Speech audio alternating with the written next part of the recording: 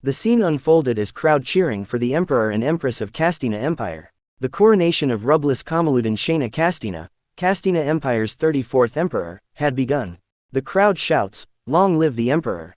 Long live the empress! Long live the emperor! Long live the empress!" They start saying, "Aren't they a match made in heaven? Both of them look so happy." Indeed. The empire will prosper now that the emperor finally met his empress.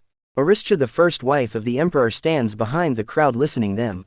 Empress Palace. Empress Jiyun, second wife of emperor and his favorite wife, said to Aristia, "Wow, I've never seen silver hair before.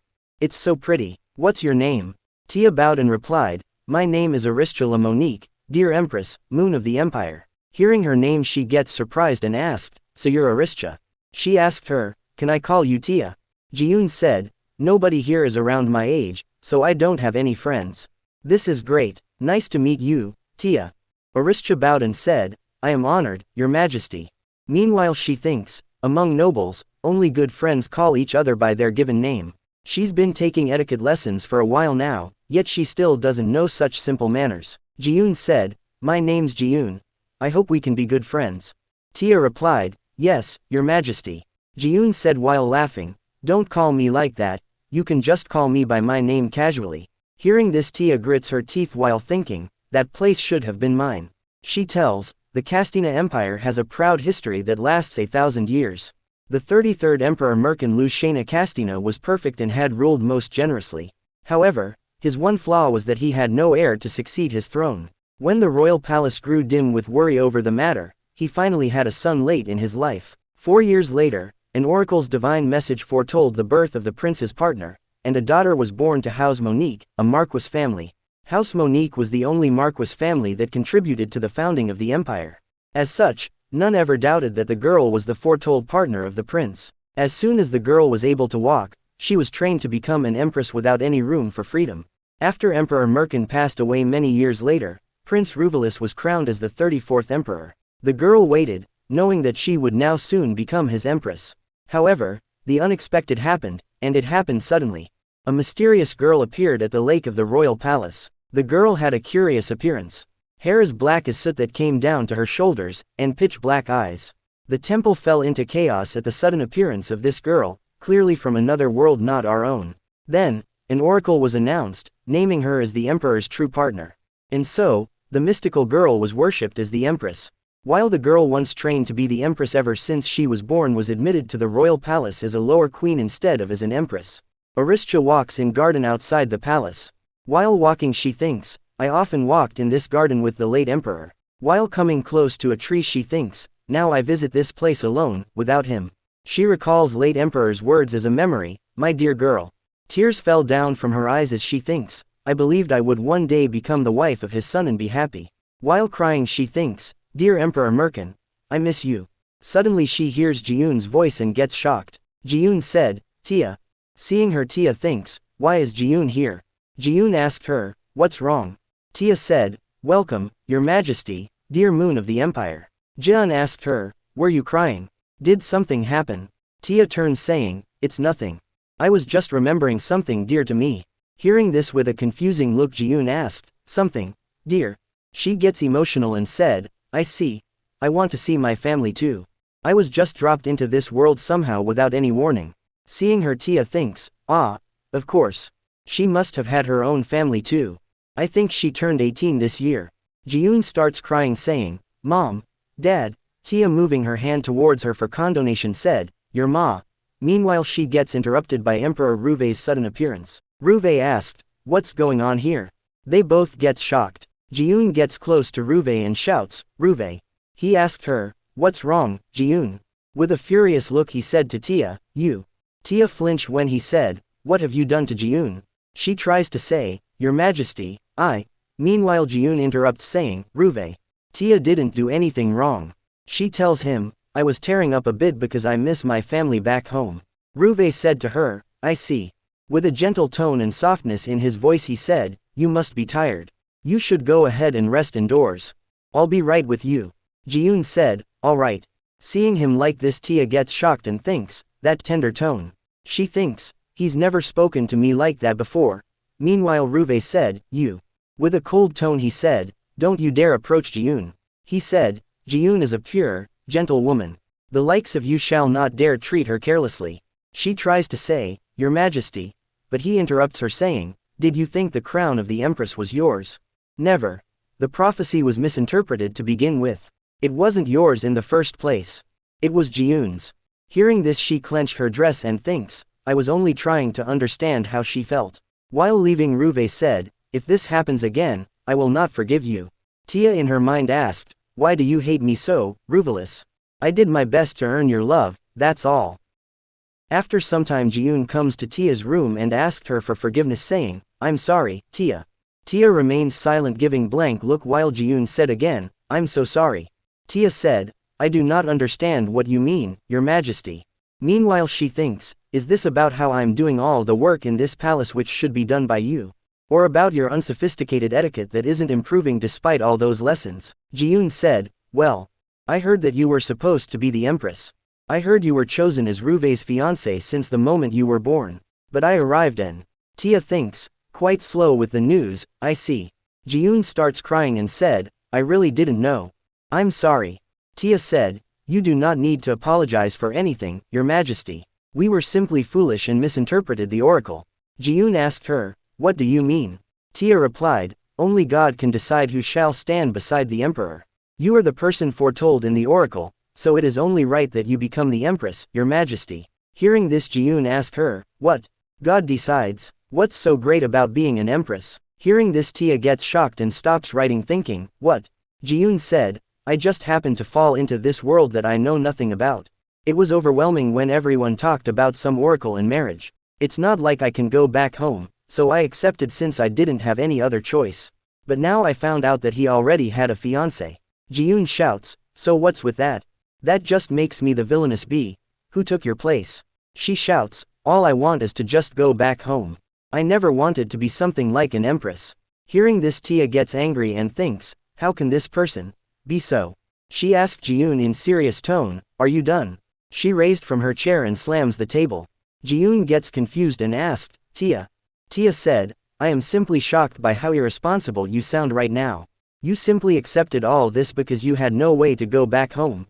Even so, you should have given sincere thought into what kind of position this was when making that decision. Jiyun said, That's. Tia interrupts her while saying with anger, The Empress is the mother of all who live in the Empire, and is the sole partner of the Emperor who will rule the future of the Empire. Your position is not something to be taken so lightly that you can just whine about.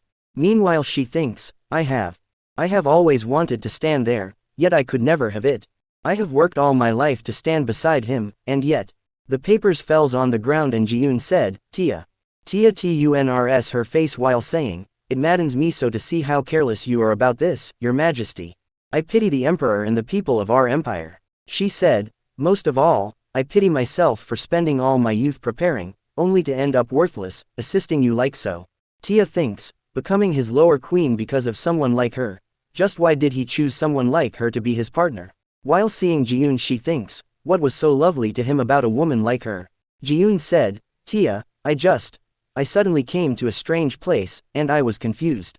It was hard for me to accept the fact that Ruve, the one person I relied on in this world, had another wife. And that person was you, my friend. Maybe that's why I said something I shouldn't have. I'm sorry. Tia remained silent after hearing this, and Jiyun said while leaving, I'll be leaving now. She leaves and Tia sighed, thinking, I wonder what has gotten into me. I could have held back.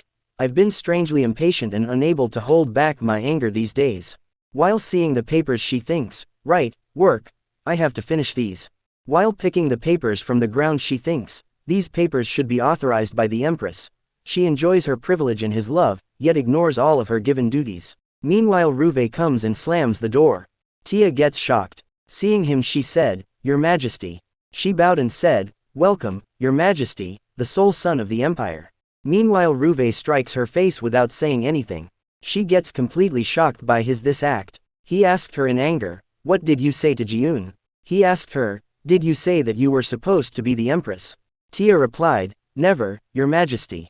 He shouts in anger, So why is Jiyun in tears and telling me to go find you? Tia thinks, Of course. I blamed her on the inside, and felt pitiful. But after Jiyun appeared, not once have I thought of you as mine. No, Even before she appeared, you were never kind to me.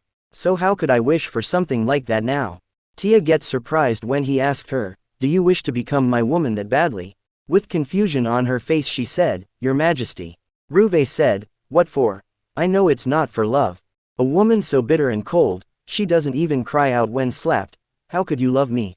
He smirks while saying, House Monique is flourishing even now, so it can't be due to simple loyalty for your family either. Perhaps you wish to bear the future emperor in order to continue your family's legacy. Hearing this she shouts in her mind, no.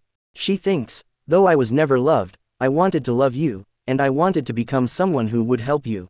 I never once thought of this as a duty for my family or politics. Ruve gets close to her and holds her hand and said, strip. Hearing this she gets shocked. He asked her, what are you surprised for? Isn't this what you wanted? He said, if you wish to be my woman so much, then I will make you so. He slams her into wall and she shouts, Your Majesty. She shouts, don't do this. He forced her while she said, Your Majesty, please. He asked her, why are you pretending to hesitate now? Isn't this what you wanted? She gets confused and said, I do not understand. Meanwhile she thinks, oh, right, I overheard before. Is it true? The Emperor. Yes, he hasn't stepped a foot into the Empress chambers, not even once. I heard that the Empress is rejecting him. She thinks, if that is true, what if I accept him now? Then, won't he at least think of me a little bit? She thinks, if I conceive his child, maybe he will look my way once again. She gets herself released from him and said, I may not be the Empress. However, I am not a mistress either, I am a queen.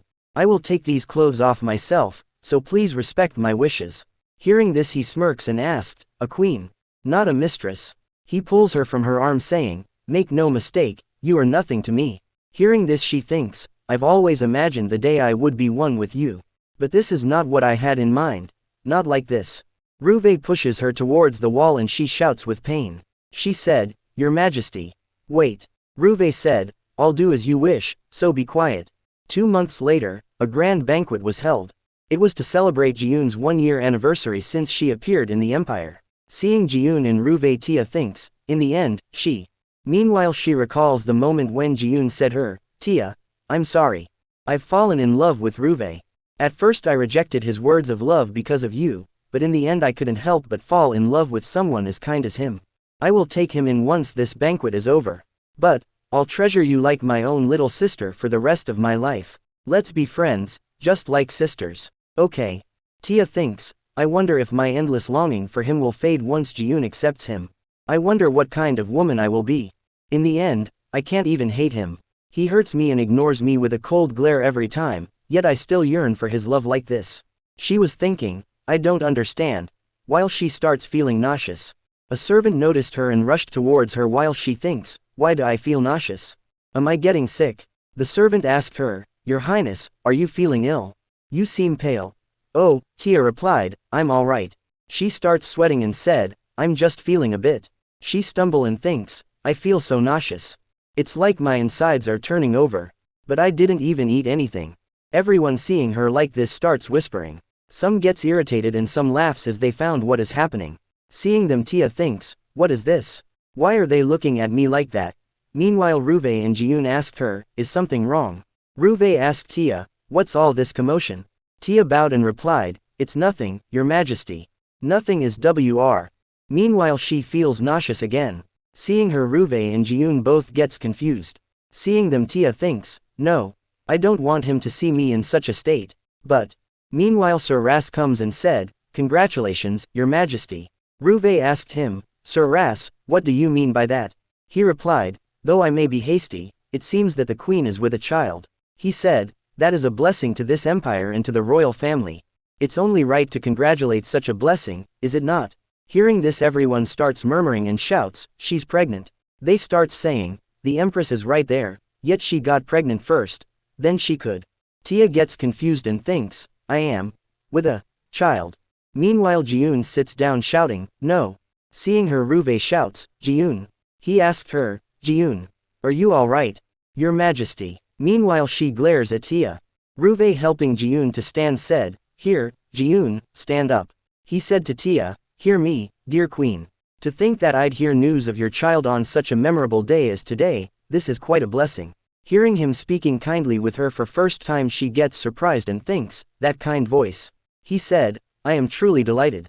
Noticing his eyes, she gets shocked and thinks, he isn't speaking his true feelings, his eyes are so cold. The crowd starts shouting, congratulations, Your Majesty, congratulations, Your Highness the Queen, congratulations. He said to Tia, you don't seem so well. Would it not be better for you to return to your chamber and rest now? Tia bowed and replied, yes, Your Majesty.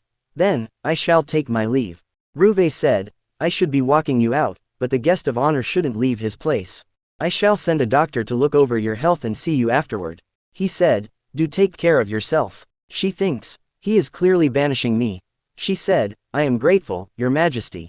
She went to her room and the doctor said to her, you must let yourself rest since this is only the beginning of your pregnancy. He said, this tea will help you feel better and less nauseous. Hearing this, she thinks, so I really do have a child. I thought I was sluggish these days from working too much. While touching her belly, she thinks, there is a baby in here. She picks the cup of tea and starts drinking it, thinking, I had a dream once. Even if he detests me and hates me, I hoped he would lay his eyes on me again if I had his child. It was a naive, foolish dream. The late emperor had him in his final years, so he must have been lonely during his youth as the only child. But the reality is, I will see you afterward. I'm such a fool. I know he only said those words reluctantly because everyone was watching, yet here I am now buoyantly waiting for him to visit me. After some weeks, she was walking in the hallway while she thinks, 3 weeks have passed since the banquet, but he didn't come to see me once. At least today, he finally called for me. But that is enough to make me happy. To feel so sluggish and dizzy today of all days. I often feel ill and uneasy these days. Is it because of the rain? She went to Ruve's room while he was standing beside the window seeing outside. A servant said to Ruve, Your Majesty, Her Highness the Queen has arrived. She comes inside and said, I am here as requested, Your Majesty, the sole son of the Empire. He said, I don't wish to speak with you for long, so I'll be brief. He said, I don't suspect that the child in your belly is not mine. You wouldn't do that, judging by your high sense of pride. Hearing this, she thinks, stay calm. Don't show him anything disgraceful. It will displease him if I do. Ruve said, however, keep this in mind. I will choose my heir from among the children of the Empress, not you. It doesn't matter how many children you bear, nor how smart the children grow to be. They will never become my heir or successor. Do you understand? Hearing his cold words, she thinks, such a cold voice. It's like his words are cutting through my bones. He asked her, why aren't you answering? I asked, do you understand? She thinks, why does he hate me so? It hurts my heart. She tries to say, yes, but suddenly she starts feeling dizzy. She staggers and was about to fall down. Ruve catches her and saved her from falling. Seeing him close, she thinks, oh, I've never seen him like that before. Meanwhile, Jiyoon comes and opens Tae's door saying, Ruve, I got tired of waiting, so I came to you. She said, today is. She stopped seeing them both. She asked in anger, what are you doing? Ruve tries to say, Jiyoon, this is. She said, how could both of you do this to me? Ruve said, Jiyoon, this isn't what you think. She turns and starts leaving saying, I don't care. Ruve shouts, wait, Jiyoon. He shouts, please, listen to me. Jiyoon. Meanwhile, he leaves Tia and she falls on the ground. He turns and gets shocked asking, what? He shouts seeing her on the ground, Queen. Meanwhile, Tia shouts with pain, my belly. She thinks, I feel like my stomach is ripping into pieces. She shouts in her mind, it hurts. It hurts so much. Ruve dawes towards the outside shouting, is there anyone outside? Call the doctor here, now. Tia thinks, why is he looking so panicked? Why? It's not like him to be so.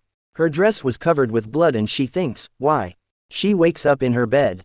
Seeing towards window, she thinks, morning. Just like any other day. She thinks, but why do I feel so empty? The doctor asked her, are you awake, Your Highness? Tia remembers the moment she fell. She clenched her hand thinking this. She asked the doctor, did I lose my baby? The doctor said, I'm afraid so, Your Highness. She clenched her hand thinking, as I thought.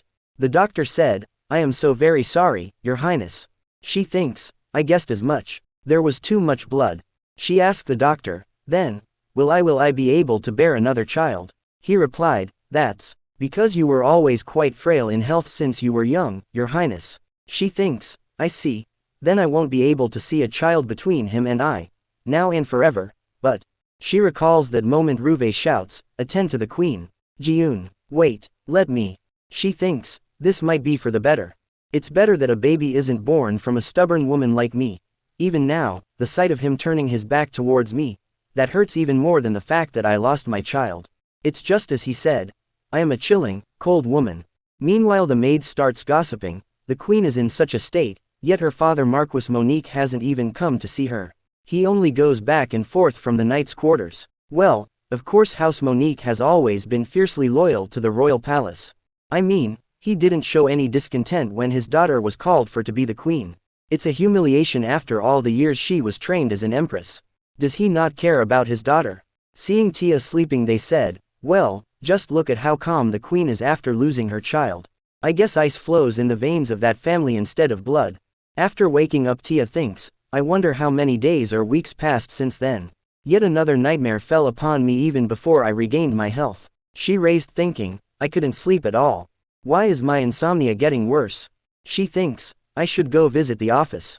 I'm sure a lot of work has piled up while I was away.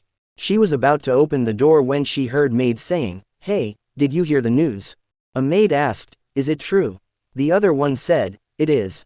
I heard the head maid talking about it. Tia gets shocked when they said, the empress is with a child. She thinks, Ji-yoon is pregnant. The maid said, I heard that the emperor was so very delighted. They're going to hold a grand banquet and offer gifts to all the people of the empire. Even the temples are holding a prayer to bless the child of the prophesied empress. Amazing. The empire will finally welcome an heir to the throne. She thinks, when I had a child, there were no such celebrations, and nobody rejoiced. Suddenly she starts losing her sense and starts laughing wildly and said, haha nobody. Seeing her the maids gets shocked and asked, Your Highness. They said, Your Highness, please forgive us. Meanwhile Tia laughs while saying, pregnant. She's pregnant. She giggles and laughs so hard and said, so Ji-yoon has a child, does she? Seeing her like this the maids gets shocked and said, Your Highness, please, calm yourself. Meanwhile Tia's dad opens the door hearing her voice and asked, my dear queen. Is something wrong? The maid seeing him shouts, Sir Monique. Tia said, you're here, father. Are you here to congratulate the empress for bearing a child as well? I won't ever have a child from now on. But look, she's pregnant. How funny. Don't you think so, father? Her father steps close to her while she laughs continuously. He grabs her from her shoulders and shouts, please, get a hold of yourself. He shouts, Your Highness. Tia stops laughing. She asked, what was I? She turns and said, please forgive me for showing such disgrace, father. Meanwhile she thinks, I've been trained to contain my emotions, and yet, seeing her father she thinks, he must be disappointed. He was always stern no matter who he was facing, and even to himself. She gets shocked when her father said, I should never have sent you here. She asked, what? Meanwhile she thinks, father has never objected against the royal palace before. Father was always loyal. What does he mean by saying this now? He said to her, Your Highness, please listen closely. I have to travel to the borders due to an urgent matter. He said, so please, stay strong and wait for me. When I return, I will surely take you back to our Monique family home. Hearing this she asked, is that really true? Father, can I really return home? Her father said, I will definitely make it so. So please ready yourself, and stay well. He asked her, do you understand? Tia with a sense of happiness replied, yes, father. Her father while leaving said, now then. She thinks, father, he was always stern, yet he shows concern for me now. But, I wonder why I feel so uneasy. Father, he seems so far now. Maybe I should call him back, tell him not to leave. She thinks, no, he'll return soon. He always keeps his promise. She walks towards the window thinking, when he comes back, I'll ask him. Did you really think me more important, even though you've always put the empire and the royal palace first? I will definitely ask him, and then. Meanwhile, Ji-yoon gets attacked by masked men and shouts, Kya. Who are you? Who ordered you to do this? Ji-yoon was ambushed by masked men during her walk outside the palace grounds. It happened 4 days later. The knights seeing Ji-yoon injured shouts, Your Majesty. The maid came shouting while saying Your Highness. This is an emergency. She barges in and said, Marquis Monique was arrested for treason. Aristia gets shocked after hearing that she turns around and asked, my father. Aristia tells in her mind, Jiyoon was attacked by unknown men during her excursion into town and lost her child. The next day, my father was arrested as the mastermind behind the attack. While running to where the emperor was, Aristia thinks in her mind, this can't be. Father is a loyal man. He wouldn't do such a thing. After a while in the throne room, while standing in front of the emperor, Aristia said, Your Majesty, please spare my father, I beg you. While seated on his throne, the emperor said, You're asking me to forgive someone who tried to kill the empress. While worried for his father, Aristia said, There must be some sort of misunderstanding. Father would never do such a thing. She said, Please, think of the countless years our house has been loyal to the throne. Please spare his life. While smirking, the emperor asked, Really? He then said, Kneel. Aristia gets surprised after hearing that she said, What? The emperor said, Didn't you want to save your father? While showing his feet, he said, Kneel at my feet and lay your head on the ground. Lick my shoe and I shall spare your father. Then he asked, Well, you can't do it. Aristia clenches his hands and thinks in her mind, I am a woman who has been trained as an empress, to be the partner of the emperor all my life. I was taught to watch and judge the world along with him, standing equally by his side. I was taught to have a pride to match that position. While recalling Jiyoon in her mind, she thinks, much more so than the girl of the oracle. She thinks in her mind, I'm sure my father wouldn't want me to do something so humiliating. Because I am a member of the royal family. But, she recalls her memories in her mind and thinks, my father showed me the fatherly love for the first time. He promised to take me home. Pride, or the dignity of the throne. None of that matters to me anymore. I will save my father. Aristia then kneels in front of the emperor and get close to his feet. She thinks in her mind, yes, this is for my father. The emperor then said, You were always arrogant, and now I finally see you kneel. After that, Aristia raises her head and asked, Will you spare my father's life as promised? Then the emperor said, Oh, how unfortunate. Your father is already dead. He was executed this morning. Aristia gets stunned after hearing that. She then remembers in her mind her father leaving and thinks, Then that was my last sight of him. The emperor stands up from his throne and said, You're more naive than I thought. He leans down towards Aristia and said, Did you really think I would let him live? He killed my child and hurt Jiyoon.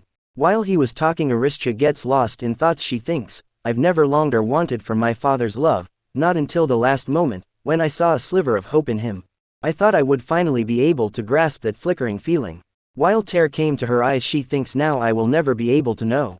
After that, while feeling lost, Aristia said to the emperor, You say my father killed your child. Then what about you? She said, You took away my everything, you killed my child, and left me with nothing. So what about you? She stands up in anger, and while furious, she thinks in her mind, How dare you? Aristia pulls her hairpin from her hair and points it towards the emperor and said with anger, What? How dare you? She then stabs the emperor with the hairpin. The emperor was shocked and tears were falling from Aristia's eyes. While the emperor was in anguish, guards came shouting, Your Majesty! Your Majesty! Your wound is... Aristia was standing there while shocked and confused. One of the guards said, Hurry, call for the doctor. The rest of you, arrest the queen now.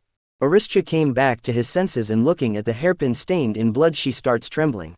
Hairpin fell from her hands. She then thinks, No. What have I done? What's happened to me? Back at the gallows. The announcer said, Ashuch, she will be deposed from the position of queen. As for punishment for attempting to murder a royal and such, she will be executed. The executioner puts Aristia head on the place. Aristia looks towards the emperor while Jiyoon closed her eyes from watching. Tears came falling from Aristia's face and she thinks in her mind, If I could begin my life again, I won't love you again. After that we heard a shunk sound. You are the one who I look upon. The path you take will be your fate. And what you wish for will be your path. The one who carves one's own fate, that is your name. Your name is...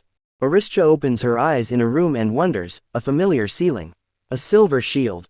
The insignia of our house. Why is that there? How odd.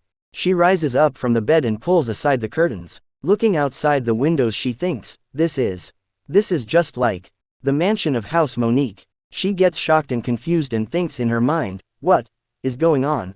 I left home when I was 16. So why am I here now? The maid Lena opens the door and came inside. She asked, Are you awake? Good morning, Lady Tia. Aristia asked while confused, Lena, how are? Lena giggles and said, Oh no, look at you. Your hair is a mess. While Aristia was standing confused, she said, You're already 10 now, were you not able to fall asleep? Aristia quickly looks in the mirror. She said, what? 10 years old? She wonders, how did this happen? I was executed for treason. Oh, father. She asked, Lena, what about father? Lena replied, the Marquis. He is usually in the training hall at this hour. After hearing that, Aristia dashes away. While she was going, Lena said, oh, Lady Tia. You're still wearing your pajamas. While running through the hallway, servants who saw Aristia greets her, good morning, Lady Tia. Who's in such a hurry? Lady Tia. While going towards the training hall, Aristia thinks in her mind, I have to see. I must know if father is safe. Ah, please. I don't care if this is a dream or reality. I have to hurry, to father. After reaching the training hall, she saw her father and shouted, Father. Her father turns towards her and while surprised he said, Tia. Looking at his father, Aristia thinks in her mind, father was always loyal to the throne and put the royal throne before anything. But in his last moment, father thought of me more importantly than the empire. Aristia jumps towards her father and hugs him. While hugging her father, she said, Papa. Papa. Papa. While tears were dropping from her face, she thinks in her mind, he's alive. I'm so glad. While sobbing, she said, Papa. All the night and her father were confused while all of this unfolded. After few moments, Lena was brushing Aristia's hair. While brushing, she said, I was so surprised. To think that the daughter of the Marquis, the young lady who is the epitome of etiquette, would run outside in her pajamas in the morning. Nobody would believe it unless they saw it with their own eyes. Lena asked, did you have a nightmare? Aristia thinks in her mind, a nightmare? Maybe. But they felt so real. Lena said, you will begin your lessons as the empress soon. Aristia tells in her mind, Lena got married and left when I entered the royal palace, but now, she looks even younger than the last time I saw her. And me too. Looking at her own hands, she thinks, small hands. Lena then said, the Marquis seemed a bit startled as well. You were always so quiet, yet you ran into him in tears. After hearing that, Aristia leans down while feeling embarrassed. She thinks in her mind, that's right. What in the world did I do? While Aristia was embarrassed, Lena asked, what's wrong? Aristia tells in her mind, I cried in his arms while everyone was looking. What a disgrace. How can I face him again like this? After a while in the dining room, while sitting, her father said, come here. Aristia said, I'm sorry for being late, father. Aristia sits on a chair and starts eating. She thinks in her mind, this is so awkward. She then looks towards her father and thinks, father looks a bit odd. She wonders, is there something that displeases him? He must be upset because of my behavior in the morning. Aristia then said, father. Are you feeling uncomfortable? Anywhere? Her father flinches after hearing that. Aristia gets surprised by her father's reaction, No. Her father said, it's nothing at all. She thinks, was that my imagination? Just now. Her father then said, Tia. She replied yes. Her father clears his throat and said, well, it's about. While thoughtful, Aristia wonders, is his throat uncomfortable? Her father continued, why don't you call me like B? Her father hesitates from speaking, but then he said, I mean, you called me. It's nothing. Continue with your meal. Aristia was surprised from her father's unexpected behavior. Looking at her father, Aristia thinks in her mind, father is alive. He's talking to me, and we're eating together. If this is a dream, then it's such a happy dream. I don't want to wake up, even if it means I must sleep forever. Later in her room while sleeping, Aristia remembers the emperor and his harsh behavior towards her. She remembers his words, make no mistake. You're nothing to me. Your child will never be my heir. Your father is dead. He was executed this morning. Aristia gasped and quickly rises up from her bed and breathes heavily. She then looks towards the mirror and saw her reflection. The next day, Lena said, it's time for your tea soon. While Aristia was reading the book, Lena asked, should I bring it to your room? Aristia said, no, I'll go downstairs. Lena asked, you will? While smiling, Lena said, there's your favorite today, meringue pie. You're too thin, Lady Tia. You must eat more. Aristia replied, is that so? She tells in her mind, after wandering in the cruel memories, I opened my eyes to see the people I missed, my home that I longed for. Such warm days. She wonders, which one is the dream, and which one is reality. I wonder how long this will last. While going away, her father said, I may be late, so don't worry about my supper. Aristia asked, father, are you leaving? Her father replied, yes. I must visit the palace. Aristia said, What, but you don't need to work today. Her father then said, I have something urgent to discuss with Duke Arcant. Aristia said, I see. Her father looks towards her and extends his hand and pats Aristia. He asked Tia, are you not feeling well? Huh? He asked, or do you have something to say to me? You suddenly broke into tears last time, as well. Aristia replied, it's nothing. I'm not sick at all. Father. Her father said, really? Looking at his father's confused face, Aristia thinks, he's making that face again. Her father then stands back up and said, well, if you say so. Aristia said, take care, father. Her father takes a sigh and said, so you won't call me like that anymore. Huh? While her father gets up on the carriage, he said, I'll be back soon. Looking at his father's carriage going, Aristia tells in her mind, father and I were always cold with each other, only sharing the absolutely necessary manners. But now, he's different from how I remembered him. He patted me on the head, a bit awkwardly so. And I could feel his warmth through the gloves. Perhaps my life was so pitiful that God decided to grant me one last dream. While she was thinking, she wonders, God, that's right. Temple of Vita, the ruling god of the empire. Perhaps the temple of the oracle will have the answer. I should go tomorrow to be certain. At night, while lying in her bed, Aristia suddenly opens her eyes. While gasping, she rises up and thinks in her mind, so dark. I can't see anything. Where is this? Where am I? Is this the palace? Or, while she was wondering, someone grabs her hand. While shocked, she asked, who's there? Her father said, Tia, it's me. She said, Father. She then quickly hugs her father and repeatedly said, Papa. Papa. Papa. While patting her head, her father said, you must have had a bad nightmare. While crying, Aristia thinks in her mind, a nightmare. Is it really? I don't know which one is my reality anymore. But I don't want to lose this warmth. At morning, her father said, I should go with you. Aristia said, I'm all right. You must be busy, father. Her father said, you had trouble falling asleep last night. I can't send you to the temple alone. While sitting in the carriage, Aristia said, don't worry. I'll be careful. The carriage starts running, and while looking outside, Aristia thinks in her mind, Father, he held my hand until I fell asleep last night. She thinks, I can't be certain which is my reality. But if those memories were a dream, and if that was a dream of the future, there might be an oracle that I don't know about. Great Temple, Sanctus Vita. At the temple, the priestess said, may you be blessed with life. Please announce your name and the purpose for your visit. Aristia introduced herself, I am Aristia Monique. I wish to read any oracles from the past few months. The priestess replied, there is nothing as such. The oracle from 5 years ago was the most recent one. Aristia thinks in her mind, what should I do? Looks like they don't have any. Then she said to the priestess, then I would like to read all the oracles from the past 10 years. The priestess said, I will show you to the prayer room. After reading all of those oracles, Aristia thinks in her mind, there is nothing that suggests anything about my situation. She remembers her old self and thinks, I was 17 years old in that memory. If this place where I am 10 is my reality, that means I've spent 7 years in a night's dream. She remembers the emperor's cold gaze and thinks, but, can that really be so? I can still feel his cold glare and the misery I felt from back then as if it was yesterday. She wonders, am I simply in a dream right now? While standing up, she said to herself, phew, what should I do now? The air around her starts blowing, and then she heard a voice. You are here, my child. After hearing those words, Aristia got transported to another space. Aristia shouted, who are you? Who's talking to me right now? The voice said, I am the one who imbues life into all. You all call me Vita. Aristia thinks in her mind, this can't be. Is someone playing a prank? The voice then said, you wish to know which is the truth, between yourself now and yourself when you were 17. While surprised, Aristia asked, how did you? The voice interrupts her and said, nothing can escape from my gaze. The answer to your question is that both are your reality. Aristia asked, how can that be? Are you saying that I traveled back in time? The voice replied, that is correct. I have used my power of life to turn back the time of all there is.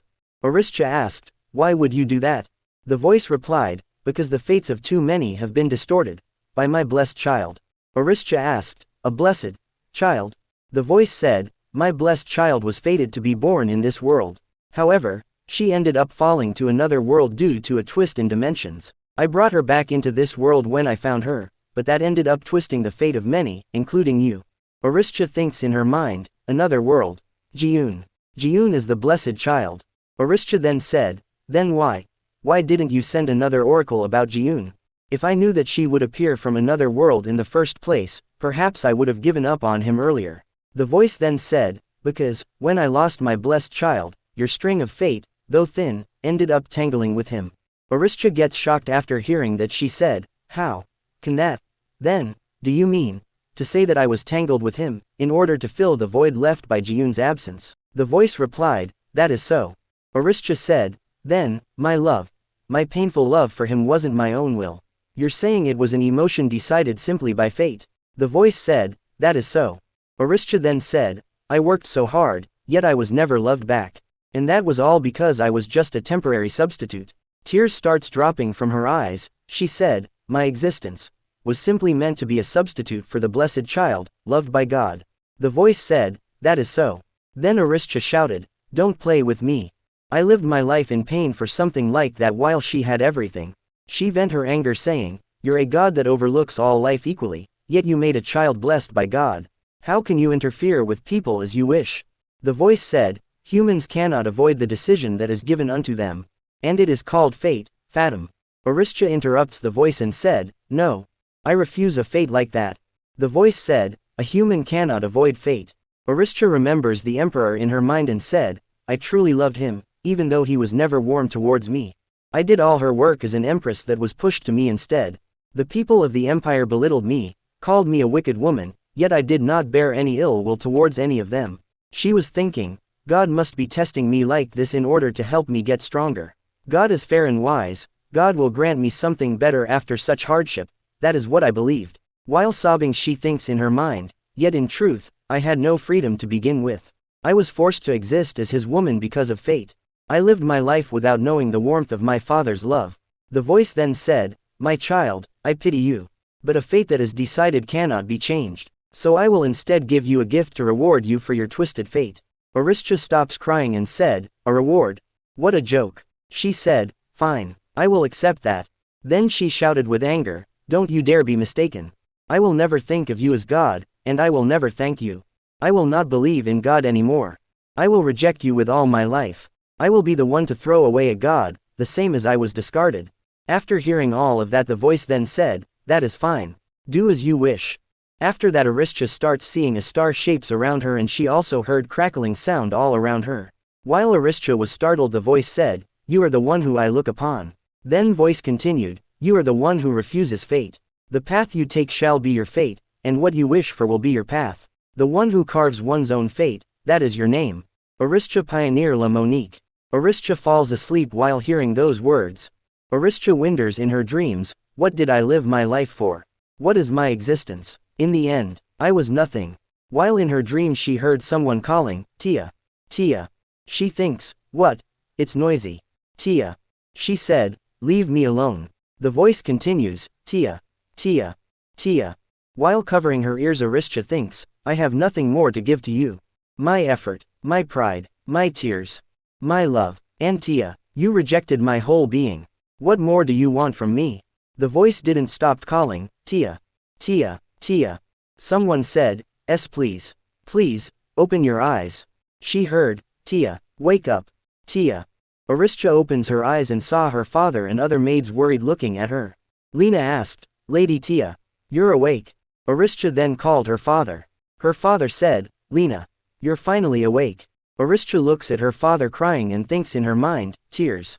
My father, who was always so stern. The servant said, I'm so relieved, Lady Tia. I was so surprised to hear that you collapsed at the temple. We thought something was terribly wrong since you didn't wake up for such a long time. Hearing their worries Aristia feels touched and thinks in her mind, that's right, I'm not alone. Now, I have my father who loves me enough to abandon his duties, Lena, whom I've been with since I was young, and the people from my family who worry about me. I have people around me who will hold my hand if I reach out. I don't need to yearn for God's salvation. All I had to do was look around. I finally realized that when I thought even God abandoned me. While feeling grateful for all the affection she got she said to everyone, thank you so much. She firmed her resolve and thinks in her mind, I want to live once more, together with these people. I will live a different life from before. After some time, while having tea her father said, you're looking much better. Do you feel better now, Tia? Her father asked. Aristia replied, yes, I'm sorry for making you worry. Fath. While she was talking she saw her father looking distant. She stops and changes her wording, Papa. Tia smiled softly, surprised by how much her father liked being called Papa. Her father said, anyway, I'm relieved. He said, by the way, Tia. Aristia replied, yes. He asked, can you tell me what happened at the temple? Tia said, well. Tia pondered internally. What can I possibly say? I died when I was 17 because of treason, and then I opened my eyes to find out I'm 10 years old again. They're all just memories in my head about the things yet to come. After Aristia doesn't said anything, her father said, while you fainted, God sent a new oracle. The royal palace was quite busy thanks to that. He told Aristia that, the oracle granted you a new name. Aristia wonders, a new name? That was given to me by God. That means. Her father said, Aristia Pioneer La Monique. And so, the emperor wishes to see you. She thinks in her mind, oh dear, Tia thought, so this was the reward. They went to the palace. Standing in front of the palace building, her father said, you haven't been to the palace in a long time. Do you remember? Looking at the palace, her days of misery came to her mind and she shivers, the royal palace, where she only remembered misery and dismay. Tia felt a surge of fear. I'm scared, she admitted quietly.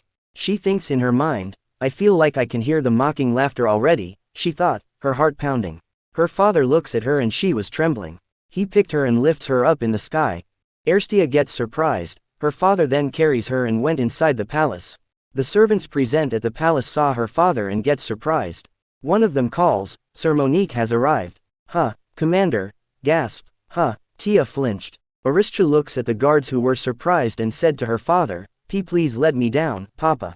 Her father said to her, it's not that far. Stay still. Feeling blushed, Aristia thinks in her mind, but, everyone is looking this way. Her father greets the emperor, greetings, your majesty, the sole son of the empire, her father said, bowing. The emperor said, welcome, Sir Monique. And the young lady Monique as well. The 33rd emperor of the Castina Empire, Mercan Lu Shana Castina. The emperor said, I was hoping to discuss some matters with you all, how convenient, since we're all here now. Other people present there were as respected. Duke Arcant de Ras, commander of the 1st Knight Squadron. Duke Ruth de Verita, chancellor. Her father said, we await your word, your majesty. Then the emperor said, I feel there are still those who wish for the demise of this empire. So we must be prepared. As such, I was thinking of increasing the numbers of our soldiers and knights. We'll need funds to support that, and I think increasing taxes will be appropriate. What do you think? The Duke Arcant flinches after hearing that. He stated his opinion. Nad said, what? Recruiting more knights is already trouble enough, but increasing taxes on top of that. Your Majesty, why do you always harass me like this? What did I do? Pointing towards Aristia's father he said, whenever there's a new policy like this, I'm the one who gets harassed by all the nobles. This one here is too loyal and says yes to everything. He complained. While laughing the emperor said, well, isn't that why I'm telling you this in advance? The duke then said, HMPH. I'm sure there will be opposition. But, alright. If his majesty thinks it's fine. Aristia recalls her memories and thinks in her mind, this won't work. Tia thought, her mind racing. In the past, this policy, it eventually failed and even led to a riot. The increased taxes became a burden for the common people instead of the nobles who should have paid. Though, the emperor added, I would like to hear what the young lady thinks of this matter. The emperor said, I have heard much about your bright mind, Lady Tia. So, what do you think of this policy? After hearing that Aristia complied, she thinks in her mind, I see. They let me hear this on purpose. She tells in her mind, Duke Ruth is a wise chancellor. He would know the problems in this policy, yet he's staying quiet because the emperor is testing me. I already stand out because of the oracle. If I stand out any more than this, they will become more wary of me. But, why so? Aristia stated his opinion that policy should not be implemented, Your Majesty. The empire is expected to go through a severe drought soon. She said, the empire suffers a severe drought every 30 to 40 years. The sign of that coming drought is the below-average harvest that precedes it for years.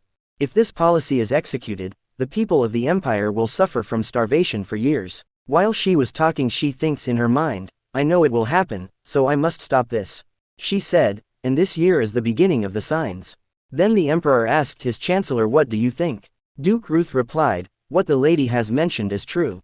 There are signs of a drought coming, starting this year. However, increasing the military power of the empire is still necessary. The emperor then asked, how will we do that now? Aristia thinks in her mind, I've already spoken too much, and I can't turn back. Recalling events from her past life she tells, in the past, the second son of Duke Ruth came up with a new policy. I am sorry for him, since he was later recognized for thinking of this policy, but I must think of the people who might starve. Aristia then said, there is a way. By taxing luxury items. Tax luxury items that are not a necessity but used by nobles. The merchants will sell the goods for a price that includes the tax, and in turn, the throne can collect those taxes from the merchants. Duke Ruth smiled after hearing her suggestion. He said, I see. The lady's suggestion is great, Your Majesty. He further explains, luxury items are better for showing off the more expensive they are. If we tax luxury items as the lady has suggested, we will be able to collect the funds without much opposition. Then Emperor said, very well. Come up with a detailed plan and execute the policy. Duke Ruth said, yes, Your Majesty. The Emperor praised Aristia and said, I am truly amazed to see how brilliant you are in person. Aristia complied and said, I am honored, Your Majesty. Then the Emperor said, Lady Tia, I wonder why you didn't speak your full name just now. You know what the meaning of the name is. Did you choose not to speak it because of the eyes here? Aristia replied, please, I do not understand what. The Emperor added, no, of course not. You are a brilliant young lady. He said with a serious face, do you dare to say that you really don't know that a middle name from God means a right to inherit the throne? Aristia looks at the Emperor and realized that, the Emperor was no longer looking at his son's future wife. He was looking at his or his son's rival. The stare of an emperor. His hostile eyes look so much like the eyes from someone in the past. The Emperor questioned, you knew that I was testing you. So why didn't you ignore it? Duke Arkant said, Your Majesty. The Emperor continued, if you feigned innocence and foolishness, perhaps you could have avoided my suspicion. Aristia then said, that, I couldn't back down for the sake of my own safety when I knew the people of the empire were at risk. She thinks in her mind, a sudden appearance of a possible heir to the throne who is not a royal. Perhaps the Emperor is considering, to banish me, or even House Monique. After hearing those words the Emperor starts laughing. He said while laughing, my. Looks like I've frightened the young lady too much. Do not fear. I don't think of you as a threat to the prince. He said with a relaxed expression, this throne isn't something that can be taken simply with a name. I didn't raise my child to be such a fragile person. Duke Arkant asked, Your Majesty, why did you hold such a grave mood if you weren't going to do anything? The Emperor said to Aristia, you are not fit to be a ruler, child. If I were you, I would have feigned innocence this moment and sent word about the drought through more elusive means. Your heart is too soft and kind to be a ruler. After hearing that Aristia thinks in her mind, I have a kind heart.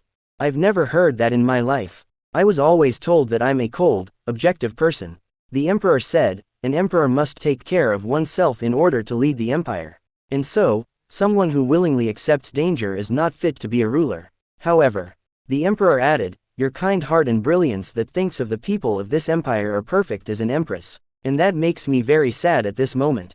Duke Ruth asked, why do you say so, Your Majesty? The Emperor then said while remembering the prince, you all know very well why. That child grew up as the one and only heir to my throne.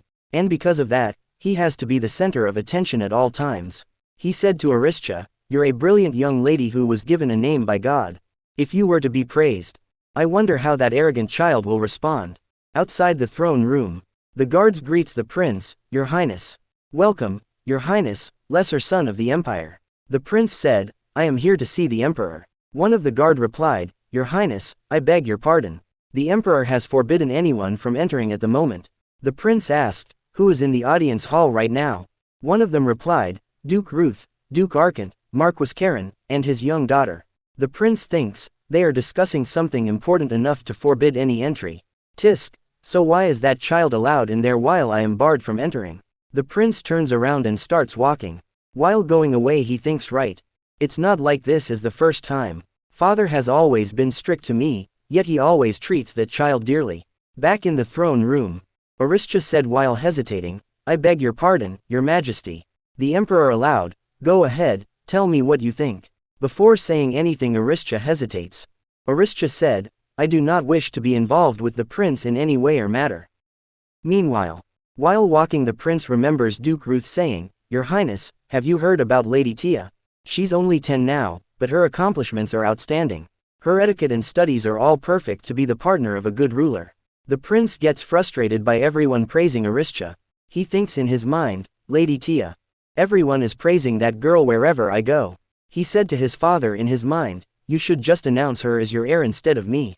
Back in the throne room, the emperor said, "You don't want to be involved." He asked, "Why is that?" Her father also asked, "Tia." Aristia thinks in his mind, "I have to make a choice here. I can't repeat my life from the past again. You can't send a girl with a right to inherit the throne to marry a different family or to another country. Yet you're worried about the future if you announce me as the future empress." Then, she asked the emperor, "Then, aren't you planning to welcome me as a future queen?" The emperor said, "That is correct." While Duke Ruth stays silent. While feeling agitated, Aristia thinks in her mind, "Like father, like son. How can they be so alike?" Then the emperor asked, "But, you are the foretold partner in the oracle, are you not?" Asterisk. Aristia replied, "We cannot be certain whether I am truly the mentioned partner or not." She said, "The oracle mentions the birth of a girl. However, we do not know whether that birth means born at a moment, or if the girl is still in her mother's womb at the time." While remembering Jiun in her mind, she thinks, "Right. It's certain because the foretold partner is not me. It's the girl loved by the god Vita, a girl who appeared from another world. I was born the year after the oracle. Jiun is a year older than me." The oracle was referring to her. "But nobody will believe me even if I say that now." Asterisk. She then said, "Please, give me some time, Your Highness. I will find another solution. If the matter is not urgent at the moment, it is better to step back and assess the situation in order to strive for the betterment of both parties." She added, "You've taught me this just a few moments ago, Your Majesty. And regardless of what you choose, I know I will remain the future wife of the prince for a while." The emperor said, "So you've predicted even that." Duke Ruth smiles and praises Arsatai in his mind, "What an amazing child." She even surmised that there will be strife among the throne and the royal factions in such a short time. If the engagement is broken now, people will speak of a disagreement between House Monique and the royal throne. And that will be a perfect excuse for the noble faction who opposes the royal throne. Duke Arkant also praises her and thinks, "Karen Shore has an amazing daughter." Then the emperor said, "Good. The prince will have his coming of age ceremony in a few years. I will wait until then." While looking at Aristia, he admires her and thinks, "This child is only 10. She will grow to be an enviable, brilliant young woman." After some time, while walking in the palace, Aristia said to herself, "Phew, that was exhausting. I don't think I'll ever get used to His Majesty's imposing aura. My back aches from being so nervous back there." She thinks in her mind, "I've bought some time, but I don't know how long this will last. What should I do from now on?" While walking, Aristia enters the palace garden. Looking at the big tree in the middle, she thinks in her mind, This place is." She remembers something and quickly tries to leave. She said to herself, "I have to go back. It was a habit of mine to walk this place when I'm thinking. I can't be here. What if I run into someone here?" While leaving the garden, she heard a voice saying, "Who's there?" While Aristia was thinking, "In a place like this, what if I run into?" The voice she heard continued, "This is the Emperor's garden. This place is not open to just anyone." While turning, Aristia thought, "I can never forget that voice." She looks at the prince from the edge of bushes, Prince Ruvalis. She thinks in her mind, "Why did he have to be here?" Freaking out, she thinks, oh no, I can't let him see me. He'll definitely get mad at me." Asterisk. Her heart was racing. She thinks in her mind, what do I do? Run." The prince then said, "Do not hide and show yourself." He continued, "How impertinent. Did you not hear me?" Asterisk. Aristia thinks in her mind, "Oh no. Don't come here. I need to avoid him first." She prays in her mind, "Please, don't come this way." A gust of wind came and her hat flew. Aristia tries to catch her hat and she suddenly came in front of the prince. The prince gets surprised by her. He said, You're the daughter of Marquis Karen. Your audience with the emperor is finished." Asterisk. Aristia, looking at the prince, remains stunned and doesn't say anything. The prince asked, "Why won't you say anything?" He said, "You're being rude. I'm sure you know who I am. So why are you behaving like that?" Aristia still doesn't say anything. She thinks in her mind, "My mouth won't open. My hand, my body, they won't move." The prince asked again, "Are you not going to answer me?" How disrespectful of you. Aristia while stunned thinks in her mind, I can't even turn away from his gaze. The prince then said, how absolutely insolent you are. You think you can keep your head high simply because everyone praises you. Aristia trembles and the prince stops talking. Then he said, well, fine. I see there's no point in speaking to you any more than this. The prince starts walking and went past by Aristia. The prince walks away. After he left, Aristia slumps and falls to the ground. She remembers the prince's words from her past life, lick my shoe. You are nothing to me. Your father is dead. Feeling distressed, she thinks in her mind, I have to escape this. I have to escape this cruel fate. I can't repeat that life, not again. For myself, for my father, I will continue to fight and get away from all this. Going towards the Monique estate in the carriage, the coachman said, Sir, we will arrive at the Monique estate soon. Alandis said, go faster. He said to H. Suzelf, Aristia la Monique. I look forward to this. Back at Monique household, Aristia asked, what did you say, Lena? Who is here? Lena replied, it's Sir Alandis de Verita. I showed him to the guest lounge for now. How should I proceed? Aristia thinks in her mind, Alandis de Verita, the younger son of Duke Ruth de Verita. In the past, he came up with the luxury tax and became renowned as a young genius. He was one of the famous people in the empire along with the master swordsman, Karsane de Ras. I heard he was smarter than his own father. He invented and improved several policies all by himself. Recalling her past life, she thinks, I've never met him before, but I was always amazed at his talent that surpassed his renown. Walking down the stairs, Aristia thinks in her mind, but now you see a person is here to see me, not my father. She remembers in her mind, oh, when I went to the palace last time, I suggested his luxury tax to the emperor as if it was my idea. She thinks in her mind, what if he already thought of the tax at this age? Asterisk. While panicking, she thinks, and what if he's here to question me about how I knew it? She then reassured herself and thinks, be calm, Tia. Nothing is certain yet. Entering the room, Aristia said, I've made you wait. Greetings, Sir Alandis. I am Aristia la Monique. Alandis said, greetings, Lady Aristia. I am Alandis de Verita. Aristia said, please, have a seat. After looking at him, Aristia thinks in her mind, he has emerald eyes, the eyes of the Verita family bloodline. I think, he was 3 years older than me. While drinking tea, Alandis said, I'm sure this must have been a surprise for you. I should have sent word beforehand, but I couldn't wait any longer. Aristia replied, I see. Alandis said, actually, I am here to ask you a question, Lady Aristia. She asked, what is it? While looking at her, he said, do you know about the new policy that will take effect soon? She thinks in her mind, he's getting to the point right away. I should act like I've at least heard of it instead of feigning ignorance. She calmly said, you mean the luxury tax? I've heard of it from my father. I think it's a tax for luxury items that nobles purchase. Alandis, surprised by her words, asked, you think? That's odd. Do you not know about it? Aren't you the one who suggested it? Aristia said, that's. She thinks while talking, so this is it. He knew everything from the beginning. Alandis said, so, you did suggest it? Aristia said, yes, it's true, I did. She thinks in her mind, what should I do? In the end, it's true that I used another's idea as if it was my own. She thinks, I must apologize. Alandis said, I see. While excitedly jumping, he grabs Aristia's hand and said, I knew it. My guess was right. He said, I heard you just turned 10 this year. You must be a true genius. I'm so amazed. Aristia feels confused and her mind doesn't process anything because Alandis is so close to her. While the maids were looking at them, Aristia said, yes sir. Alandis said to her, that's so formal. You can just call me Alandis. He asked, may I call you by your name as well, Aristia? I haven't met any peers who I can talk to on the same level. I feel like I can discuss things with you. Looking at him, Aristia thinks in her mind, his smile is so bright and genuine. Alandis ASID, so, try calling my name now. She thinks in her mind, nobody has ever smiled like this for me. She said, then. Alandis. She then asked, how did sir? I mean, how did you know that I suggested the luxury tax? Alandis told her that, my father started reviewing that policy one day after he came back from the palace. He looked really serious, but I've never seen him study anything like that policy before. He said, so it's easy to assume that someone suggested it at the palace, right? Aristia replied, that's true. Alandis then said, yes. And that day, Father mentioned.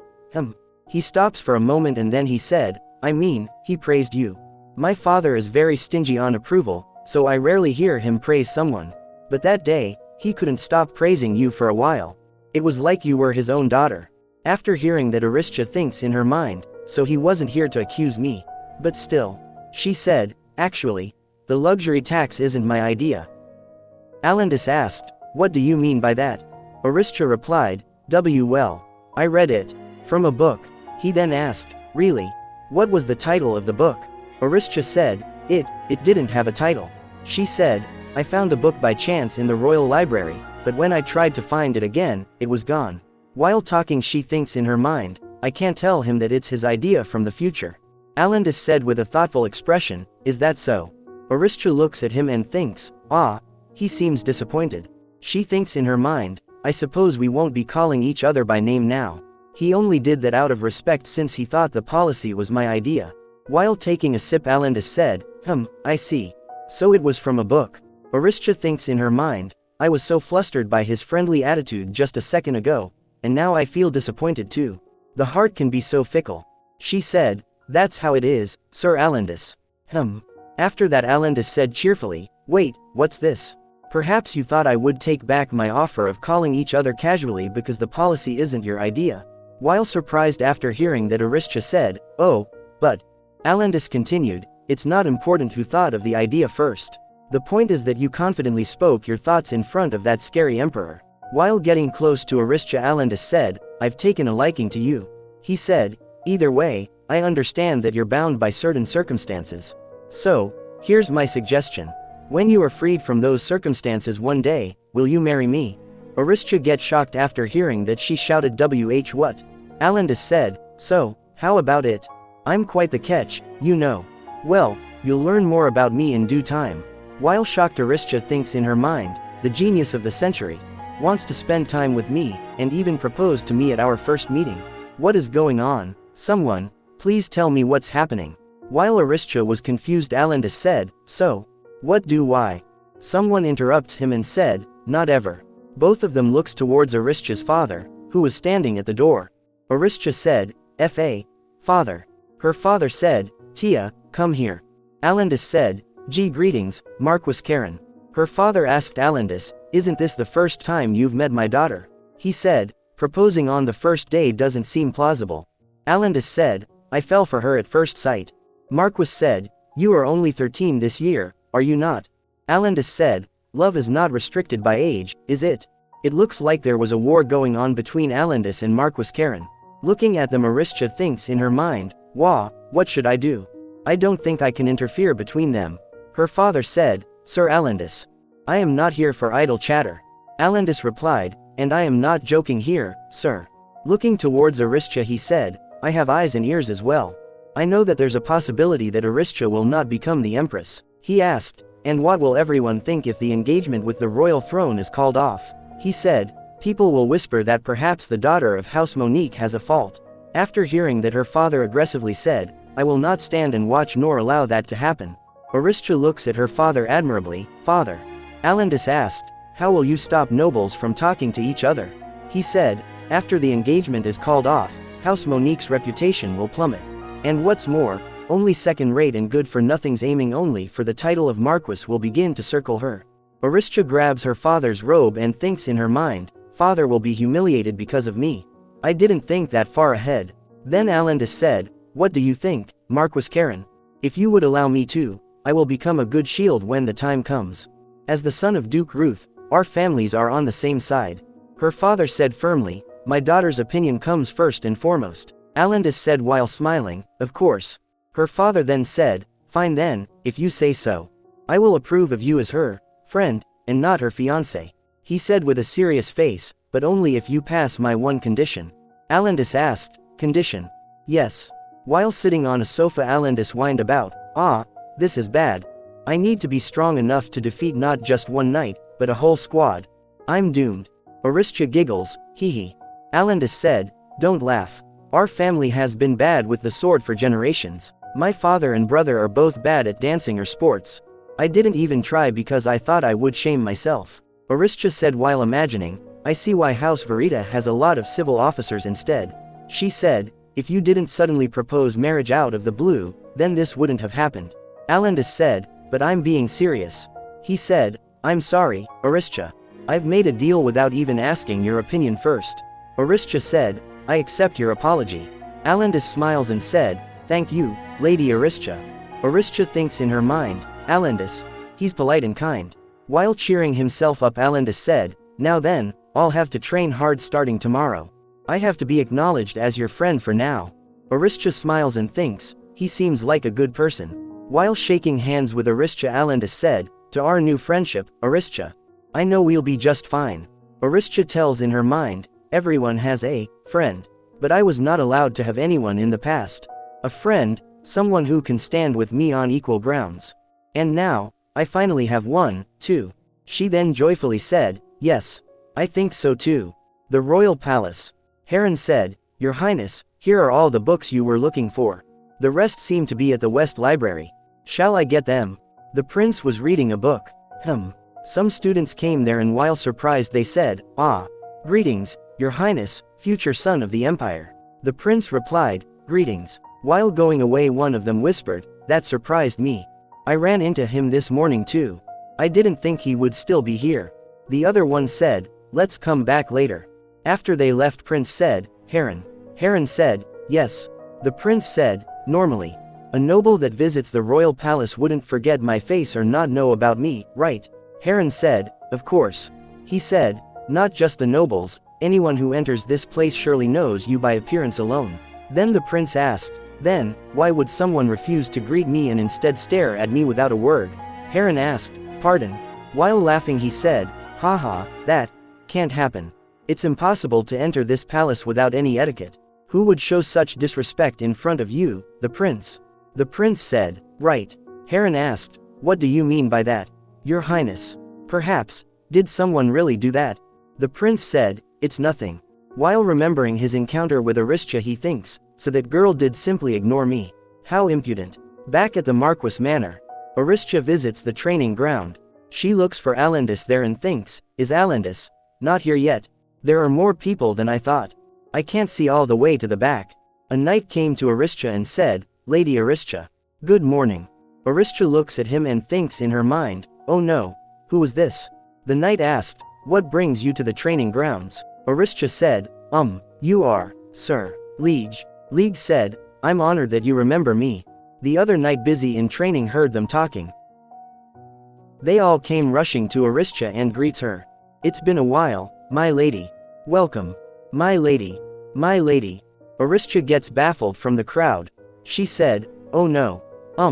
Everyone, good morning. She thinks in her mind, I don't know who any of these knights are. They asked, are you here to see the commander? He's not here yet. May we help you with anything? Would you like to wait here?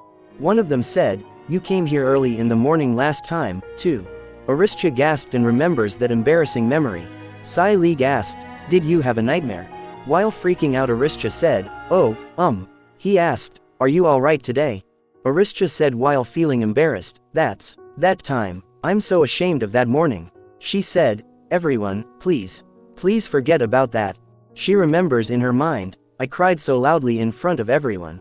The knight happily said, yes, my lady. They said, if you wish, we will be careful not to mention it from now on. Though, we don't mind seeing you like that, my lady. Please don't mind it too much. Sir League said, if you wish to observe, please take a seat here. The morning sun can still be harsh. Aristia thinks in her mind, I've never greeted them properly until now. They all seem to be good people. After a while, Alandus came rushing to Aristia and said, Aristia. Good morning. Are you here to cheer for me? Aristia said, your training starts today, right? Do your best, Alandus. He said, yes, thank you. I'll have to work hard to be your love. I mean, to be your friend.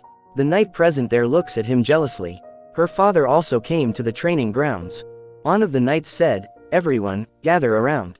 While sitting and watching them train, Aristia said, Lena. I've always only read books, but I've never thought of visiting a place such as this. Lena replied, well, you've always been quite frail. Aristia said, yes, but I never knew there were so many people training here. While Aristia was looking towards her father, Lena said, Marquis Karen is the commander of the second squad of the Castina Empire. They are the shields that guard the empire under the Lord's commands. While training, Alandis waves towards Alandis and her father glares at him. Aristia thinks in her mind, knights, shields that guard the empire. After some time, Aristia enters the room and said, "Father, have some tea." Her father said, "Yes, thank you." While having tea, Aristia said, "Father, I have a favor to ask." Her father takes a sip and said, "Go on." Aristia said with a straight face, "I wish to learn how to wield a sword." Her father said, "You can't even run without falling. How will you hold a sword?" "I don't recommend it," the voice of reason echoed. Aristia said, "But I really want to learn." Her father said, "You were born with a frail body. Harsh training will only strain you even more," came the cautionary response. Aristia pleaded earnestly, "I'll work really hard. I want to overcome my weak physique. To build up my strength, at least, please. Can't there be some way I can learn?" Her father inquired, "Before that, let me ask you one thing. Tia, does it have anything to do with the prince?" He said, "Before, you said you didn't want to be involved with him at all." Aristia thinks in her mind, "It's true. But I can't tell father about all that.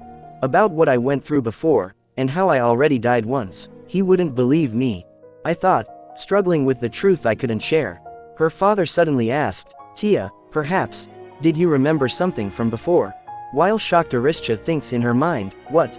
Remember? About what? What is father asking me about? Does?" Her heart raced and she thinks, "Does father know my past? Right, I might not be the only one to return from the future. If father remembers the miserable past, just like me, then, what must I do?" Her father clarified, "About when you were little." Her tension eased slightly and she asked, "When I was little?" She thinks in her mind, "Oh, he's talking about something else. Phew." She asked her father, "But, what do you mean when I was little? I met the prince for the first time a few days ago at the palace." "Then I suppose not." "Never mind what I just said," her father said, brushing it off. Returning to the original topic, he asked, "So then, what is your reason?" She blurted out, "I don't want to get married, father. I just want to stay like this and live happily with you, papa." After saying that, she immediately regretted it. What did I just say? Oh no. She thinks in her mind, "At this rate, I didn't just turn back into a child's body. Even my mind is becoming childish. How could I say something so childish?" After that, her father extends both his hand and said, "Tia, come here." Aristia walks to her father and hugs him. Her father, while hugging her, said, "I thought you were all grown up now. But you're still a baby." Her father said, "Right. If that's what you wish for, let's do that. But I am a strict teacher, so prepare yourself," he warned with a smile. Yes, papa," she agreed eagerly, relief and excitement filling her voice. The next morning. "Good morning, Aristia." Alandis greeted her cheerfully. Aristia said, "Hello, Alandis." He asked, "Are you here to cheer for me today as well?" Aristia giggles and said, "Hee. No, not really." Alandis said, "So I was wrong." All the knight present there looks towards them. "I'm going to start training today too," she announced. Alandis said, "Really? Wow. This is great." He hugs Aristia excitedly. All the knight present there, feeling jealous, thinks, "Why that little fool?" I heard someone mutter under their breath. "Then, we can be together every morning from now on," Alandis said, his excitement bubbling over. "Alandis, you should let go first," Aristia suggested gently. Aristia thinks in her mind, "Alandis, he must have been nervous all by himself here, right? I'm really nervous too," she admitted quietly. While they were hugging each other, her father came and separated both of them. Her father cut through the moment and said, "What are you doing, Sir Alandis?" Alandis explained hastily, "I didn't mean anything more, sir. I was just happy to learn together with Aristia." He commanded, "Enough. You can start by running 30 laps. Tia, 10 laps for you." "Huh," both of them exclaimed, surprised by the challenge. Alandis chuckled nervously, and said, "Haha. Looks like I'm not very welcomed at the moment." Aristia wondered, "Will I be able to finish 10 laps? Huffing and puffing, they began to run. "You can do it, Aristia," Alandis told her. "Even as my legs started to give out." Meanwhile, at the Ras estate, his wife said, "You've come unusually early today." Duke Arkant replied, "I'm back, my dear. I want to spend some time with my dear wife once in a while." His wife said, "My, so smooth words, yet you always neglect me otherwise," she teased him. She said, "I heard you had an audience with the emperor. Is he in good health?" She asked, changing the subject. He replied while smiling, the same as ever. He's always been strong, though. He seems to miss his younger sister that he hasn't seen in a while. His wife replied while surprised, really? How unusual.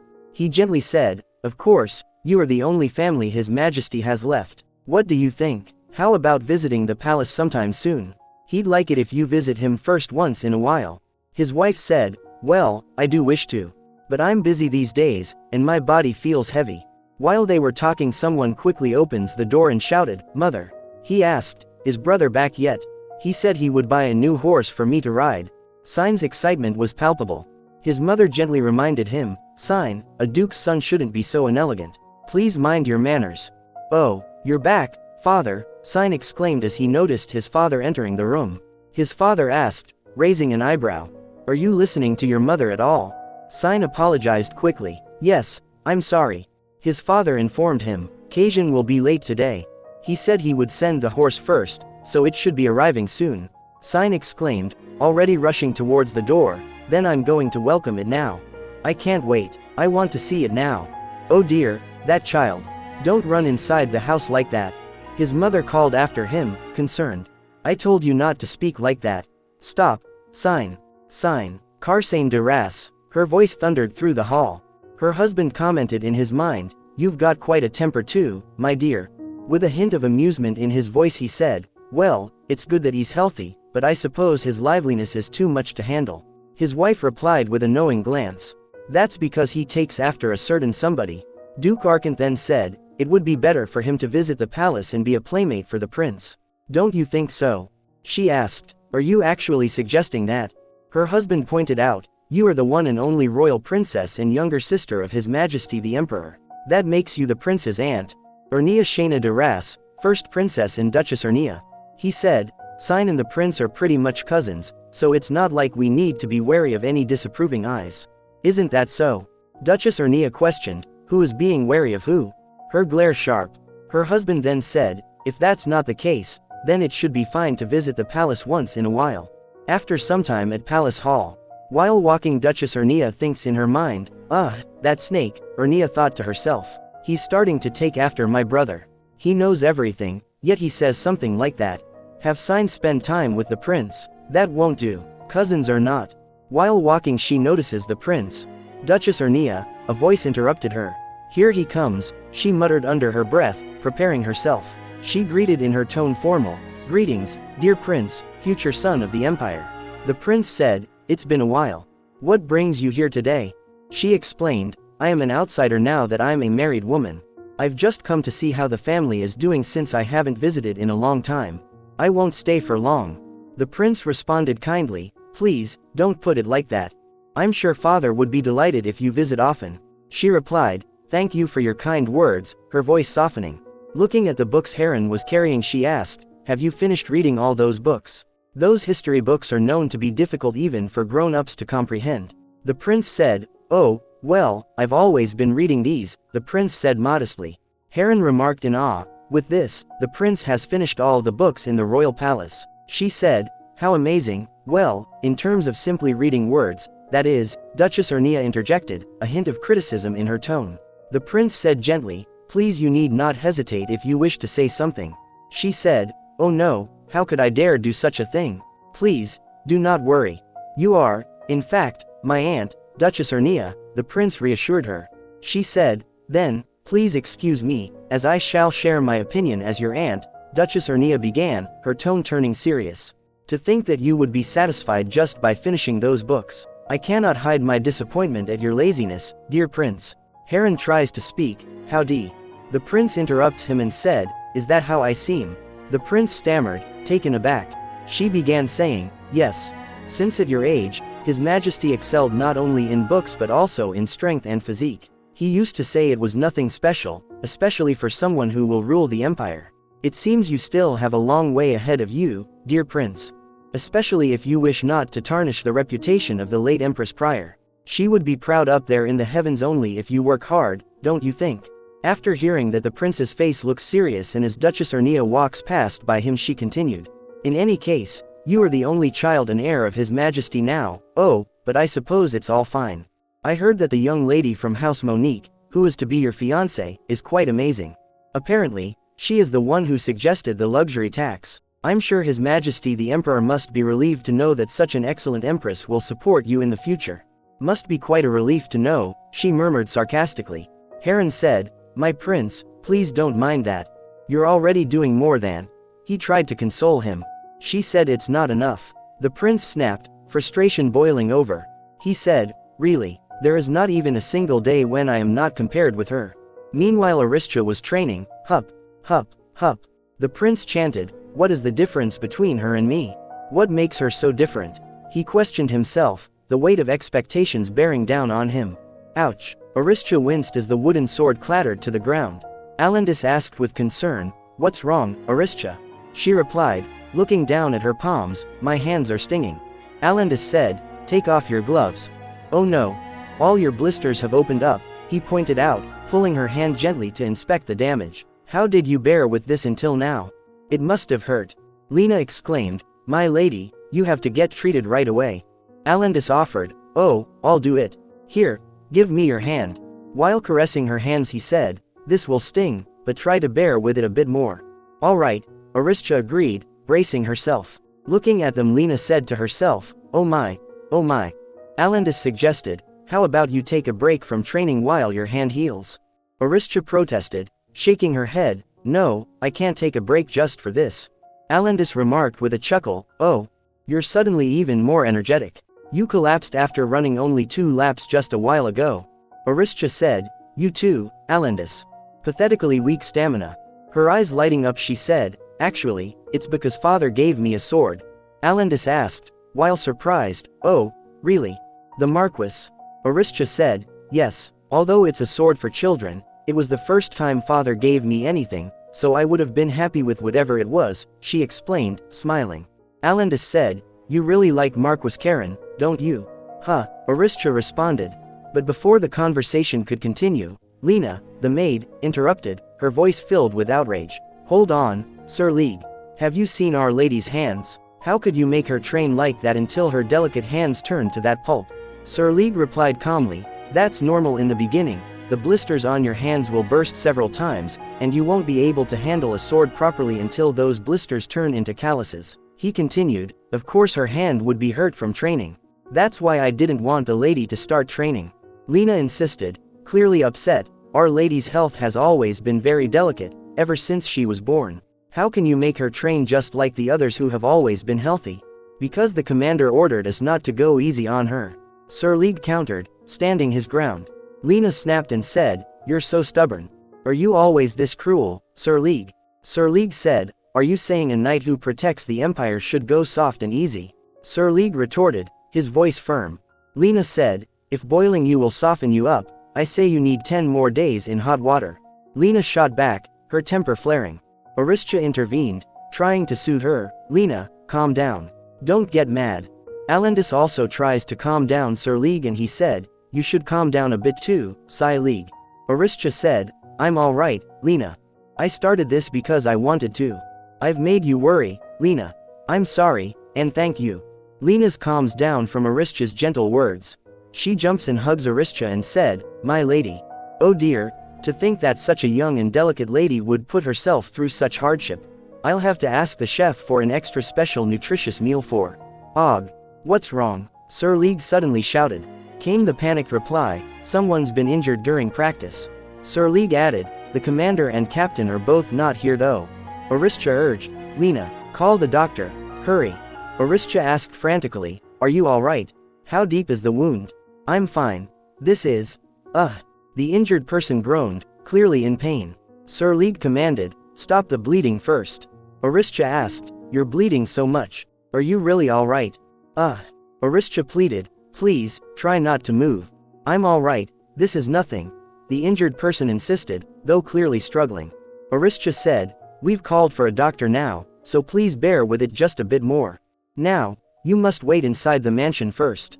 All the night were looking shocked as they were looking at an angel. An angel, someone murmured, here, return to the arms of Vita with me. An angel stands before me.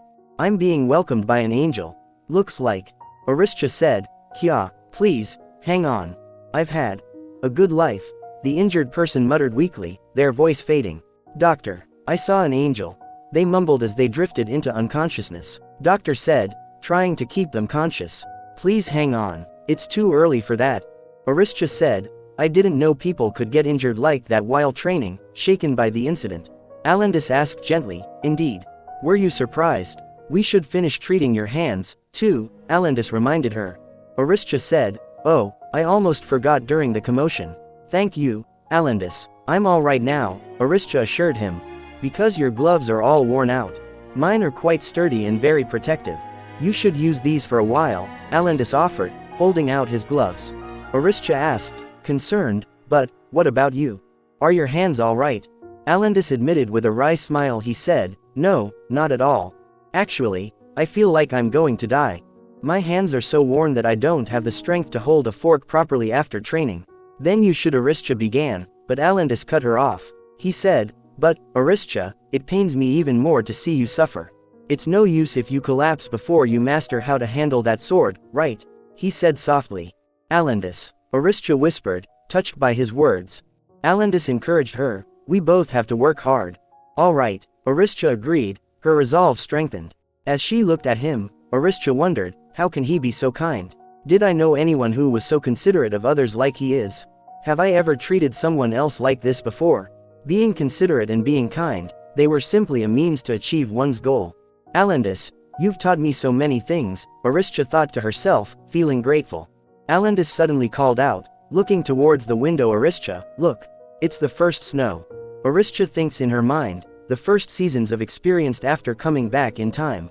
So pretty, Aristia murmured, captivated by the falling snowflakes. Alandis said, it's already winter. Aristia thinks in her mind, every day is a new day. And they're passing by so peacefully, she reflected. Alandis asked, breaking the silence, Aristia, what do you like? Aristia asked, a bit confused, what do I like? Do you mean a color, or food? Something like that. Alandis replied, anything that you can think of. Aristia remarked, your question is so abstract. If I had to choose, I suppose that's snow. Why? Because it's pretty, Alandis asked, curious. Aristia explained, while her eyes still on the falling snow. She said, because it looks warm and soft. And it also looks like it would be sweet somehow. Alandis said, while deep in thought, white as snow, warm, and sweet. Aristia asked, turning to look at him, why are you asking this? It's a secret, Alandis replied with a playful smile. 3 months later. While handing over the gift, Alandis said, it's my gift, Aristia. Aristia asked, what's this? Alandis said while smiling, the thing you said you liked last time. While opening the gift, Aristia thinks in her mind, what I like. Wasn't that several months ago? I think I said I like the snow. Would there be snow in a box like this? Aristia looks inside the box and said, wow. It's so pretty, snow white chocolate. Alandis told her that, you said you liked something white, warm, and sweet as snow, so I made it. Aristia joyfully said, I've never seen this before. So chocolate can be made in white too. Alandis smirkingly said, well, not before. But I invented it, since chocolate fits the conditions you said perfectly. While admiring him, Aristia thinks in her mind, wow. He invented this. What a genius. She thanked him saying, thank you, Alandis. It's so precious, I don't know how I can eat this. Alandis said, please, enjoy it as much as you want. Because I've got one more thing. With a hint of surprise, Aristia asked, really? Alandis said while smiling, and that would be? He said, my skin is white, my heart is warm and can even be hot at times. And what's more, I'm also sweet. Aristia said while smiling, Alandis, you're really. Then Alandis picks a sweat and extends his hand towards Aristia and said, now, say, ah.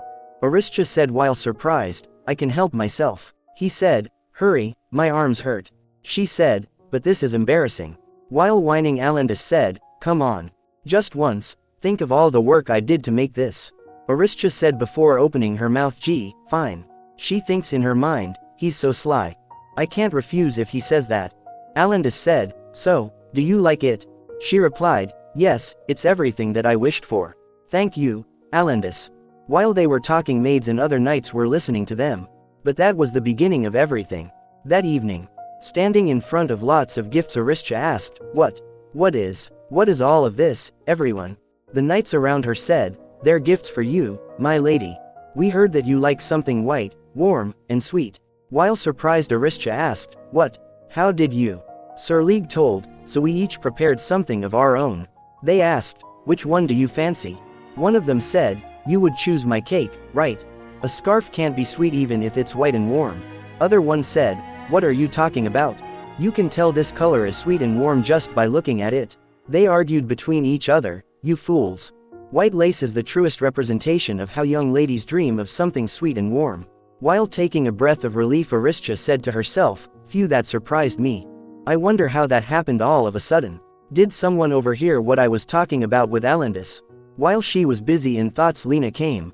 She called, my lady. Aristia said, yes. With a pop sound, cotton candy appeared. Aristia asked, what's this, Lena? Lena said, cotton candy. She said, we heard that you like something white, warm, and sweet. This is the masterpiece that all the maids made together. Aristia said, thank you. This is sweet too, right? After that, other servants also present gifts to Aristia. Oh, my lady. I heard that you were looking for something white and sweet. My lady, here too. My lady. While panicking by this sudden situation, Aristia thinks in her mind, just how many people heard our conversation. I haven't even started the afternoon training, yet I'm already exhausted. She suddenly heard a voice saying Tia. She replied, yes. She looks towards the voice and said, oh, father. Alendis. She asked her father, did you have a safe trip? Her father replied, yes. While feeling relief, Aristia thinks in her mind, phew, thank goodness. This will be over since father is here now. Her father also brings a gift and show it to Aristia. Her father clears his throat and said, ahem, I've heard that you wanted something white, warm, and sweet. He said, I've thought about it for a while. I hope it's what you've wished for. Aristia said, wow, it's white tea. Thank you, Papa. She thinks in her mind, oh dear. Even father. Alendis asked, which gift do you like the most? Lena asked, my lady. Please tell us honestly. The knights asked, now, my lady. Please choose one. While pressured by everyone's questions, she thinks in her mind, oh no. This might become troublesome if I say something carelessly. While panicking, she said, every. Alendis interrupts her and said, you can't say something like, everything, alright. Aristia talks in her mind, don't be so quick to notice. She thinks in her mind, but no matter how I think about it, it has to be. She said, I really do appreciate all the gifts that everyone gave me. But, this chocolate was made by Alendis for months after careful development. And Alendis is the one who asked me what I like in the first place. So, the chocolate. While jumping with joy, Alendis said, I knew it. I knew you would choose mine. He said, thank you, Aristia. You're the only one who acknowledges my hard work. Seriously, I had to work so hard with the chef while I developed this. Everyone glared at him after this. Her father then said to Alendis, you were so confident in the beginning that you will come to defeat a whole squad one day. But it looks like you've had so much free time on your hands that you could develop chocolate. He aggressively said, I'll take that as your wish to train even harder starting tomorrow, Sir Alendis. While feeling pressured, Alendis said, what? I think there is some kind of misunderstanding. Sir League also said, we will all help with training the young duke. Lena said, just wait. We're going to beat you next year, Sir Alendis. While gasping, Aristia thinks in her mind, they're doing this again next year. Several years later, people in the Castina Empire would give white chocolate to the person they love. That was the beginning of how White Day came to be. In the palace, Heron said while holding a plate full of chocolates, Your Highness, you should rest a bit. The prince asked, what is that, Heron? Heron replied, it's chocolate. I had it prepared since it helps to relieve stress. The prince said, what are you talking about? You know very well that I despise sweets. He then remembered a woman in his mind saying, Prince Ruvelus. Heron replied, of course, I did have that in mind. He told, I asked the chefs to make them less sweet, so they should be alright. The prince takes a bite and Heron asked, how is it? The prince replied, it's bitter. In a distant memory, the prince was standing near a tree sobbing and sniffing. He then heard a voice saying, Your Highness. A lady with red hair came and said, it's such a nice day. So why do you look so sad? She extends her hand towards the prince and said, would you like to go on a walk with me? Well, Your Highness. The prince said, all right. He tells in his mind, a ray of sunlight shining through the lonely, shadowy branches, that was my impression of Yahello Monique. At another time, Aristia's mother said, Your Highness. My daughter. Tia, please take. While on her deathbed she hardly speaked. She said, I hope you will take care of her. The prince shouted, Marchioness. Marchioness told her that, with you, I know she'll be safe. Then the prince shouted, Please, wake up. Marchioness Yeremia, Marchioness Yeremia. Heron called, Your Highness. Are you all right? The prince came back to his senses. He said, Yes, looks like I dozed off for a moment. He takes a sigh. Heron said, Your Highness, the emperor has sent a message for you. He wishes you to join him for afternoon tea. The prince asked, My father. While walking in the palace hall he said to Heron, This is unusual. He usually calls for me only when necessary. I wonder what's gotten into him today. While walking the prince looked inside the palace garden and he saw Marchioness Yeremia. It was a memory from his mind. He thinks in his mind, It's already been more than 5 years since then, and you're no longer here. I wonder why I dreamt about such a long time ago. He then walked to near the big tree. He saw someone standing behind the tree. It was Aristia. He looks at her and thinks in her mind, That's her daughter. He wondered, why is she here? Looking at her he thinks, she looks just like her mother except for the silver hair. It's almost annoying, even her expression that doesn't seem to fit her age. He walks close to her and Aristia notices him and she gets startled. The prince asked, You. Why have you come here again? Aristia, startled by him, was about to fall. The prince thinks in his mind, This again. He said, I've thought this before, but you're quite disrespectful. He told her, Do you dare to say that you don't know who I am? Aristia hesitantly spoke, Your Highness. He said, So you're going to answer me this time? He asked, So, why are you here? She said, I am here because His Majesty requested my presence here. The prince said, My father did. He thinks in his mind, I see. So that's what is going on. No wonder I thought father was being unusual, this was the reason. He said, Sounds like this will be an uncomfortable meeting. A cup of tea should suffice. He thinks in his mind, She's my fiancé. While having tea Aristia continuously trembles. The prince looking at her trembling thinks in his mind, Why is this child trembling so much? Looking at her he thinks, like a rabbit thrown in front of a predator. What did I ever do to her? Aristia suddenly dropped the cup and tea spilled on the prince's attire. Oh. The prince grits his teeth and stands up. Aristia panickingly said, Your Highness. The prince turns to the other side and said, I'll take my leave first. Then the prince starts walking. Heron asked, Your Highness, are there any burns? Your clothes are. The prince replied to Heron, It's fine. The prince thinks while leaving, How am I supposed to talk with someone like her? She took everything that I couldn't have, no matter how hard I tried, and she doesn't even remember taking any of it. After the prince left Aristia thinks to herself, Why can't I calm down? I thought I already accepted this new life. Red, just like blood. Perhaps I'm still not free from the pain of my past. Back at the Monique Manor. Aristia was sitting in the shade of a tree deep in her thoughts. Alandus said, Phew, good job, Aristia. She said, Oh, yes, you too. The heat must have been exhausting for you. Alandus said, I think you're more exhausted than I am. Did something happen when you went to the palace last time? Aristia said, No, nothing happened. He said, But you've been lost in your thoughts the whole day. It's fine if you don't want to tell me. Aristia said to herself, Why can't you just pretend to not notice? He continued, Still, you can rely on me when you need someone when you're alone. Because for you, I'm always willing to help. Alandus smiles after saying that. Looking at him Aristia thinks in her mind, Alandus. Thank you, you're such a good friend, really. Alandus said, Phew, anyway, the weather is really hot. I think I might faint from dehydration at this rate. Aristia said to him, Then, why don't we take a break inside for a bit? He said, I'd be glad to. Thank you for the invitation. While they were going inside the manor building someone called, My lady.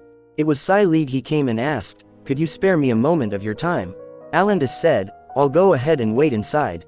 Aristia looking towards him said, Yes. All right. After Alandus went ahead Aristia asked Sir League, What is it, Sir League?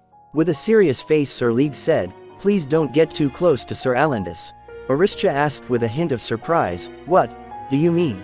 Sir League said, I am a bit suspicious of his reasons for training his sword skills here. Even if we are of the same faction, he is from a house of officers, and they have often disagreed with us knights on many occasions. Political relations can be harsh. If you let feelings muddle your judgment, you may get betrayed later on. Please be careful. That's. Remembering Alandis in her mind, Aristia thinks, what he said is right, but Alandis is. Elna came to where they were talking and said, don't you mind Sir League either, my lady. Who knows what kind of horrible training he'll make you do next time. Glaring at him, Lena said, because he's a cold-blooded, merciless knight. While Lena and Sir League starts arguing, Aristia left. She thinks in her mind, I do want to disagree, but Sir League is right. And I have to be careful not to stand out right now. But in the study room, Alandis was browsing through books. He notices Aristia and said, you're back, Aristia. She replied, yes. While having tea, Alandis said, ah, the tea you brew is the best. Aristia said, really, I'm glad you like it. Aristia thinks in her mind while reading a book, right. Alandis is a genius, and his family has been ministers for generations. Even if he's training now, in the end, he also will become. While she was busy in her thoughts, Alandis asked, what are you thinking about again? Aristia replied, oh, it's nothing. By the way, Alandis. She asked, what do you want to be when you grow up? He replied, well, I haven't decided yet. But I'll probably work as an administrative official. Learning the sword is quite fun, but I find that using my mind is more interesting. Aristia said, I see. While feeling sad, she thinks in her mind, I knew it. We can only spend time together like this while we're young. Once he grows up and begins attending social parties soon, we'll grow apart in the end. Alandis asked, Aristia, are you disappointed because I don't want to become a knight? Hiding her blushed face with book, Aristia said, no. Not at all. Alandis said, you are, aren't you? Am I right? You're lonely, aren't you? Aristia said, don't tease me, Alandis. She thinks in her mind, Sir League was right. Since when did I think about Alandis so much? I have to keep my distance from him. The books suddenly fall. Aristia said, ah, look what happened because you keep saying strange things. Alandis said, so it's my fault. They starts picking up the fallen books. Aristia picks a book and said, we had this kind of book. Looking at the book that Aristia was holding, Alandis said, oh, I know this one. It's about a lady and her knight's oath, right? From old fairy tales. A knight's oath to a lady. The knight swears his loyalty to his lord, and never-ending love to his lady. But it's a story only told in old history now. He asked Aristia, what do you think about this? Aristia said, well, it all sounds like a dream. She thinks in her mind, an oath of never-ending love. It has nothing to do with me. It's a story in a fairy tale. While Aristia was thinking, Alandis looks at her smiling and said, Aristia. Alandis leans towards Aristia and puts his hand on the wall facing Aristia. Alandis said, Aristia. While surprised by her reaction, she said, Alandis. He said, Aristia, you're quite selfish, aren't you? She asked, what? Alandis explained, so, you also want a knight who only looks up to you? I didn't expect that. She replied, that's not true. He told her, it's not a bad thing, just, don't you think an oath of eternal love is too difficult? And what if they can't be together even if they love each other? He explained, for example, what if a knight falls in love with the same person his lord loves? Will the knight break the oath if his lord commands him to give up? Or will he break the loyalty to his lord and choose love? What if the other person already has a loved one? Is it really possible to keep an oath beautiful forever? He asked, what do you think you'd do if you were the lady? Will you be able to choose one? She answered, I don't know. Something like that. She thinks in her mind, all of that has nothing to do with me now. It's an old fairy tale that can't always be beautiful. Alandis then said, let's not talk about this. Aristia thinks in her mind, sometimes, Alandis stabs where it hurts the most without any warning. While they were talking, Alandis notices chess board lying around. He asked Aristia, want to play chess? She thinks in her mind, I really should keep some distance from him.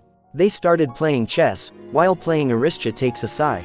Alandis looking at her asked, you're upset because of what I just told you, aren't you? She thinks in her mind, he's quick to notice. She replied, I just have a lot to think about. She thinks in her mind, wait. This makes it seem like I really wanted a knight. She blushed while feeling embarrassed. She then spoke, please don't misunderstand, Alandis. I just thought that it was a pitiful fairy tale. After saying that, she thinks, that sounded even more like an excuse. Alandis grins after hearing that. He said, all right. I've decided. Well, if you wish to be a lady, I can't help but do this. Aristia asked, do what? The curtains flutter because of air, and he said, I won't be able to become a real knight, but I can at least do this much for my precious friend. After saying that, Alandis kneels in front of Aristia. While shocked and confused, Aristia asked, Alandis, what are you? Alandis said while taking knight oath, I, Alandis de Verita, will promise to Aristia La Monique to forever serve you as my lady. He asked, Dear Aristia, will you accept my oath? Surprised by his words, Aristia thinks in her mind, why is he suddenly? Why is he doing this? What does he want from me? Looking at his extended hand, Aristia thinks, I shouldn't accept it. I have to refuse. I have to refuse. Her mind stops working, feeling pressured. She thinks, I don't know what to do if you look at me with those expectant eyes. I was just thinking that I needed to put some distance between us. After few moments she takes a sigh and said, I do. Alandis said while smiling, I am honored, Aristia. He said, wow. Now you're really my lady. She thinks in her mind while smiling, right, let's just leave him like that for now. Even if this will fade with time, I hope to remember this pure feeling that's long been gone in myself, through him a bit longer. While holding her hand, Alandis said, I met you for the first time last spring. And now I finally feel like we've gotten closer. Though you haven't really grown much from that time. Aristia said, well, the same goes for you too. Alandis then said, now that we're a knight and lady, we have to work hard. So we have 4 years until my coming of age, and 5 years for you. We still have a lot to go. Boys coming of age, 18. Girls coming of age, 16. Aristia remembered, coming of age. Alandis said, I hope you grow up soon, my lady. 1 year ago, Aristia's father hands her the sword and said, Tia, take this. Receiving the sword, Aristia thinks, a sword. Her father told her, I had it prepared since you'll need one as you learn how to wield a sword. Aristia said, thank you, Papa. The knight present there gets shocked from this. Aristia left after receiving the sword and her father wondered, does she not like it? A knight called, Commander. Her father asked, what is it? All the knights looks at her father with worry. While confused, her father said, if you have something to say, speak up. All of them were looking at him worried. You gave her a sword. For her birthday. Duke Arkant laughed loudly after saying that. While laughing he said, to your daughter, who is only 10 years old. Even if my children loved fighting, they would still ask for something other than a sword for their birthday. Feeling ashamed, her father said, I didn't know as such, so I couldn't help it. She's been training a lot, so I thought she would like a sword. Duke Arkant said, because you've rarely spoken to your daughter for such a long time. You can't blame anyone, it's all your fault. He said, well, don't be too upset. You can start to know her more now. Who knows, perhaps. She might like it a bit, secretly. Not just a little bit, but a lot. On her next birthday, her fater gifts her a doll and said, Tia, congratulations on your 11th birthday. While confused she asked, what? Her father asked, isn't tomorrow your birthday? It's your present. Aristia thinks in her mind, birthday. Well, it is my birthday. But, she reminisces the past and thinks, I've lived to be 17 years old. And now I have to play with a doll. No, even in my past life, I've never really played with a doll. Looking at the doll she thinks, I don't know how to respond. She wondered, what should I do with this? Her father said, looks like you don't like it. The knights said that girls your age would like dolls. I guess I got it wrong again. Hearing his response, Aristia quickly said, no, Papa. I really like it, she happily said, this is amazing. I'm so happy. Thank you, Papa. Her father takes a sigh of relief and pats her and he said, I see. That's great. He asked, Tia, would you like to go outside with me? She replied, yes. They went to the royal palace. While walking inside the royal palace, all the people there were staring at them. Aristia thinks in her mind, I can feel people staring at me from behind. She thinks while walking, so he had to go to the palace. Papa, you took me to work, not for a walk. She was holding the doll her father gifted her. She suddenly realized, oh no. I should have left this at home. Everyone must be staring at me because I'm holding something too childish. Her father looks at her and then he smiles. She also smiles and thinks, I guess it doesn't matter. Oh well. Papa looks so happy. Someone came shouting, Commander. He said, there you are. We are in need of your presence.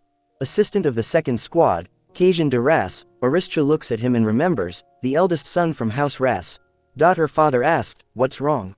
Kajin said, there was an accident during training, but it's gotten complicated. I've done what I can for now, but there is only so much I can do with my title. Her father said, I see. I'll be right there. He then said to Aristia, Tia, go ahead and wait inside. Do you know the way to my office? Aristia replied, yes, take care. Walking with her father Kasian said to him, also. There was an announcement about an inspection today. Alright, Aristia thinks in her mind while walking inside the palace, he's busy as soon as he arrives here. Yet he still prepared a present for me. She remembered, wait, he gave me a small sword around this time last year too. Was that also my birthday present? In the Empire, it's normal to not celebrate birthdays before becoming an adult. Yet he's ignored that custom twice now. Papa.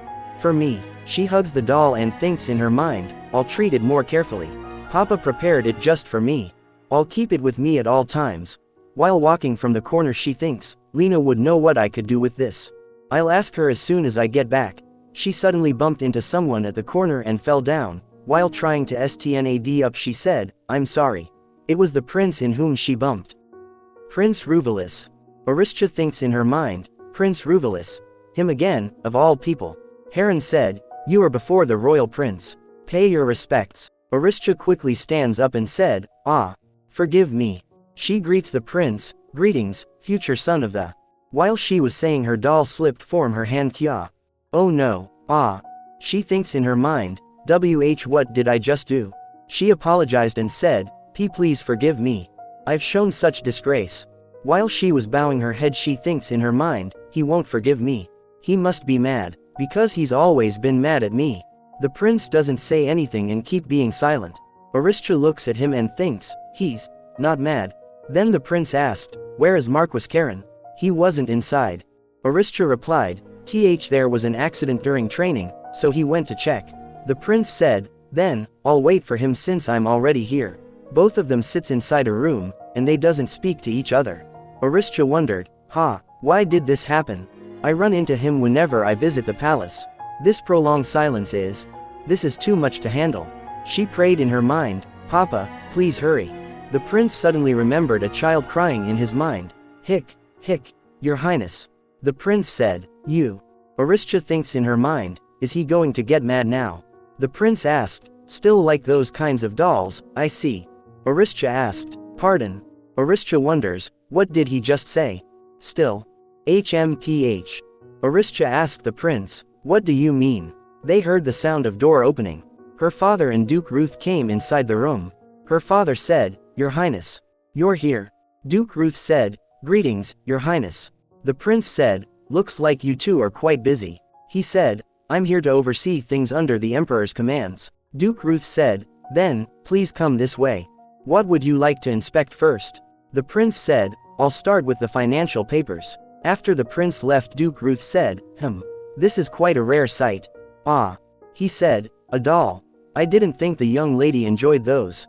He told her, you were always quite mature, but now you look like your age. Aristia thinks in her mind, that's because I've lived for 19 years now. While remembering in his mind Duke Ruth said, was it last spring when you suggested the luxury tax? You were only 10 years old, yet you came up with something like that.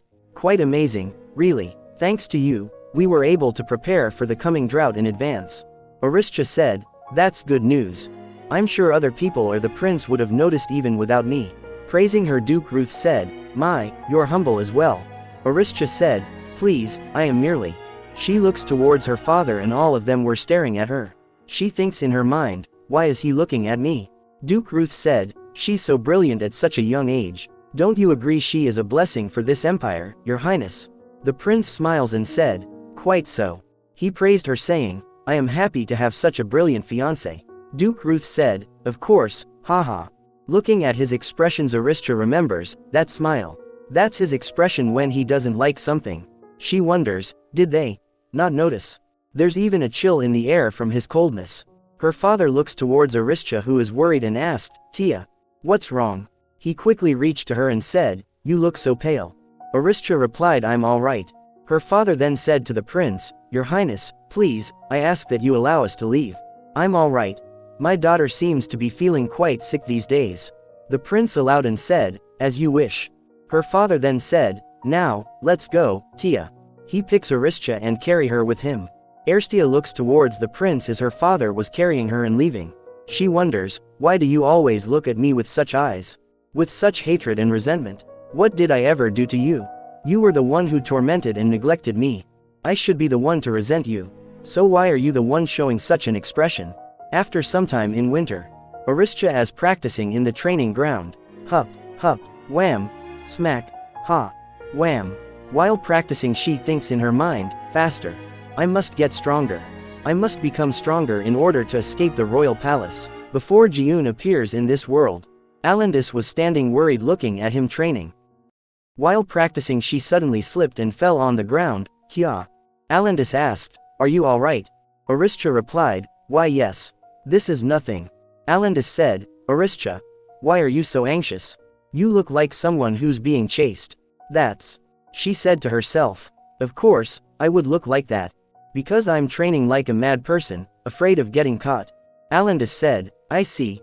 Toy can't tell me." While Alandis removes dust from her clothes he said, "But, Aristia, it's no secret that you have worked hard. You're a diligent person. I'm sure you'll achieve what you aim for." He said while smiling, "If you wish, you can rely on me anytime." Aristia looks towards him and said, "Alandis." She thinks in her mind, "You're so kind." She then leans on Alandis' shoulder. She remembered her past and tells in her mind, "In the past, nobody was kind to me. And I also thought only of myself. If I had opened my heart more back then, would my life have been a bit different?" Then, New Year's came around. An opera to celebrate Emperor Merkin's 25th year was performed. The emperor said, "Haha, it's been a while since I've watched a play like this." The emperor asked, "And how have you been these days?" Aristia replied, "I've been well, thanks to your grace." The emperor said, "Good. Please enjoy the opera." He said, "The Marquis has to watch this opera by himself. Though, I'm the one who called you here to this seat." Aristia looks at her father and said to herself, "Father." The emperor then said, "Now that I think about it, your family is quite small. It's only you and your father, the Marquis." Aristia replied, "Yes." The emperor said, "Who knew she would pass away at such a young age? Such a pity." Aristia looks towards the prince and wonders, "Is he talking about my mother?" The prince looks towards Aristia and then turns his face. Aristia gets confused by his action. Then the emperor said, "It would have been such a blessing if the Marchioness had lived longer." He said, "It feels like it was only yesterday that I last saw her. It's such a shame for everyone, really." Aristia said, "Your Majesty." She thinks in her mind, "How should I answer at times like these? I don't remember anything about my mother. Everyone and even father have avoided talking about my mother. And I don't remember her, so I don't even feel any longing." Remembering her past she thinks, "Now that I think about it, I talked about my mother with other people like this before I came back in time. What did I say back then? How did I answer back then?" While she was thinking the emperor said, "By the way, Lady Aristia, I heard that you entered the palace looking quite lovely last time." Aristia asked, "Pardon?" He told her, "You were holding a doll almost as big as you." Rumors have been circulating, starting from the second squadron. While feeling embarrassed Aristia asked, "The second squadron?" She thinks in her mind, "How did the emperor hear about such a thing?" Then the emperor said, "I know everything that happens in this palace, haha." He added, "What a pity. I would have been delighted to see such a sight." Asterisk. He looks towards the prince and said, "I heard you met the prince, though." Aristia thinks in her mind, "Why now?" The emperor asked, "Well, prince. Was she as lovely as they said, in your eyes as well?" The prince replied with a smile, "Yes. She was, father." The emperor laughs and said, "Haha, is that so?" Aristia gets surprised and shocked at the same time. She looks towards the prince and thinks in her mind, What does he mean by that? What did he mean by saying that?" She remembers the prince from her past and thinks, "Ah, right. I remember that. Occasionally, I saw his expression like that before Ji-yoon appeared. He was still indifferent to me, yet although he seemed hostile at times, back then, he didn't despise me as much." Asterisk. She wondered, "So, when did things start to go wrong? What about me did he hate so much?" On the verge of crying she thinks, "What for?" Then she suddenly heard the voice. Then, finally, the future son to succeed the holy blood has been born. She came back to her senses and thinks, "Ah yes, we are watching an opera. And to bless the future son, God has sent a holy partner to accompany him." She looks at the emperor's partner and thinks, "What? That's me. To think that I would be in the play. Did His Majesty invite me here knowing this?" Asterisk. The performer said, "And so the glory of the empire continues and prospers in bountifulness. May the child of prophecy be blessed with prosperity." Suddenly the chandelier shakes and fell down on the venue. The chandelier suddenly fell. The prince asked the emperor, "Father, are you hurt anywhere?" He replied, I'm fine." He asked, "Are you all right, my son and Lady Aristia?" Aristia thinks in her mind, "Oh no. Just about to link hands. Yes, this is. It's like a sign, saying the two should never be together. Is this an omen that the same past will be waiting for me again in the future? Or is this God ridiculing me for my futile attempt to stray from my fate?" They people present their start talking to each other. "Oh my. Did you just see that? The chandelier, just when they were about to. What blasphemy. Perhaps this is an omen about an ominous marriage." The emperor and the prince also heard them talking. The presenter came on stage and said, "Your Majesty, Your Highness, and dear honored guests, even a fabulous chandelier can only shy away and lower its face in the presence of the holy sun and moon. So, to the royal majesty, and the future sun and moon, may there be everlasting prosperity." The people present their starts clapping in applause. Looking towards the emperor, Aristia thinks in her mind, will they think the same? Or do they feel it is ominous, just as I do? No. What does it matter? As long as he hates me as he did in the past, the same thing will happen. Then, there is only one future for me. I must avoid the fate that is tied with him at all costs. After that, while sleeping, Aristia heard a voice, who? This voice, Papa. She heard them talking, "Your Majesty, Your Highness, you must wake up. I have an urgent matter to attend to at the borders." "What? Why so suddenly?" Her father said to her while she was sleeping, "Please wait for me. I will come back soon to take you home." Aristia wonders, "Papa, home? What do you mean, home? This is our home, Papa. What are you talking about?" Her father said, "So, you must stay strong and stay well until then." Aristia thinks, Where are you going? "Without me." She heard her father saying, "Do you understand? Your Highness, the Queen." She flinched and said, "Father." She rises up from her bed as an adult and called, Father. "Wait, no, don't go, Father. Please, don't go without me, Father."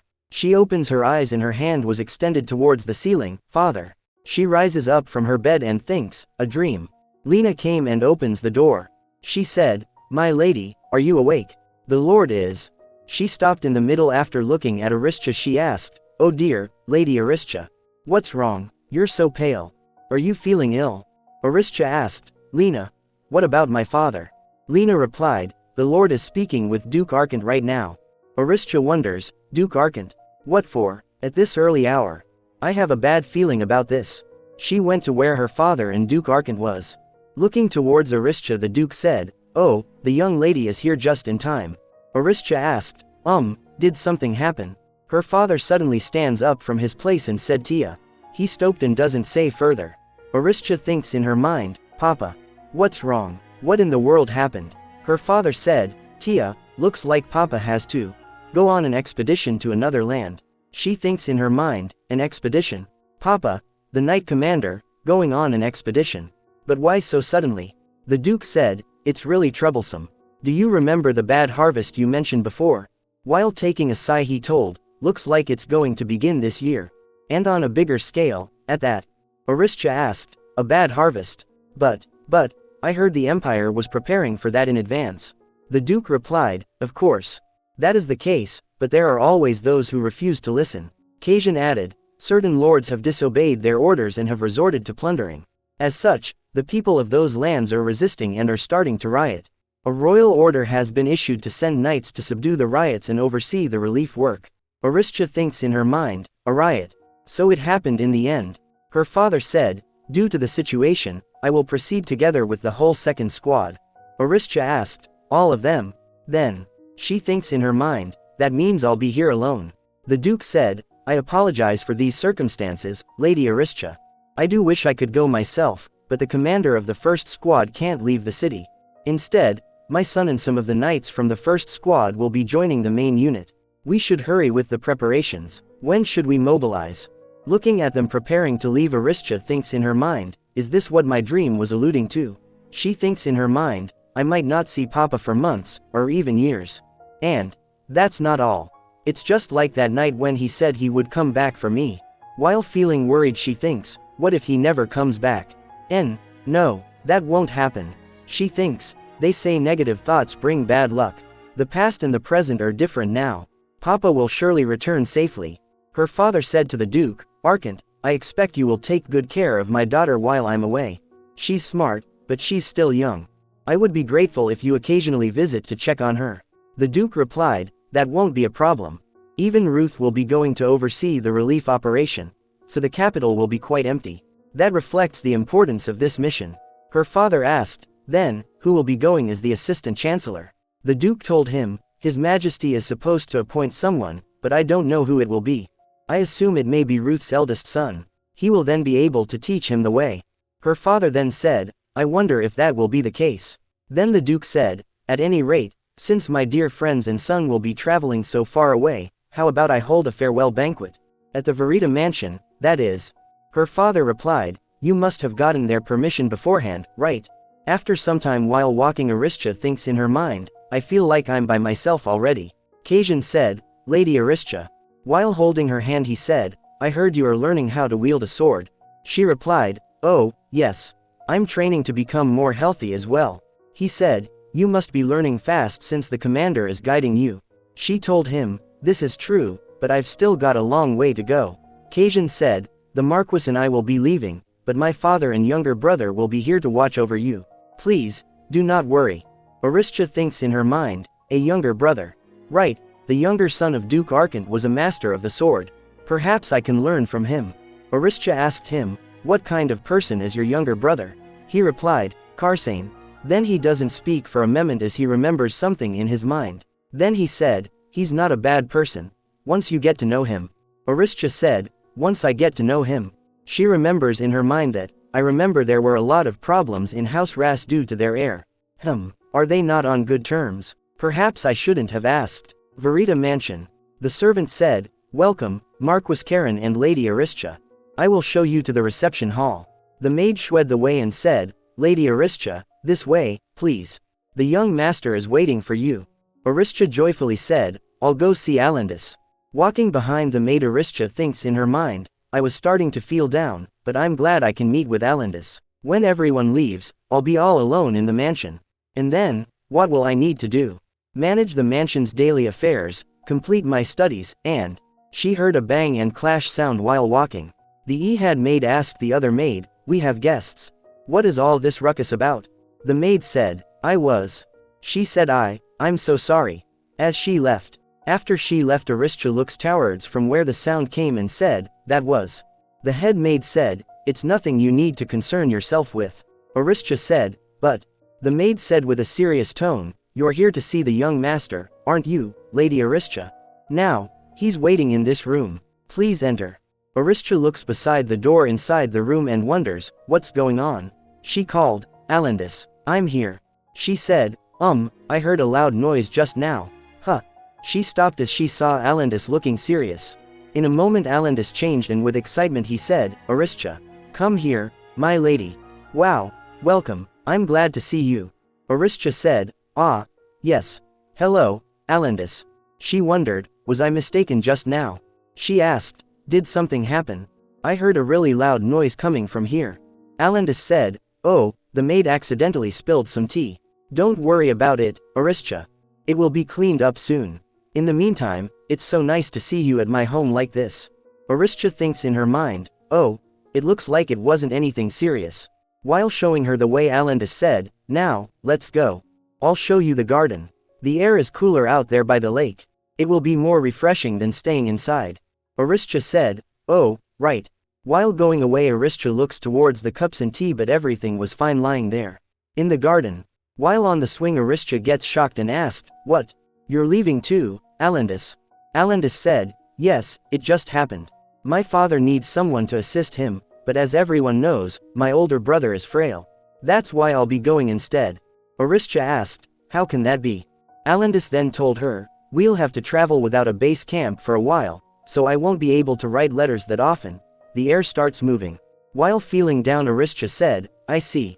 While on the swing, she thinks in her mind, father, the knights, and even Alandis. I know I can't have everyone by my side at all times, but still, this is too sudden. While Aristia was busy in her thoughts, Alandis was standing hiding the bruise on his hand. He said, it looks like she noticed. I should have held back. While a gust of wind suddenly blows from the front of her, she asked, What did you say? Alandis gets close to Aristia and she said Alandi. Alandis kissed Aristia in her forehead and she blushed. Holding her hands, Alandis said, I'll be back, my lady. You may be lonely, but please bear with it for a while. You have to take care of yourself. And don't be too friendly with the other boys, or I'll get jealous. Aristia said, Really? You always say the strangest things. Be careful, and come home safely. Alandis said, I have a lot to prepare, so I need to return to the mansion first. I'll see you when I come back. While Alandis was leaving, Aristia watched him from behind and said to herself, Alandis, be well. Please come back safely. The next day her father said, keep safe. If anything happens, send a message to Duke Arkant for help. Aristia replied, yes, Papa. She gives her father a present and said, Papa, here. Her father asked, this is? She told him, it's just to wish you luck on a safe return. I made it in a hurry last night. She thinks in her mind, I didn't have much time. Her father smiles and said, thank you. Then, here's my gift in return. Aristia said, your cufflinks. Papa, you shouldn't take these off. Her father said, I have an extra pair, so it's fine. It's only right that I give something in return for such a precious gift. While she squeezes the cufflinks her father gave her, she said, Papa. Looking at her father, she thinks in her mind, I should say something. After this, I won't be able to see Papa until next spring. I have to say something. The other knights came rushing to her and said, Lady Aristia, please, accept ours too. Here's mine. Mine too. Here's more. Do you have anything for us? Please wish us luck as well. While amazed by everyone, she thinks in her mind, that's right. I forgot about everyone else. We weren't close before, but now I've trained with them, side by side, every day. Yet, I only made a gift for Papa. Her father then said to the knights, we're leaving. The knights then said to her, Lady Aristia, make sure to eat well, and be wary of any suspicious men. She said, I will. Please return safely, everyone. After bidding farewell to the expedition, I returned to the mansion, where the days passed by peacefully. It's a bit lonely, but it's not as bad as I had thought. Except for my studies, that is. Taking a sigh, Aristia said, I don't know what to do. I've suddenly hit a wall. Lena said, you must be tired from studying while also managing the estate. She suggested, why don't we go outside for a breather? Lena's in a ponytail. Aristia asked, to where? Lena said, to town. I was just about to leave to run some errands. Aristia said while thinking, town. Perhaps I should go. Lena said, there's a new boutique that opened up. We can go order a new dress for you. And have some delicious cake while we're out. They went to the town. Standing inside a shop, Lena said with a disappointed look, we're finally outside, and here you are, looking at metal instead of dresses. Aristia said, I'm just going to take a quick look around, since I already have a sword, and see what's here. Lena said while whining, I can't believe that my delicate lady would grow up to shop for such hideous blades. Aristia then said, well, after this, let's go to that cake shop you like. Lena excitedly said, really? You're too kind, my lady. I'll go tell the coachman. After Lena left the shop, a boy with red hair came inside the shop. Aristia thinks in her mind, gee, Lena really doesn't like to wait. The boy asked the shopkeeper, Master, how's my order coming along? The shopkeeper replied, welcome, young sir. Already finished it and had it wrapped. It's all ready for you. The bot said, I can always count on you, master. The shopkeeper said, it was going to be delivered tomorrow, but you're here now. The bot said, how could you expect me to wait until then? I can't contain my excitement. Bring it now. Hearing them talking, Aristia thinks in her mind, sounds just like Lena. He's so loud, and he looks like he'd be hasty. She wondered what kind of family would raise a son like that. Looking at a sword, Aristia thinks in her mind, a silver guard. It looks just like Papa's sword. She extends her hand to reach the sword. Another hand came to the sword. Aristia looks towards the boy surprised. The boy asked, what are you looking at? The boy asked, do you like swords too? Aristia replied, ah, yes. She thinks in her mind, how can he be this blunt during a first meeting? The boy looks at Aristia from head to toe and asked, how long has it been? While confused, Aristia asked, what? The boy said, you're training. How long has it been since you started training? A year, 2 years. She replied, about a year and a half. Aristia thinks in her mind, how did he know? Looking at other swords, the boy said, really? Then, Giving Aristia a sword, the boy said, "This should be good." She said, "With your figure, the one before would have been too heavy for you to wield." Aristia grabs the sword and thinks in her mind, "Oh, it's light. It's similar to what Papa gave me." She said, "Thank you." She thinks, "Though I don't need it." The boy then said, "You're quite the odd one. Girls don't usually study this stuff, right? They normally don't come anywhere near it. Swords, spears, anything. Since their hands will start to look like that after a while." Aristia looks at her hand and thinks, "Oh, the calluses. That's how he knew." She said, "That's true. But my father is a knight." After hearing that, the boy excitedly said, "Really? So is my family." The boy told her, "My older brother and father are both knights. And I'll become one as well." While showing off, the boy said, "I will be accepted into the best knighthood in the city. To their first squad. Well, at my level, I'm sure I'll become the youngest knight ever." Aristia thinks in her mind, the youngest knight. Looking at the boy, she observed, hair as red as flame and blue eyes as clear as glass. She wondered, could he be? She said, "Karsane, de Ras." While smiling, the boy said, "What? You've heard of me? Gee, I guess it's hard being a genius since everyone recognizes you." Aristia thinks in her mind, so it's him. The youngest son of the Ras family.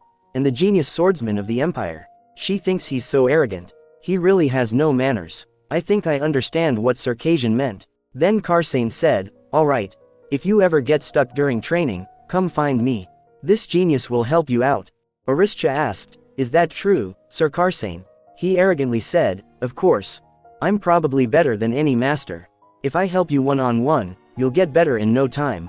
So, you, She suddenly said, right. I don't even know your name." Aristia said, "Oh, my name is." While Aristia was talking, a servant came and bangs open the shop's door. He shouted, "Young master, I knew you would be here. I knew it. How many times do I have to beg you not to suddenly disappear?" Karsane shouted, "It's not like that. I just came here for a second to get my sword." The servant said, "Then let's get back quickly. You're done here, aren't you?" Aristia thinks in her mind, even his servant is loud. Karsane said, "Gah, all right, I'm coming." While he was going, the shopkeeper said, "Oh, young master, you should take this with you." After that, while leaving, Karsane aid to Aristia, smiling, "Hey, you. Make sure to visit me, all right? Until then, bye." They left with a bang sound. Aristia said to herself, he was like a storm. After some time, while training, Aristia said to herself, "I knew it. I'm stuck." She think, "I'm training in this wide, open space, all by myself, without anyone to guide me." She said, the emptiness left behind by those who leave, feels deep. She suddenly remembered Karsane's words, "Make sure to visit me." She thinks, "Guess I'll go see him." Residence of Duke Arcant. Duchess Ernia said, "I've heard about you, Lady Aristia." She said, "I heard the Marquis hoped we would help you with your training." Aristia replied, "Yes, that's right." Duchess said, "Well then, we won't need to talk for long, I see. I've sent someone for my little boy. He should be here soon." Aristia thanked her, saying, "Thank you, Duchess Ernia." Looking at her, Aristia thinks in her mind, she's still the same, I see. She's always been cold toward me, for some reason. I could tell right away that she didn't like me. Karsane came and said, "Why do you keep calling for me? Can you please just forgive me?" Scratching his head, he said, "I've been quiet the whole day." His mother said, "Take a seat. We have a guest." Karsane noticed Aristia and said, "Oh, it's you." He said, "Ooh, you're the one from before. Good, good, I knew you would come." While patting her, he said, "Look at that. You're stuck, right? Haha, you need this genius, don't you?" His mother from behind said, "Karsane." She said, "Looks like you two have already met. Well then, formally introduce yourselves." "Lady Aristia." Karsane asked, "What?" Aristia introduced her in a noble manner, "My name is Aristia Monique. I've come today to request your help. It's an honor to meet you." Karsane stands there frozen. Aristia asked, "Sir?" Karsane asked, "Monique. Right, you have silver hair. Among the nobles, only those of House Monique have silver hair." He asked with a serious expression, "So, that means, you're the future empress, right?" Verita residence, the day before the expedition. While playing chess, Duke Arcant smirkingly said, "Their checkmate."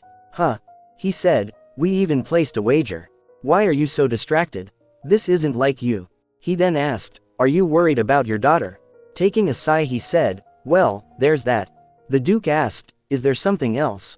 Is it because of Ruth's younger son? He's smart, and it looks like he's also very astute.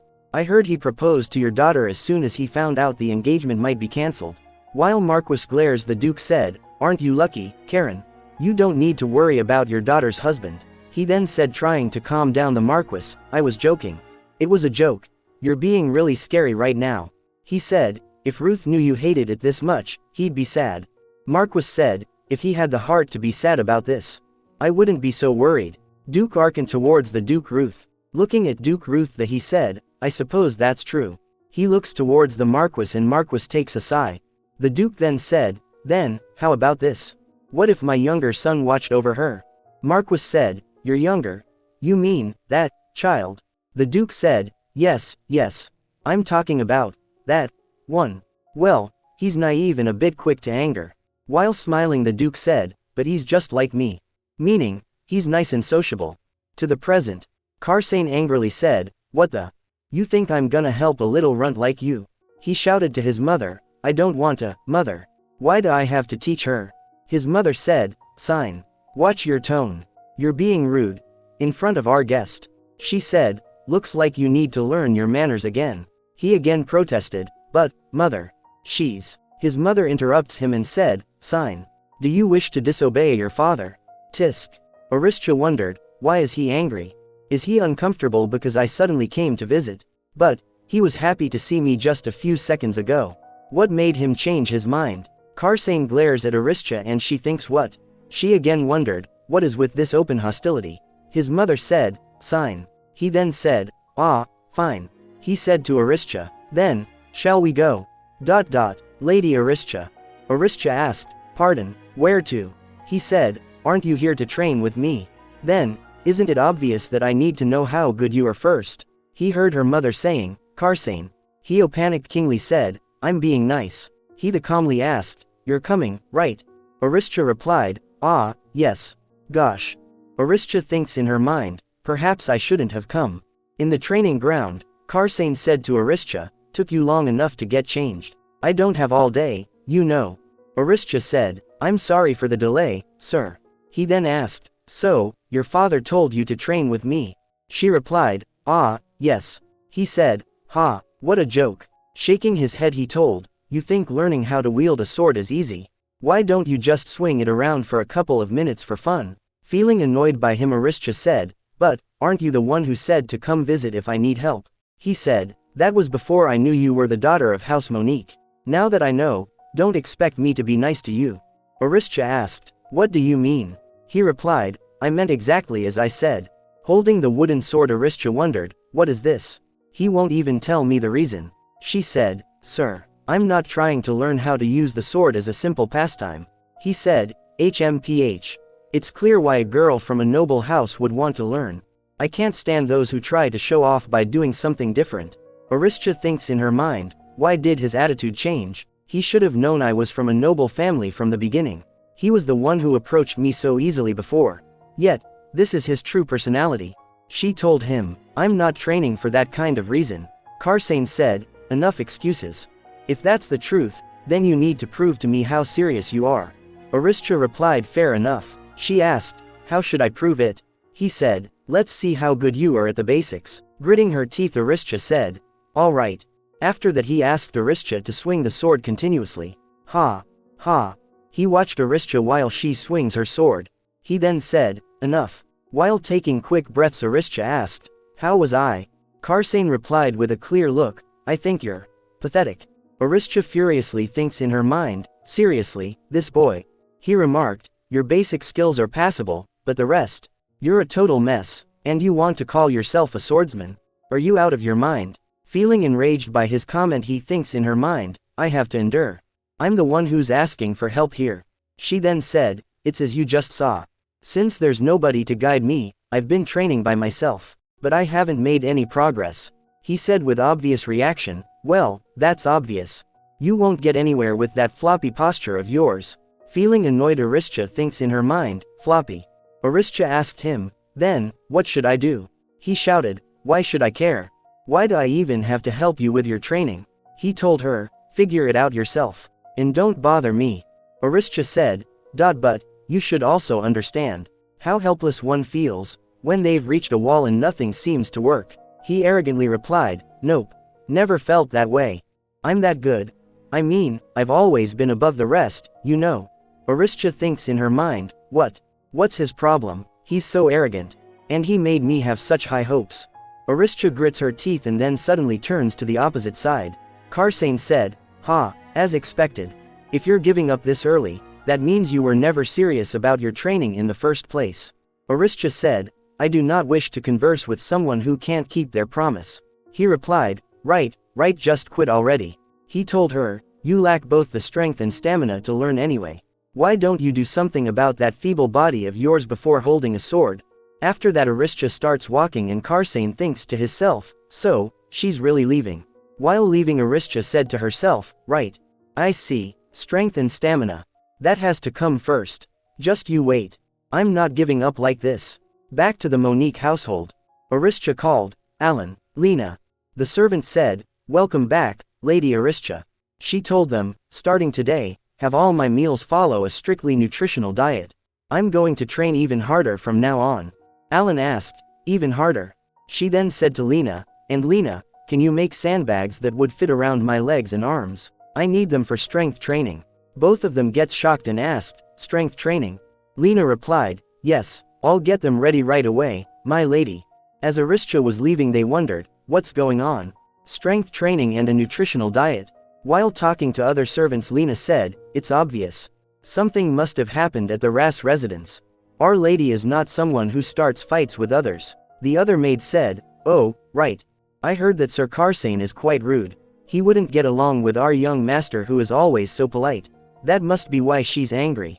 Alan said, but, she's always been delicate. I'm not sure about this sudden increase in training. I wonder if she'll be alright. Meanwhile Aristia thinks in her mind, I know what my weaknesses are, so I'll just work harder from now on. Remembering Karsane in her mind she thinks, you'll see. I'll make you regret those words. The next day, she tells, I set my sights on strength training. I exercised to increase my stamina, then continued with basic sword training. I ran and ran, until my heart felt like it would burst. While training Lena asked, Lady Aristia, are you alright? She tells, my life became a mix of training until my arms went numb, and then collapsing and falling asleep without eating dinner. I already knew this method wouldn't fix my problems. But, I couldn't stop, because I was running out of time. At Verita Manor, Karsane was sitting inside the garden thinking and wondering. He then heard a servant saying, welcome. We've been waiting for you. He quickly runs to the carriage that arrived. The servant said, young master. Karsane asked, who was that? The servant asked, pardon. He asked, who just arrived? The servant replied, that was the designer for the lady's new dress. The servant then asked, are you waiting for someone? No. Feeling disappointed and leaving he said, it's nothing. He thinks in his mind, it's been a few days now, but I haven't heard from her. Was I too harsh? I was surprised since she was from House Monique. But, I was the one who offered to help her first. No, why do I have to worry about her? I mean, she's married to that high and mighty prince. She's not his wife just yet. Since they're only engaged, she's got nothing to do with me anyway.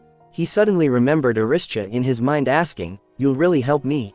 He thinks, I wonder if she's still training with that weak body. Geez, whatever. Meanwhile at the Monique household, Aristia was training continuously. Lena looking worried said, Lady Aristia, please stop. You've been training since this morning. You'll get sick if you continue. Aristia said, just a little more. She thinks in her mind, this is the only way. This is the only way I can avoid getting involved with the royal family. But if this doesn't work, she then suddenly heard a voice saying, are you out of your mind? Karsane said with loud voice, stop that right now. While surprised Aristia asked, Sir Karsane. He said, I just stopped by to check, but, is this what you call training? Aristia asked, aren't you the one who said I need to improve my strength? He shouted, I never said you should do it like this. He grabs her training sword and said, do you want to destroy your body to the point that you'll never be able to hold a sword again? Let go. Aristia asked, why do you care? While shocked by her question he asked, what? Aristia said with a serious face, I thought you didn't want to involve yourself in my business. In any case, please don't interfere and just leave. Karsane asked, "Hey, are you trying to put on a show because I said that?" She said, "If you're not going to help, then don't get involved." Walking by him she said, "If you'll excuse me, I'm busy." Karsane abruptly said, "Hey, now hold on." Suddenly Aristia felt dizzy and she passes out. Karsane, while shocked, said, "Hey, kya?" Lena said, "Lady Aristia." Karsane, holding her, asked, "Wait, what's wrong? Darn, she's burning up. Hey, wake up, hey." Karsane picks her up and said, "Lena, I'll carry her inside. Call the doctor, hurry." After some time in bed, Aristia opens her eyes. She heard Lena saying, "Tia." While crying, Lena said, "Lady Aristia, are you awake?" Aristia opens her eyes and said, "Lena." Lena asked, "Would you like some water? I'll help you sit up." Aristia thinks in her mind, "In the end, I collapsed. Just like I did in the past. After becoming 10 again, I worked hard to get healthier. But I haven't changed at all." She then falls on her bed again and closed her eyes. She thinks in her mind, "What should I do? What should I do if this doesn't work? There's not much time left." After few moments, feeling awkward, Karsane asked, Hey, how are you feeling?" Aristia replied, "I'm feeling better. Thank you, Sir Karsane." She said, "You carried me inside when I collapsed, correct?" He said, yes. Well." Feeling blushed, he said, "It's not a big deal." Aristia smiles and thinks in her mind, even though he was so mean before. Karsane then said, "Hey, I'll give you my honest opinion. You need to stop this type of training. At this rate, you won't even be able to hold a spoon, let alone a sword. Using sandbags when you're so young will only wear down your joints." Looking disappointed, she thinks in her mind, "I know that. That must be the reason why my father didn't train me separately. Because of this weak body. And that's why Alendis is far better than me now, even though we started together." Karsane said, "You know, if you're that weak, why are you trying to learn sword fighting? There are other things you can do without overexerting yourself, like gardening, or painting." She asked, "Well, I want to know why you rejected me last time." He answered, "Because you're the prince's fiancé, right? The future empress." Aristia said, "So?" She thinks in her mind, "But I won't be." Karsane said, "I thought you would quit training after getting married." He said, "When you become the empress, you won't need to use a sword. The royal guards will always protect you.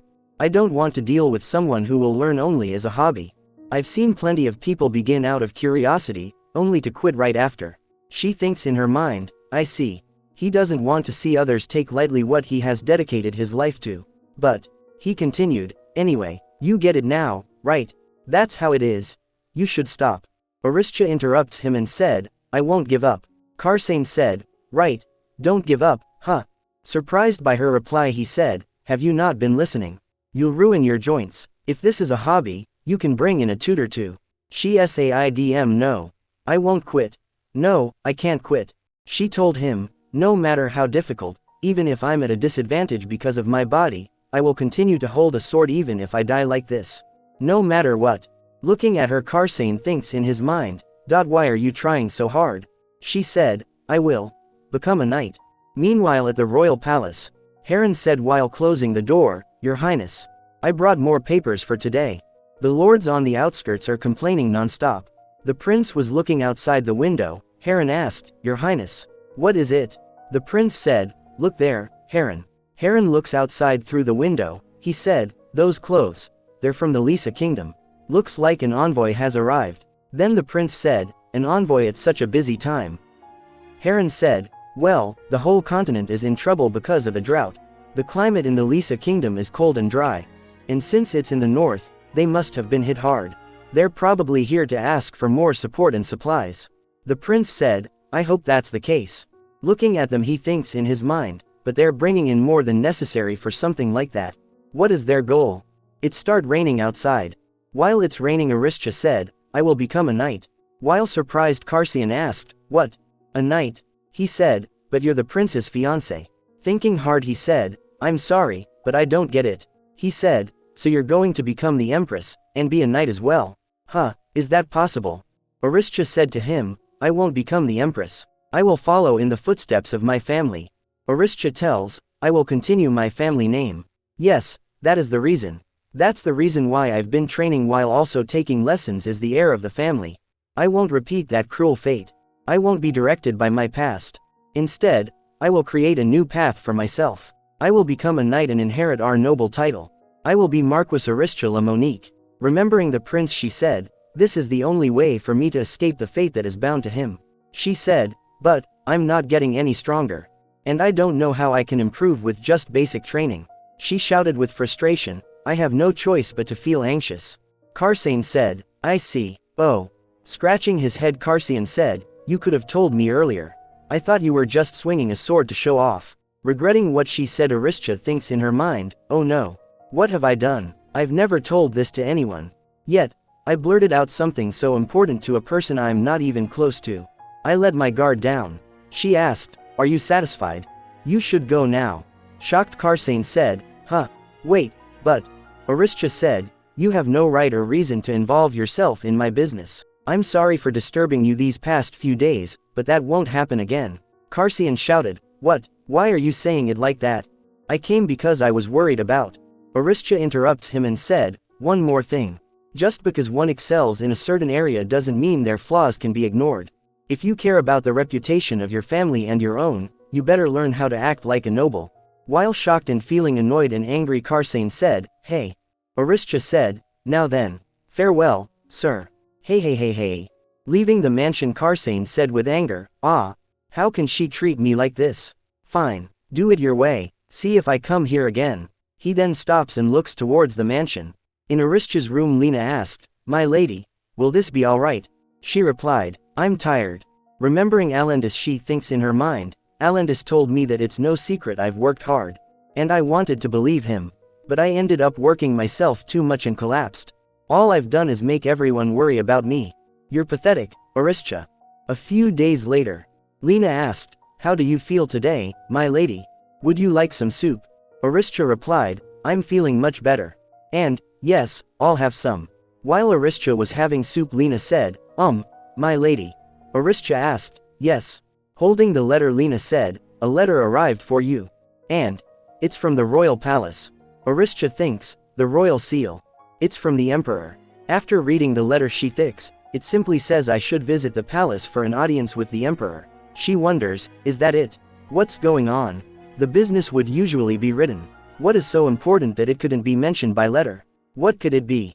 She then said, Lena, I'll need to get ready to visit the palace. Lena freaked out and said, my lady. You're going there in that state? Aristia said, I can't ignore a royal order.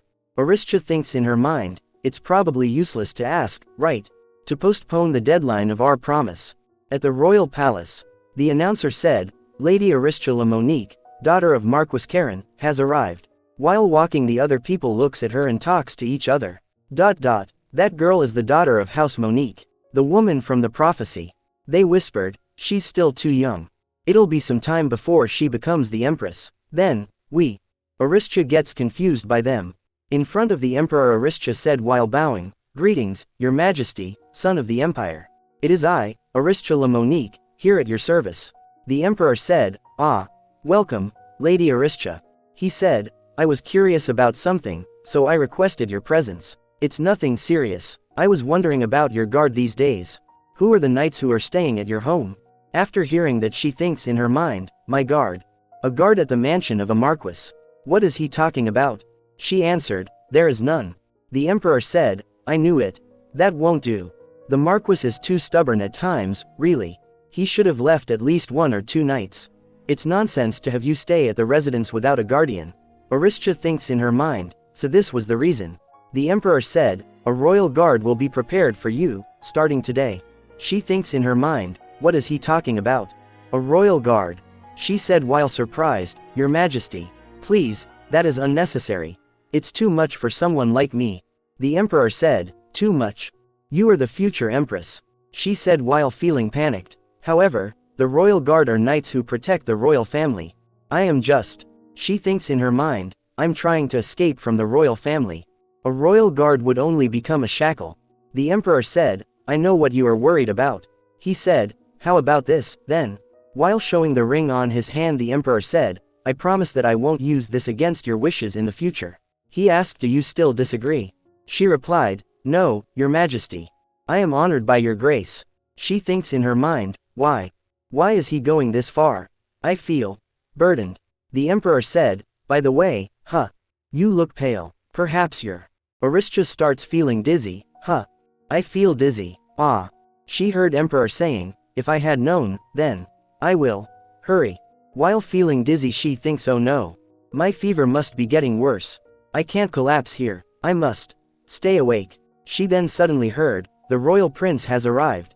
The prince came and asked, you called for me. Father. A while ago. Heron said, Your Highness, shouldn't you take a short break at least? The prince said, there's a mountain of paperwork I need to get through. How can I rest?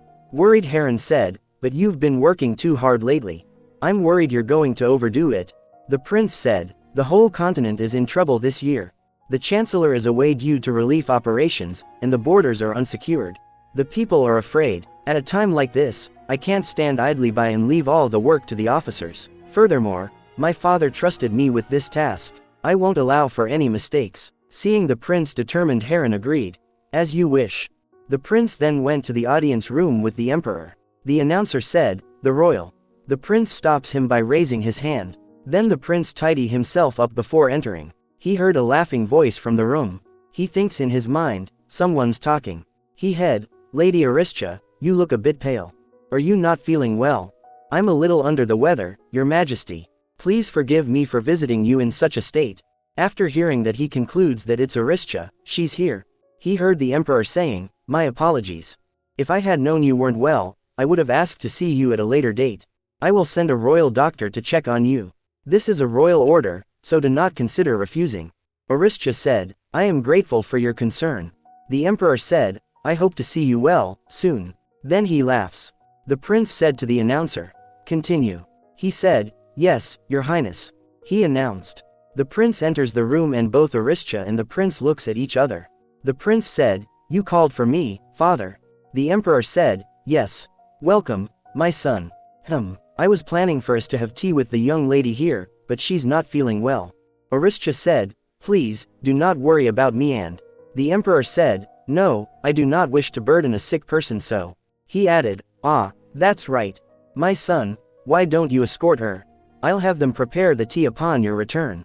While getting shocked, Aristia quickly said, that's not necessary, Your Majesty. I'm quite fine. The prince replied, I understand, father. While feeling down, Aristia said, I shall take my leave then, Your Majesty. Then the emperor said, feel better soon, Lady Aristia. Walking down the stairs behind the prince, Aristia thinks in her mind, this is suffocating. I feel even worse. While feeling tired, she tries to hold herself firm, hold on just a bit more. I just have to get through this place. Stay strong. Don't show him anything. The prince takes a glance at her and then ignores her. After that, Aristia said, thank you for escorting me here, Your Highness. I think I can leave on my own now. Then the prince called, Sir Lank. He came and replied, yes, Your Highness.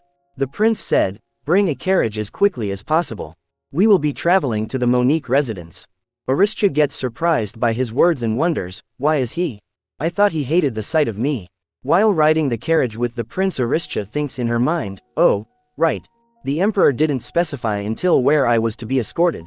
He must be taking me home just to be safe. The prince looks at Aristia and thinks in his mind, she looks like she could faint at any moment. It's amazing that she arrived for an audience, and still kept her decorum while in such a state. If she's 5 years younger than me, then she must be 12 this year. She's young, and yet so determined. He said to himself, you're loved by my father. If you asked, he would have gladly let you rest. He said with a low voice, how silly. You. And I as well. Aristia asked, pardon. The prince doesn't say anything. At the Monique residence. The prince said farewell, well then, take care. Aristia said, thank you, Your Highness. Take. After the carriage left, Aristia wondered, why do I feel so empty? Just a minute ago, I wanted so badly to escape. She suddenly remembered the prince's words, how silly. She thinks in her mind, perhaps he escorted me here because he was worried about me. She then quickly remembers and thinks, what am I thinking? Something like that could never happen. He hates me, seriously. How could I think of something like that? I wasn't as scared of him today as I usually am. But that's because I was feeling unwell. I didn't have the energy to feel cautious. That must be it. Meanwhile, riding the carriage back to the palace, the prince remembers Aristia in his mind and said, I hope you feel better soon, Lady Aristia. After some time, a knight said, "Starting today, we will be your personal guard." They introduced themselves. "My name is Seymour, from the Royal Guard. And I'm June. It's a pleasure to meet you." Aristia said, "Ah, yes. Thank you. I'll be in your care." She thinks in her mind, he really sent a royal guard. 2. Even. The Royal Guard said, "From now on, we will be guarding you 24 hours a day." Aristia asked, "All 24 hours? At morning, you must be especially cautious in the morning, as it's easy to put your guard down. At noon, someone may try to breach the garden. We will always be by your side. At night, it's especially dangerous when everyone is asleep. We will guard your door." Walking in the garden, Aristia thinks in her mind, "This is a bit stifling. I've never had anyone following me around like this before. When I was an empress in the past, I never received this much protection. Yet now that I'm not even a royal, I'm being guarded. Fate is quite cruel." She thinks, "I wonder why the emperor ordered this. He even summoned me to the palace for confirmation. The government should be busy taking care of the lands.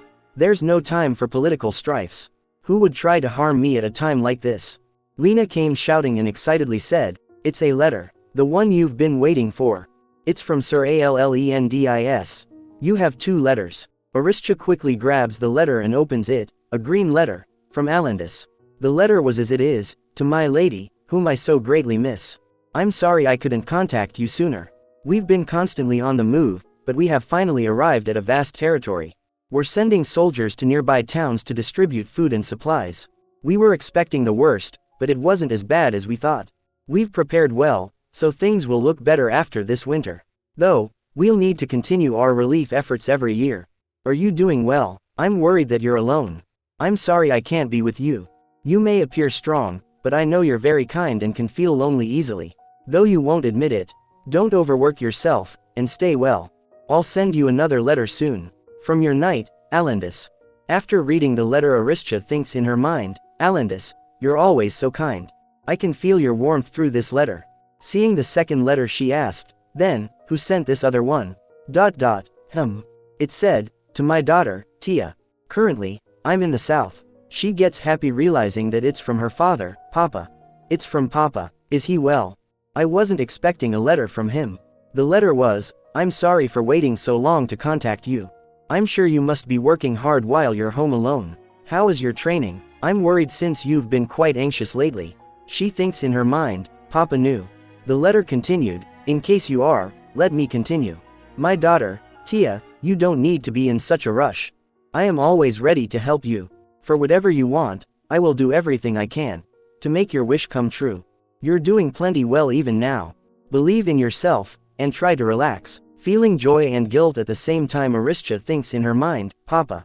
I'm such a fool. Papa has been supporting me all this time. Yet I didn't accept and tried to do things all on my own." She then said to herself, "Papa. Allendis, I miss you." After a while, Aristia asked, "Sir Seymour, do you have a moment?" He replied, "Yes." While surprised, he said, "That attire." Aristia asked him, "Would you help me for a bit? I thought it might be better for you to do other things instead of just guarding me all day." She asked, "I would like you to teach me about sword fighting." She thinks in her mind, "Right, I shouldn't be anxious anymore. I'll start over as if I'm beginning anew. Slowly, one step at a time. That is how I can repay the kind wishes of everyone who believes in me." Allendis was looking outside through the window. His father came and asked, "Are you still awake? We have to go on patrol again early in the morning." He replied while shuffling the papers, "I'll ensure that this doesn't affect our work. You don't need to check up on me like this." The Duke then said, "Looks like you're still holding a grudge. Alexis isn't well, so of course you'll have to come as his younger brother. And it was by the Emperor's order that you are here. You should obey." He told, "This is something you've brought upon yourself. She is still the prince's future fiancée, yet you've wandered near her. Since this reached even to the ears of the Emperor, of course you would be sent here." Allendis said, "I'll admit, I've gone too far. But even as you say so, aren't you thinking the same as me? Though, I suppose I'm not the one you're hoping for." The Duke said with a serious tone, "Don't say something you're not sure of, Allendis." He aggressively said, "Your words may end up ruining our family and marking us as traitors." While leaving, he said, "Stop thinking about useless things and go to sleep." After the Duke left, Allendis holds a paper and said, "Up until this point, I've worked so hard. I'm not going to give up so easily. At Monique residence. Seymour said, be aware of your posture, Lady Aristia. While getting guide from Seymour, Aristia thinks in her mind, as requested, Sir Seymour guided my training. He only taught me the basics, but that was all I needed to overcome the wall that was blocking me. Seymour said, that's all for today. You did well. Aristia replied, thank you, Sir Seymour. He said, you're improving every day. I don't have to do much. The talent of House Monique is surely amazing. While smiling, Aristia thinks in her mind, but I didn't overcome these obstacles through my own strength alone. Seymour said, I'm your guard. Aristia said, you can still join me for tea. While having tea, Aristia looks at Seymour and thinks, it's great that he came here. Seymour suddenly gets more attentive. While confused by his behavior, Aristia asked, Sir Seymour, what's wrong? He told, someone is approaching. Aristia said, what? But this garden is within the mansion. Seymour said, stand back, Lady Aristia. They heard someone coming behind the bushes. Seymour asked, who goes there? Show yourself. Karsane come forwards from behind the bushes and said, a royal guard. Why is an imperial royal guard here? Aristia thinks in her mind, that voice. She said, oh, it's you. Seymour shouted, do not come any closer. If you have some business with Lady Aristia, you must tell me first. Aristia stops him and said, Sir Seymour. It's all right, he's an acquaintance. Would you excuse us for a moment? Seymour replied, yes, understood. While Seymour stares at Karsane while going away, Karsane asked, what's with him? Aristia told, he's my personal guard. Karsane said while feeling annoyed by Seymour's gaze, I can tell that much by looking at him. Aristia said, it's been a while, Sir Karsane. He replied, ah, yeah, it has. Aristia then asked, what brings you here? I thought you weren't going to see me again. Sine thinks in his mind, she's right. I don't know why I came here again. Looking at Aristia, he thinks, but at least, she looks better now. She asked, was there something you needed to tell me? Unable to answer, he said, hey, you. No matter how much there's no way I can let something like that pass. While surprised by his words, Aristia asked, excuse me. Karsane said, last time, you told me that I should learn manners befitting one of a noble house. But you're the one who showed a lack of proper manners by chasing out a guest. Even if our houses are of the same alliance, your attitude and choice of words that day would be enough to cause a feud between us. So, do you have anything to say for yourself? Aristia wonders, he came here just to say that. She admittedly said, indeed, you are correct. While apologizing, she said, yes, I was rude that day. I sincerely apologize, Your Grace. Karsane, shocked by her, said, huh, what? Why are you apologizing so easily? I thought you'd get mad. Aristia asked, do you consider apologizing to be a dishonorable act? He told her, yes. Having to lower yourself in front of another person. Aristia asked, and what about it? Not apologizing even when you're in the wrong, not thanking even though you've received someone's grace. Isn't that what you should consider dishonorable and without manners? Avoiding to answer, he said, that's. Aristia asked, and, are you aware? She said, your informal behavior towards me is enough to start a feud between our houses. Getting shocked by her words, Karsane said, oh, well, that was. I'm sore. I mean, please forgive me, Your Grace. Aristia said, I accept your apology. Then she asked, now, what business brought you here today? Feeling pressured by her, Karsane said, well, I was supposed to help you. No, Lady Aris. She asked, did you come all this way to teach me about honor? He said no, I mean. His mind doesn't work and he couldn't say anything to explain. He thinks in his mind, why did I come here? Darn it. This wasn't the plan. He then said, whatever. This is who I am. What am I supposed to do? I'll just be informal. If you have a problem, then submit an official objection. She said, all right, I'll send my complaint to Duke Arkant. Is that all right? He asked, you're really gonna do that? He said, fine, go ahead and do it. It's not like it'll kill me. He then curiously asked, so, are you really gonna tell him? After that, Aristia tries to control herself but she starts giggling and laughing. Karsane thinks, I heard something. Aristia starts laughing, ha. He also starts chuckling. He said, oh, so you do know how to laugh. It suits you. After hearing that, Aristia calms herself. He thinks, looking at her, oh, she went back. Scratching his head, he said, so, since we apologized to each other, we're even now. Right? Aristia asked, what do you mean? He then said, I mean, you can start visiting my place again. Aristia said, I don't need to visit you anymore. While surprised he asked, what? Why, are you still mad? She said, that's not why. Sir Seymour over there is a very good instructor. She thinks, PFF'd. Look at him. He said, huh, that night, oh yeah. Looking at Seymour he said, I've been wondering, why is a royal guard here? He asked, you're not a royal, right? She told, I'm still expected to be a part of the royal family. He asked, what? She said, anyway, you should have some tea while you're here. Lena, please bring some more teacups. Lena replied, yes, my lady. While drinking tea Aristia thinks in her mind, I can tell what he's thinking. I said I wouldn't marry into the royal family, yet I'm being guarded by their power. He must think it's odd. While Karsane was processing everything and thinking, she thinks, I hope he doesn't say anything careless in front of the knights. Karsane then said, well, that's fine. I have my father's orders, so I'm not going to sit back and watch. Slamming his hands he said, let's do it this way, then. You can continue training with the knight. And, I'll just come visit you. While surprised Aristia asked, pardon. Feeling excited he said, right. That will be good, and I can see how strong a royal knight is, too. Aristia asked you're going to visit me. He continued, and it'll be nice if I can learn a thing or two as well. Trying to figure out Aristia said, hold on, Sir Karsane. You can't just decide to. Karsane said, it's fine. Going back and forth is fine with me. Aristia thinks in her mind, I'm not fine. Looking at them talking Seymour thinks what are they talking about? Karsane then said, then, that's the plan. Let's get along, alright. Looking at his fiery personality Aristia thinks in her mind, he's so pushy. Then Karsane jumps and said, since it's decided, let's start our training now. And just like that, the second day of training began.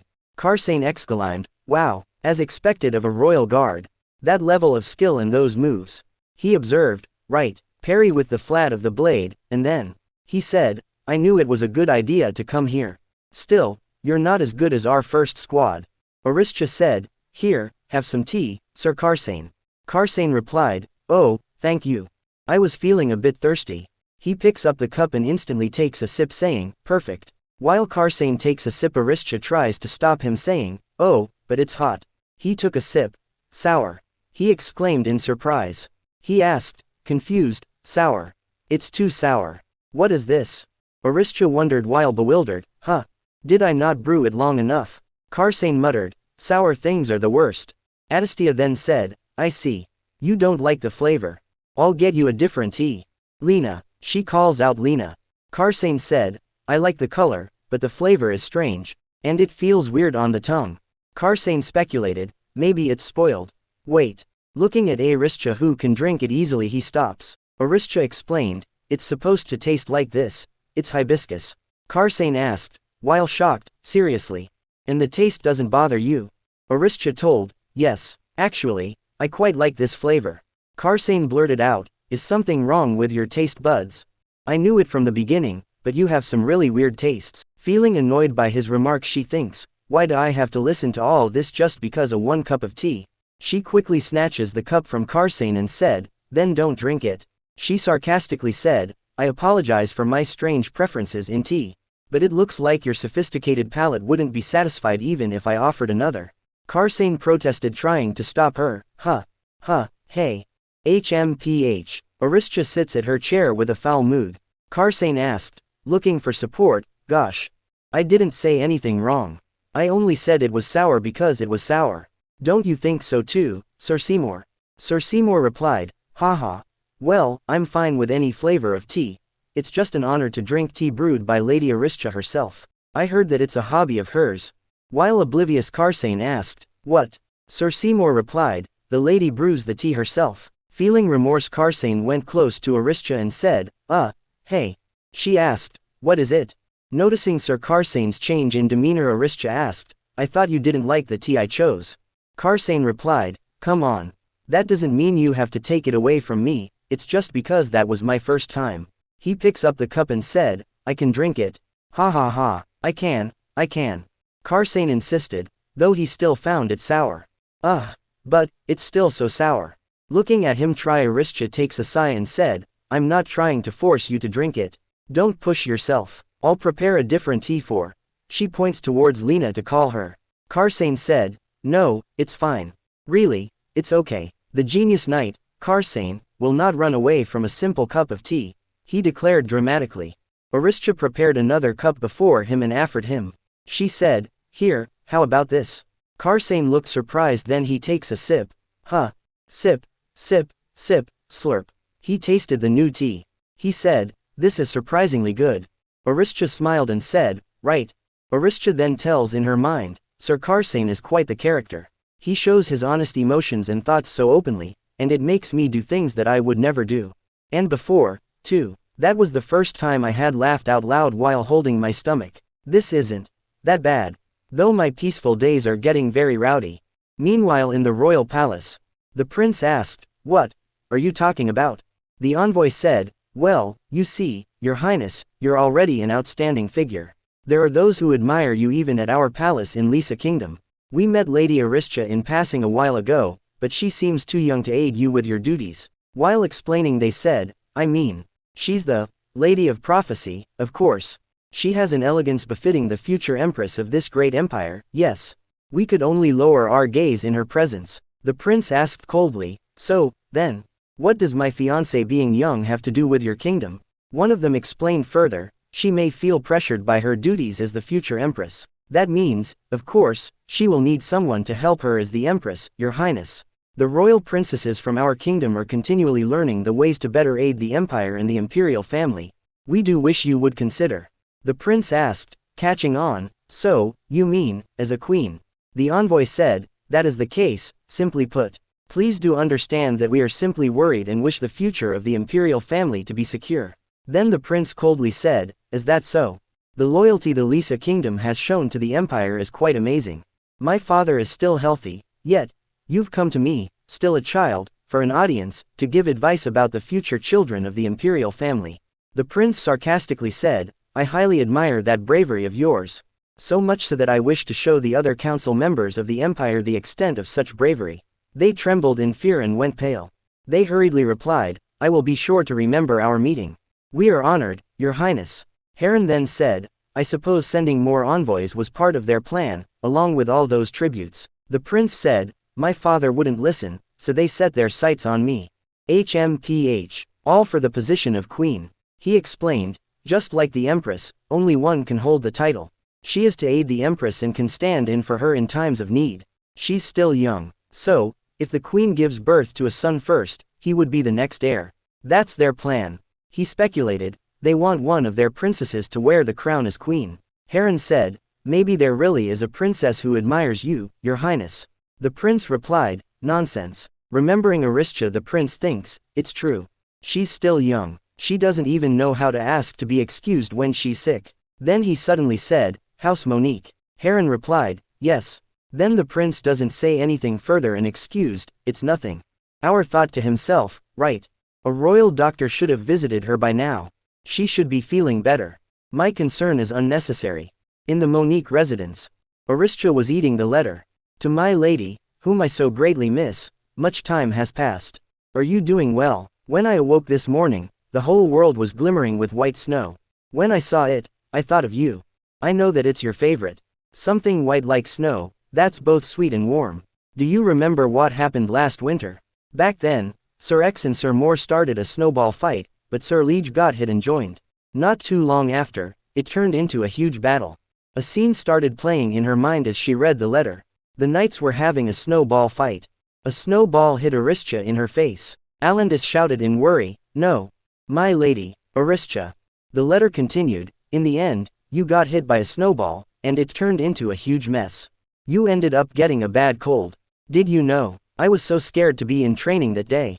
His Grace was merciless. I was sure someone would die. Yet despite that, you're probably laughing while reading this. Aristia smiles and said, well, that's true. So, Aristia, when you need to go outside, make sure to dress warmly. Don't overwork yourself while training alone in the snow. In spring, a special gift will arrive just for you.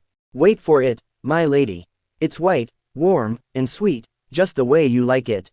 After reading the letter, Aristia said to herself, gee, Alandis. He must be busy, yet he's thinking of these things. Don't tell me he's going to make white chocolate from all the way over there. She thinks, a gift. Ah. She calls out Lena, and said, bring me my craft box. Going up the stairs Lena asked, what will you need it for? While smiling she replied, I'll make bookmarks. Oh, and bring me the leftover silver tassels from last year as well. Karsane, who was also present, asked, hey. You're quite lively today, aren't you? Aristia said, good morning, Sir Karsane. Sitting near Aristia he asked, what are you making? Aristia replied, bookmarks and sword tassels. Karsane asked, who are they for? She explained, for the knights of the second squad. And my precious friend, who is far away. They left so suddenly, so I couldn't give them anything. I'll make these while wishing for their safe return. Karsane, while thoughtful, said, a precious friend. He asked, what about mine? What will you make for me? She replied with a question, why do I need to make something for you? While shocked he asked, why not? We train together every day. She asked, so, we're not close enough to exchange gifts, don't you think? He gets baffled in shock for a moment and unable to reply. Not close enough. He then yelled, I'm gonna head out first. Aristia Hen said, oh, okay. I'll get ready right after cleaning this up. Sir June, please call Sir Seymour. Looking at T leaving in anger, Aristia wonders, does he want a bookmark? After some time, going outside to train, Aristia said, sorry for being late.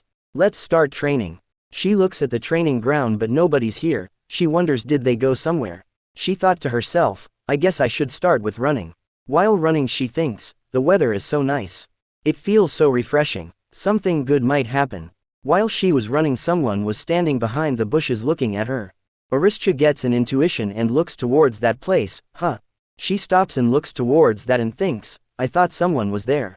She starts running again and thinks, was I mistaken? Or, someone quickly gets out from the bushes and Aristia thinks to herself, I knew it. It must be Sir Karsane.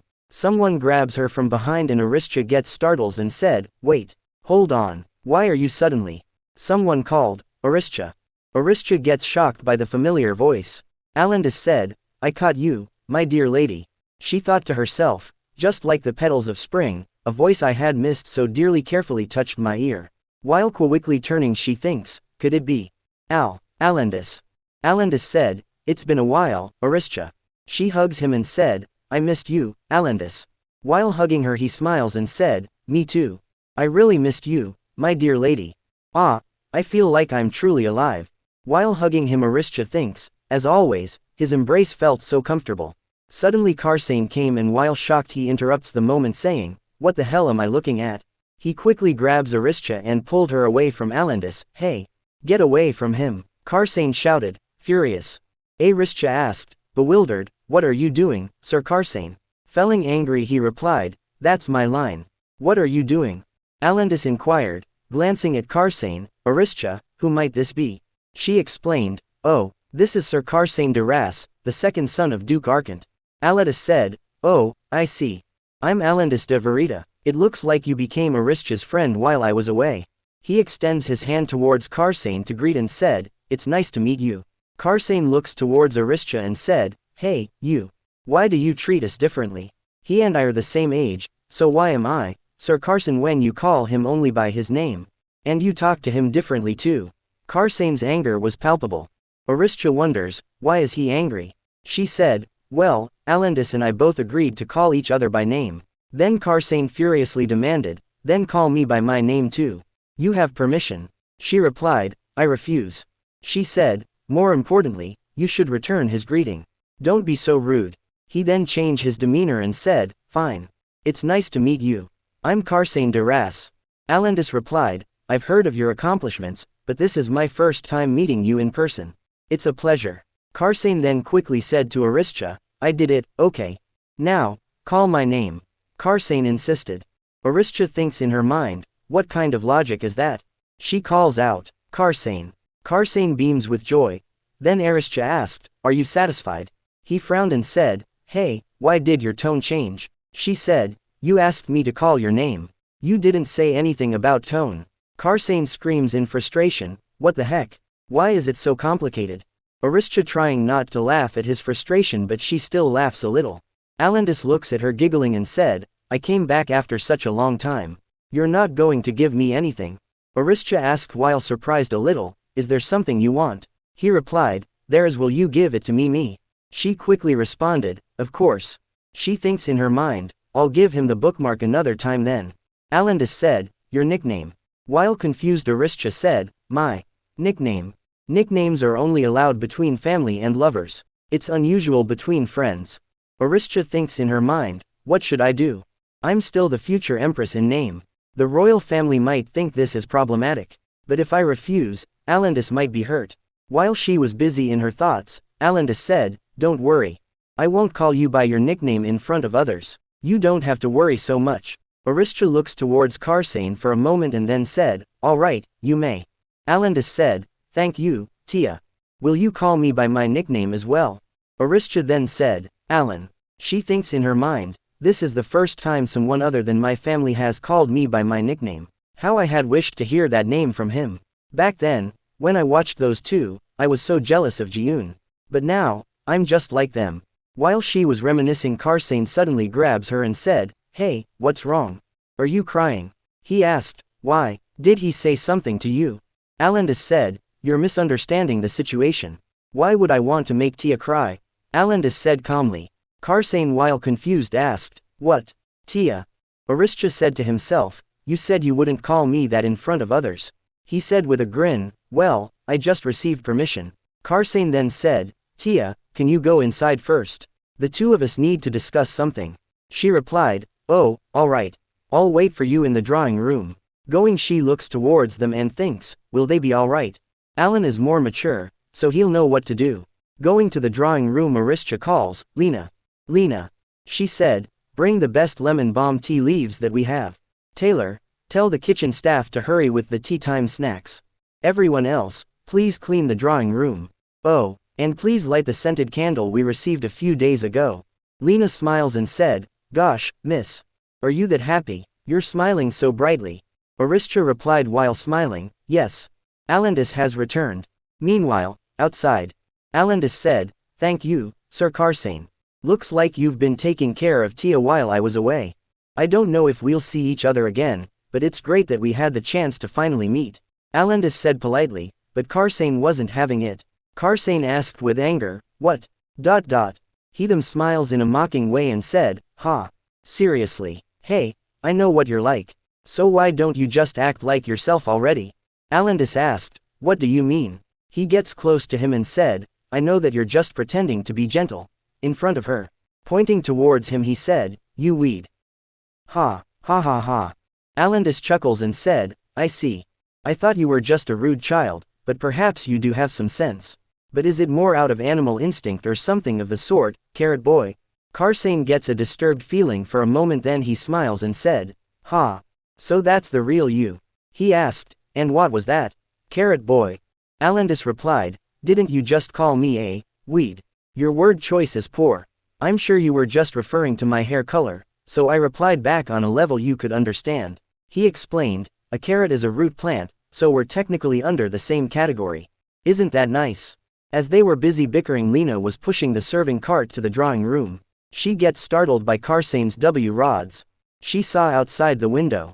Karsane freaks out and grabs Alandis by his collar and said, you jerk. She gets agitated seeing them quarrel and she dashes away to call someone. Karsane then said in anger, don't run your mouth as you please. Alandis said, I see that you've been eyeing Tia while I was away, but it's time for you to go. Karsane, while furious, asked, what did you say? So what if I don't go? What are you gonna do about it? Alandis said, she's mine. I won't let you take her. Karsane asked, ha, how is she yours? Alandis slaps Karsane's hand away and asked, how much do you know about Tia? Karsane was unable to answer. Alandis then said, listen carefully. Our first meeting was on September 3rd, year 958 at 2:43 p.m. On that day, Tia wore a blue dress that came down to her knees. Up to today, we've met a total of 562 times. We've spent 3,226 hours together. We've had a total of 1,358 cups of tea together.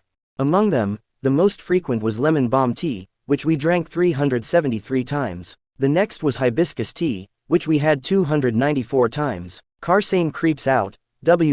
What? Alandis continued, we've hugged 901 times, and I've patted her on the head 1,384 times. He then asked, now, tell me, how many hours have you spent with Tia? Karsane replied, you're totally insane. You've been counting all of that. Pointing towards him he asked, you weed. Does she know that you're this crazy? Alandis asked, what do you think? Karsane replied, you're nuts.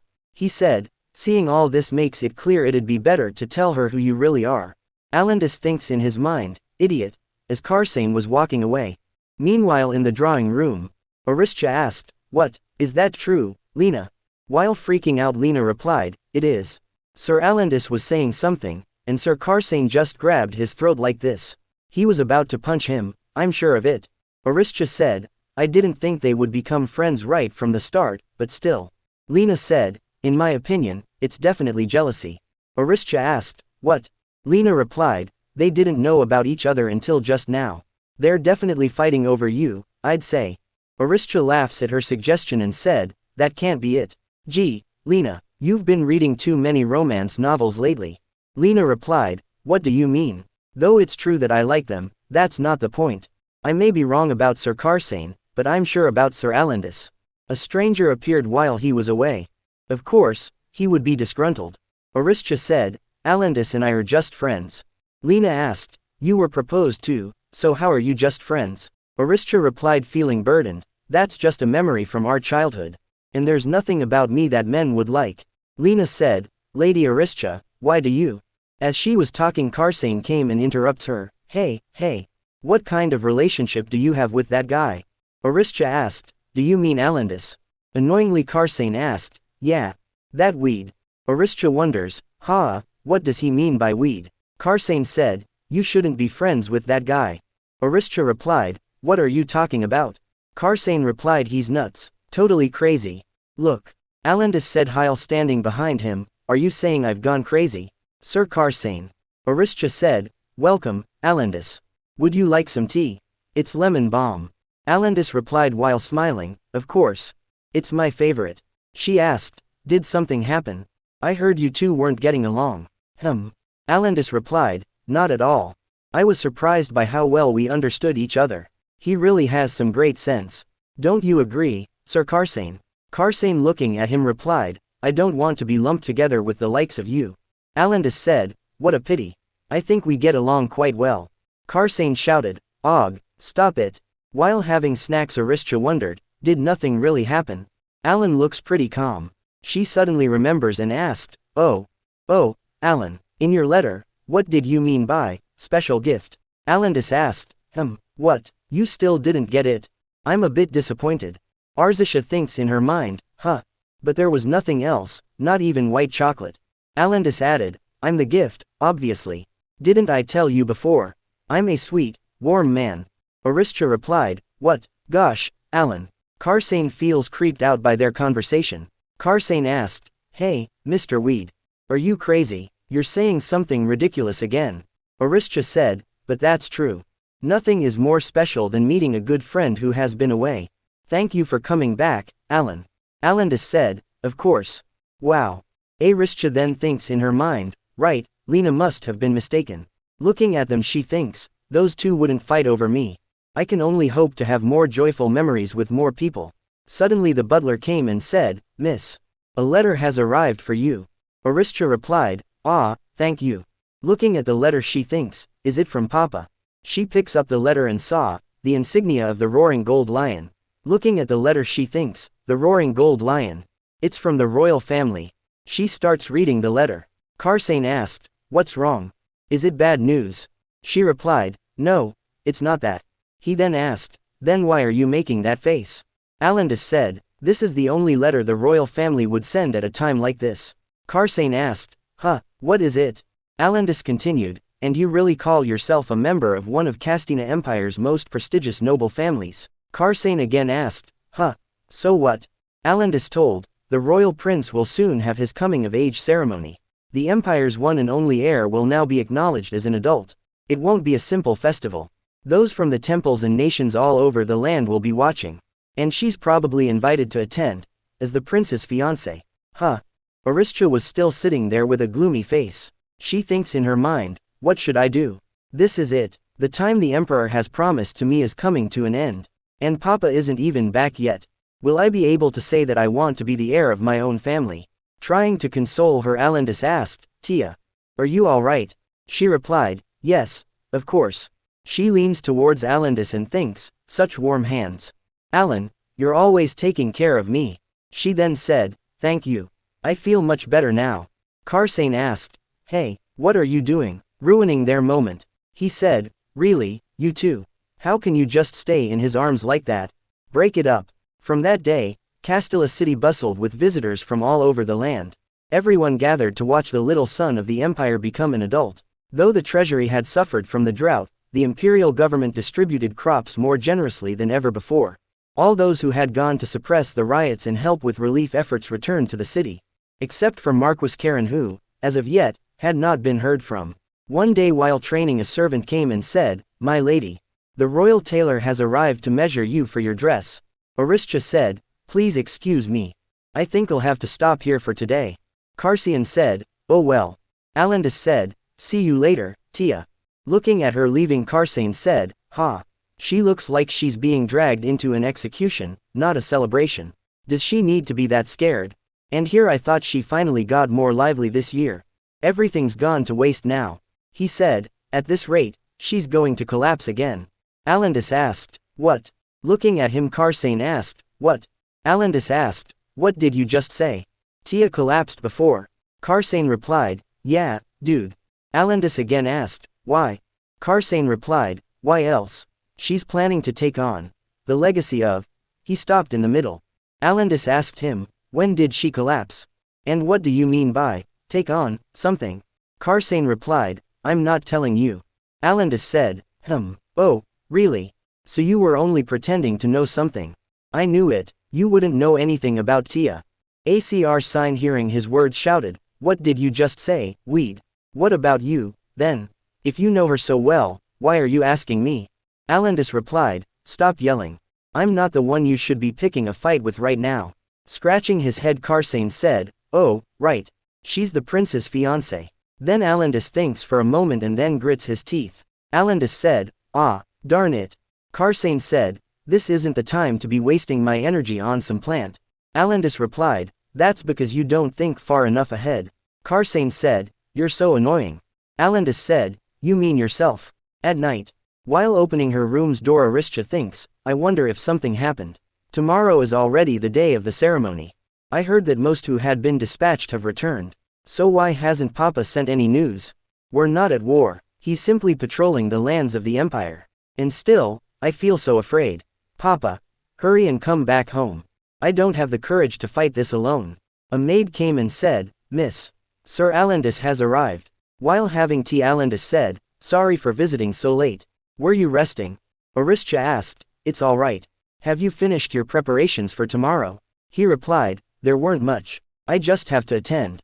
Looking at her worried, Alandis said, but why do you not look well, my lady? Aristia smiles hearing words of consoling. Alandis said, it's upsetting. Actually, I heard from Sir Karsane that you were very sick while I was away. And that you're anxious, as if you're being chased by something. Aristia stuns for a moment, then averting her eyes she said, I see. Alandis continued, I sent you that letter since I thought you would be troubled. But it looks like it didn't help. Aristia thinks in her mind, Alan. I made you worry even though you were so far away. Then Alandis said, I know this isn't a good time, and that I'm being hasty. Tia. But I think I have to say it now. A little, even if it's just a little, it's fine. So why not open up to me? He continued, you're kind, but you never show what you're truly thinking. That's why I don't know why you're suffering, why you don't like the prince, and why you wish to escape from the royal palace. Aristia said, Alan. He continued, I've been watching you all this time. You're suffering. And yet I can't help you because I don't know the reason. He stands up and said, won't you talk to me? He grabs her hands and said, tell me what you fear and how I can help you. Looking at him, Aristia thinks in her mind, Alan. He has worried about me this much. What should I do? Would it be all right to tell Alandis? Suddenly Aristia heard a voice in her head, don't say anything. Aristia looks towards the voice, it was her past self. She told, tell him nothing. Are you going to show him this endless darkness just because of a few sweet words? Will he believe you? You think he'll take what you say seriously? And what if you get abandoned again? Aren't you afraid? While she was thinking, Alandis said, "Trust me, Tia. I want to share your burden." Aristia thought to herself, "Share my burden? Alan has always been gentle and kind. And he listens to me. Right, I must gather the courage to talk about it. Otherwise, I will never be able to move on from this place. I promised to live on with the people around me. And even though I tried to hide it, you didn't neglect me. You kept asking me how to help." She then said to Alandis, "All right. I'll tell you, Alan." After that, for a few moments Aristia doesn't speak. She thinks in her mind, "But how should I tell him? Even if it's Alan, would he believe what I say about the past? I don't want to be treated like I'm mad, because I've already gone insane once before. Should I just say that everything was a dream? No, it's alright. If it's Alan, he'll surely believe me. I'll trust you, Alan." She then spoke, "I feel like I've woken up from a very long dream." She told, My life right now is the second one I've woken up to after dying. What do you think?" I told Alan about everything that had happened to me in the past. About the true girl of prophecy, about how much I suffered while watching Jiyun and Ruve, about how I lost my child, and how I stabbed the prince after learning that my father was dead. I loved the royal prince very much, and it was painful. I was lonely, in pain, and fell into despair. I desperately tried to escape, but in the end, when I opened my eyes, I had returned to my 10-year-old self. It's been a few years since I first woke up, but I can't find a way to make up for this lack of time. I want to escape that gruesome future. But I don't know what more I can do. I don't know." After telling everything, Aristia looks towards Alandis and wonder, will he believe me? Alandis said, "I see. That must have been painful, Tia." Hearing his words, Aristia thinks, his words are so gentle. I knew Alan would. Aristia hugs him and starts crying. Alandis said, "You're all right now, Tia. You just had a very bad dream. Pay it no mind. In the end, it's just a dream." Aristia looks at him shocked and said, "Alan." Alandis continued, "But this is a bit unsettling. Why are you suddenly talking about a dream? That's not what I asked you about." He asked, "Did you bring it up because you still can't trust me?" Still shocked, Aristia looks at him and thinks, "I see. That's it." She said, "Alandis, you think I'm lying. From the start, you didn't expect me to open up and be honest in the first place, right?" Alandis replied, "That's not true. I'm just saying, after seeing you worry, I know how hard it is for you to talk about it." Aristia thinks in her mind, "So that's it." She said, "I know that it's hard to believe. I know how silly it sounds. Still, I thought, if it was you, my words would be taken seriously." Concerned by her words, Alandis said, "Tia." She thinks in her mind, "I told you something that I didn't even tell Papa. Only to you. I thought you would listen to me." She yelled, "You told me to trust you, yet you're the one who doesn't trust me." Shocked by her words, Alandis said, "Tia. That's not true." She continued, "You shouldn't have asked me anything. Then at least I wouldn't have noticed." She thought to herself, "Then I wouldn't feel so betrayed." Alandis apologized saying, "Tia. I'm sorry." He said, "It's all my fault, so please don't push me away." Aristia pushed his hand away while Alandis was saying, "I won't ever ask you about it again, so please." While walking away, Arsita said to Lena, "Lena. Our guest will be leaving now." Alandis called from behind, "Tia. Wait. Tia." Aristia said once again, "Please leave. Go." The day of the prince's coming of age ceremony. Maids were preparing. Aristia, "Where's that sapphire pin?" "Not this one, something brighter." "Yes, that one. And bring a ribbon. Could you raise your chin a bit, my lady?"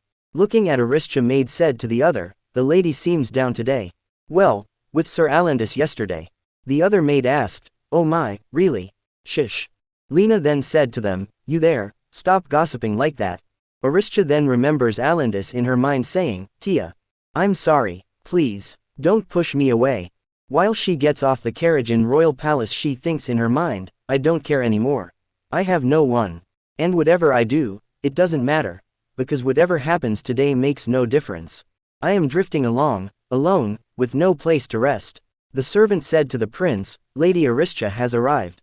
Aristia greets the prince saying, "Greetings, your highness, the future son of the empire. It is I, Aristia Monique." She thought to herself, "I feel like I am once again an empty shell." Looking at his emotionless expression, the prince asked, "Why are you?" He stops in the middle and thinks, "What's with that expression?" Then he said, "Never mind, let's go." The prince then grabs her hand and walks to the banquet hall. The announcer called, Ruvalis Kamaludin Shana Castina, the royal prince, and Lady Aristia Monique. Duke Arcant standing with his son said, Greetings, your highness. Duke said while bowing, Congratulations on your coming of age, your highness. Alandis present beside his father looks towards Arcidas and she also looks towards him. She thinks, Alan. Our eyes met. The prince after noticing that glances towards Alandis and thinks, House Verita. The ceremony began. In accordance with imperial tradition, the royal prince will be crowned as an adult. Now, take this crown and sword. Everyone celebrated and congratulates the prince. Congratulations, your highness. Glory to the Castina Empire. The prince said, I am happy to see so many here to congratulate me on this important day. I am deeply thankful to you all. Please enjoy tonight's banquet. The crowd shouted, Thank you, your highness. Leaving the banquet hall, Aristia went aside to get fresh air. Phew, it's suffocating. I feel nauseous from the crowd. If only Papa was here. While she was busy thinking, she heard a voice, Tia. She looks towards Alandis and said, Alan. Holding the crown, Heron said, I shall put this crown away. The prince asked, Where is Lady Aristia? There's still more for us to do today. Heron replied, She said she needed to leave for a moment to touch up her appearance. Heron said to a servant, Send someone to. The prince cut him off saying, There's no need. The prince thinks in her mind, Chancellor Ruth's second son. I've heard about him. That he's been training at the Monique residence. I heard they were close. But I thought it was simply because they were acquaintances under the same alliance. But, is that really the picture of those who are simply acquaintances? He thought to himself, I see you can show so many expressions in front of him. Yet all you show to me is fear or nothing at all. Meanwhile Aristia leaves Alandis. He tries to talk to her and stop her but she left. Looking at them Karsane thinks. What are they doing? Looking at Aristia arriving in banquet hall, Heron said, She's arrived, your highness. Aristia wonders, what am I doing? I hope my eyes aren't red. I feel conflicted. She gets startled as Prince comes close to her, your highness. Forgive me for leaving my position. Looking at her, Prince thinks, this reaction again. He smiles and said, Dear lady. Asking her hand he said, Would you do me the honor of being my first dance partner as an adult? He thinks in his mind, I'll hear it today. The reason why you make that face? She replied, Yes, of course, your highness. While everyone was looking at them they started dancing. People present their talks to each other, oh my. Lady Aristia has yet to make her debut, correct? This is my first time seeing her. She's so calm and mature. She looks so elegant, as expected of the prince's fiancé. She'll become a beautiful woman when she's older. While dancing Aristia thinks in her mind, cold hands. And dancing in silence. The same banquet, and the same dance as before. She recalls in her mind, in my past life, right here in this moment, this was when my heart was captured by him. It was my first time at a banquet, and people's eyes wouldn't stop following me. Amidst the confusion, he smiled and reached out his hand to me. Though it was only a formality, he was my one and only. She wonders, what's different from the past and now? Perhaps I'm still walking the same fate as before. I was pretentious before the god.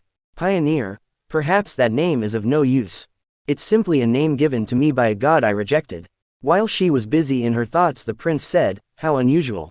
She asked, What do you mean? He asked, Isn't this your first time dancing? Yet you seem very experienced. She replied, I've been practicing. She said to herself in her mind, countless times in the past. The prince asked, Practicing? But I can clearly see that you're not focused. Perhaps there's another dance partner you've been practicing with to get this good. She replied, How could that be? I would never. He said, Really? Then, looking towards Alandis he asked, How about that one? The younger son of Duke Ruth. Aristia also looks towards Alan. She tripped and was about to fall but the prince quickly grabs her. She said, Your highness. The prince said, How unpleasant. Then they stopped dancing and everyone claps at them. That was amazing. Those two look gorgeous together. They applaud that how amazing they were together. The prince then said, Thank you for being my dance partner during my first dance. She replied, Oh, no, the honor was all mine. Then the envoys started presenting gifts. Congratulations, your royal highness. This gift is from the royal family of the Rua kingdom. The second queen of the Yit kingdom sends this gift. This is from the Sopu kingdom. Sitting on a chair Aristia wondered, So then, when should I speak with the emperor? Once the envoys are done, everyone will move to another location. At that point, there won't be a lot of people. Sitting besides her, the prince said, "You." She replied, "Why yes, Your Highness." He said, "I've always thought it was odd, but why are you so scared of me?" She replied, Scared? I don't know what you mean." The prince said, "I'm sure you know very well what I'm talking about. Perhaps you remembered what happened when we were young." While oblivious, she asked, "When we were young?" He thinks in his mind, "I guess that's not it." He asked, "Then perhaps it's because of that pioneer middle name." She asked, "How did you?" The prince said, "Though unlikely, you now hold a right to succeed the throne. And you were chosen by prophecy. Father commanded it be kept a secret, but of course, I'd be aware of an imperial order." She asked, "What do you plan to do about me?" He suggested, "A queen. It would be safe for you to be the queen instead of the empress." She thinks in her mind, the queen. The prince's future queen. From his point of view, I'm an obstacle. Of course, he would think like that. The prince continued, "Since your family has been loyal for generations, I will allow you to keep your status. Will that be fine?" She gets scared thinking about the horrible past. The prince looks towards her and asked, "Why are you making that face? Shouldn't you be glad? The honor of your family will continue. Isn't that what you were worried about?" Aristia thinks in her mind, "No. That was a mistake. I shouldn't have asked. Even if I become queen, Jiun will still appear in this world. Then, the true lady of prophecy will be revealed. I should have told him that I wanted to succeed my family. But if I speak of that now, I will be rejecting the royal prince's offer.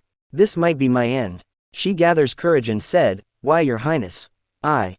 The people in audience suddenly started talking to each other. Looking at them talk, the prince said, "Looks like someone just arrived." Aristia looks towards the shining robe of the person coming and stands up. Her father came and greets, "Please forgive me for being late. Greetings, Your Majesty, the sole son of the empire, and to you, Your Highness, the future son of the empire." Looking at him, Aristia almost cried. Her father continued, "It is I, Karen Monique, commander of the second squad. I have returned." Aristia, while looking at her father, thinks, "Papa. He's returned safely." The emperor said, "You're finally back, Marquis. Do you know how worried I was to receive no word from you?" Her father said, "My apologies. I was rushing to arrive in time for the prince's ceremony, so I was unable to send word in advance." Then the emperor said, "I see. Well, it's great to have you back. You should rest for now." He replied, "Yes, Your Majesty." Then the emperor said, "And I, too, will take a short stroll." After that, Aristia went close to her father and calls, "Papa." Her father asked, "Tia, have you been well? Looks like you've grown a bit." She replied, "And you look a bit worn out. I'm glad that you're safe. I've been waiting for you. I wasn't sure when you'd return." Really?" She finally cried. Consoling her, he said, "A grown lady shouldn't show her tears so easily. What will everyone think?" Walking towards them, the emperor said, My. Looks like your daughter is still a young girl, Marquis." Her father replied, "It's just as you've said, Your Majesty. Perhaps it's because I've been too easy on her." The emperor asked, "You, being easy? That's hard to imagine." Her father replied, "As you can see, my daughter still has a lot to learn. I believe she's not mature enough to support the prince, who's now already an adult." Hearing his words, the prince gets confused. The emperor asked, So then? Marquis said, "I think it is time for me to announce an heir for my family." Jokingly, the emperor asked, "Are you perhaps thinking of marrying again? Who could it be?" Marquis replied, "No, of course not. I wouldn't do such a thing. And I definitely can't do such a thing. I'm sure you would know about that best, Your Majesty." The emperor gets shocked for a moment. Marquis continued, "She is my only child, now and in the future." The emperor asked, "Don't tell me you're planning to train her. Are you serious? You were always reluctant." Her father said, "I wonder." The prince recalls and thinks in his mind, the heir of House Monique. Is that why she was learning how to wield a sword?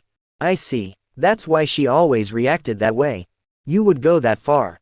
The prince said, "Marquis Karen, this is all too sudden. I do admit that I haven't shown my appreciation for your daughter until now. But I've never once denied her either. It is a matter of fact that Lady Aristia is my partner sent by God. Yet, now you want to decide on an heir." Her father replied, "I admit that I have no excuse for that matter." Then the prince said, "We should discuss this again at a later time. It's not something to talk about on a day like this." He said, "Father, there are many eyes on us. It's about time we leave. The emperor said, very well. Marquis Karen and Lady Aristia, I hope to see you again. While the people in audience whispered, the emperor and prince left. While leaving, prince takes a glance towards Aristia. Then the Duke Archant came and said, Karen, my friend, why were you so late? Imagine how anxious your daughter must have felt. Her father said, it just happened. The Duke said, gee. Kajin returned right away, so how could a commander not send any word of his own arrival? Standing besides his brother Karsane wondered. Should I ask her about what I saw? Looks like something happened between her and the weed. The Duke asked, by the way, did you lose weight? Your cheeks look a bit. No. They should be puffier, actually. Aristia chuckles hearing the Duke. Karsane then denies his action. The prince while leaving looks towards Aristia while she was talking to Karsane and thinks, it has only been a day, but a lot has happened, and a lot of thoughts have crossed my mind. Starting from this day, what will happen to me? Where am I headed? At night, while entering the room, her father said, Tia, it's me. She said, Papa, you must be tired. You should be resting. Her father said, I'm all right. You're the one who seems exhausted. Did something happen? She shakes her head and said, no, nothing much. Her father said, I'm sorry for being late without telling you. You must have felt anxious. He pats her and Aristia said, it's fine. You came back safely. Hugging her father, she thinks in her mind, I've missed Papa's hugs. When I'm in his arms, my worries melt away like snow. Right now, this is all I need. Her father said, I'll stay with you until you fall asleep. The next morning, Aristia's sleep gets disturbed by voices of someone talking, She rises up from her bed and said, so noisy. She opens the windows and wonders, what's going on this early in the morning? She looks outside.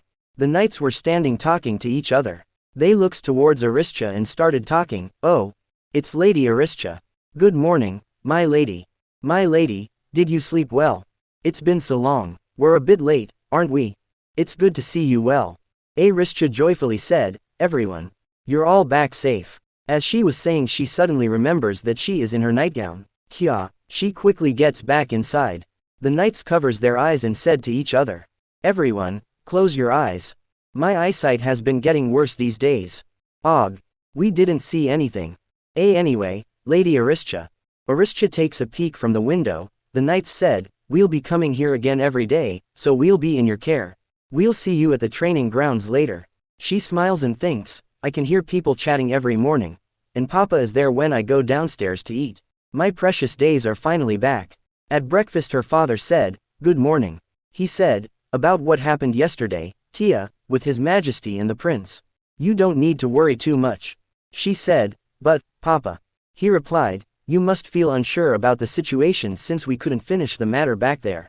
The emperor would have understood well enough, so he wouldn't do anything rash. And so would the prince. For now, you should just rest. I'm sure managing the mansion by yourself was exhausting.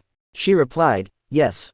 She thinks in her mind, if I am able to, I also wish to do that.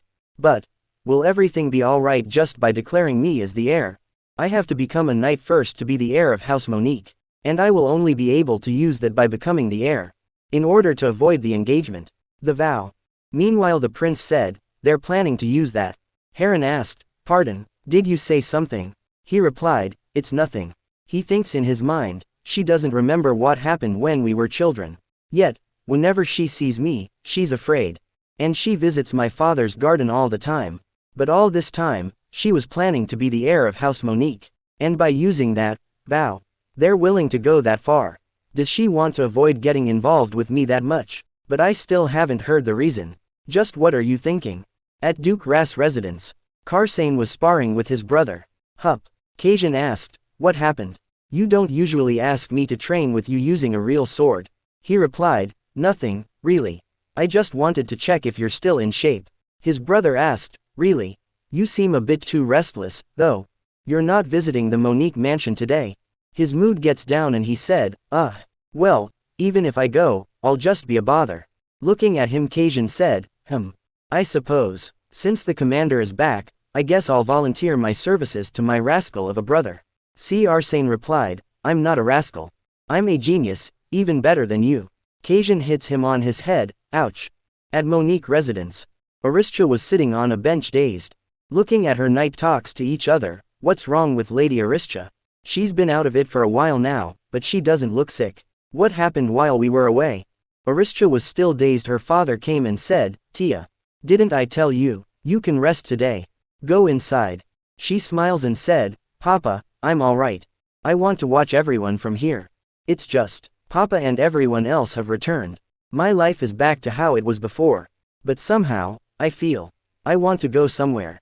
As she was talking, she thinks in her mind, perhaps I'm exhausted now that I'm so relieved, it's difficult to stay at home now. Ha! She suddenly gasped and said while fidgeting, oh, no. I didn't mean anything by that. It's just, I'm a bit tired. Her father asked, then, Tia, would you like to leave? It will take us 2 days to reach our estate outside the city. If you'd like, we can go there together. Recalling their estate in her mind, she thinks, to the Monique estate. With Papa, my whole life, I've never left the city, but deep down, I've yearned to. If I can leave this place. If it's with Papa. She replied, yes, let's go. After few days, they servants were talking to each other. Do you have everything? Alan, send Lady Aristia's luggage here on a separate wagon. One of them said, Lady Aristia, take care and be safe on your way. She replied, yes, I'll be back soon. She thinks in her mind, since going back in time, I've tried everything I could for the past 3 years. How much longer will I be able to escape? Right now, of the fate God has created. Right now, I just want to leave behind everything that exhausts me. Everything that happened, all those complicated feelings, at a place where I can forget it all. Her father calls, prepared to leave. Tia. Let's go. And go somewhere far away from the city. The prince's castle. Duje Ruth said, then, Your Highness, I shall take my leave. Walking in the hall, what he thinks, I'm so tired. He suddenly saw Duke Arkant and calls, Arkant. Arking said, oh, you're done. Duke Ruth said, I heard Karen took a vacation. Arkant replied, yes, looks like he's visiting the family estate with his daughter. It's already been a few days, so they should have arrived by now. Ruth asked, did the Emperor allow that without question? Arkant replied, he did. And thanks to that, I'm here working every day without a break. I need to rest too. Usually, the first and second commanders take turns. While thoughtful, Duke Ruth said, as I thought, it looks like they talked about canceling the engagement during the ceremony. Arkant replied, yes, though I couldn't ask since there were too many ears. Some would have noticed. And some nobles too. Duke Arkant asked, how is His Highness? He replied, how else? Discontent. He found out about it directly. So, he won't let it happen just like that. Arkant said, things are going to get noisy from now on, inside and out. Meanwhile in the carriage her father calls, Tia.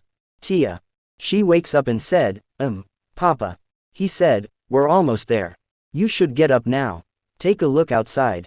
She looks outside and gets amazed, wow. After reaching, the maids and butlers welcomes them. Butler Ben said, welcome, master and young lady. Marquis said, it's been a long time, Ben. Have you been well? While smiling, Aristia asked, how are you, Ben? He replied, there's nothing going on here in this empty manor that an old, retired man can't handle. He said, I'm relieved to see both of you in such good health. The trip must have been tiring. Please, rest first. Looking at the building, Aristia thinks, so, this castle is the last line of defense for the capital. Snatting at top, Aristia looks at the scenery and thinks, I've never traveled before, so I didn't know there was such a quiet place just outside of the city. The view here is different from that of the capital. This old manor is surrounded by ivy-covered walls, with trees and flowers growing everywhere. And here I am, as if I'm running away. I've struggled for the past 3 years to escape my fate from the past, but now I've abandoned everything to run away. Perhaps I shouldn't have run like this. But I didn't have a choice. She looks at servants unloading the luggage and thinks, if Papa hadn't returned when he did, I would have been in an even deeper mess than I am now. While recalling, she wondered, Papa. Then again, Papa's talk with the Emperor. What did he mean by that? While she was busy in her thoughts, Ben came and asked, isn't the view marvelous? She looks towards him and said, Ben, I didn't know our estate had such an amazing castle. He replied, it was bestowed to House Monique by the royal family generations ago. You'll come to love this place in no time. Unlike other countryside estates, this place is quiet and peaceful. She approved, yes. He added, and you, miss, have grown so much since I last saw you. You only came up to my knees a little while ago, but now you're all grown up. How time flies. Aristia said, that was years ago, Ben. Looking at her, Ben thinks, but her eyes. They reflect a time that seems much older than her age. What hardships have you faced? He said, seems like my inadequate son wasn't able to take care of you properly. Your face is full of worry. While Aristia gets surprised he said, I must ask the Marquis to reprimand him properly. Aristia replied, oh, no. Alan has been doing well. I'm just tired since I've been busy lately, that's all. And Papa? While confused Ben asked, Papa? She turns and said, Father needs to rest since he just came back from the expedition.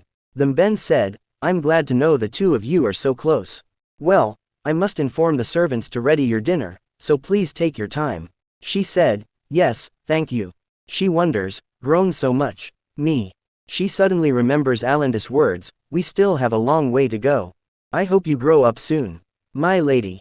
She thinks in her mind, Alandis, do you know how much I had to consider it when you asked me to trust you? And how my heart collapsed when I saw your face full of disbelief. Once again, I was abandoned by someone I thought was dear to me. That.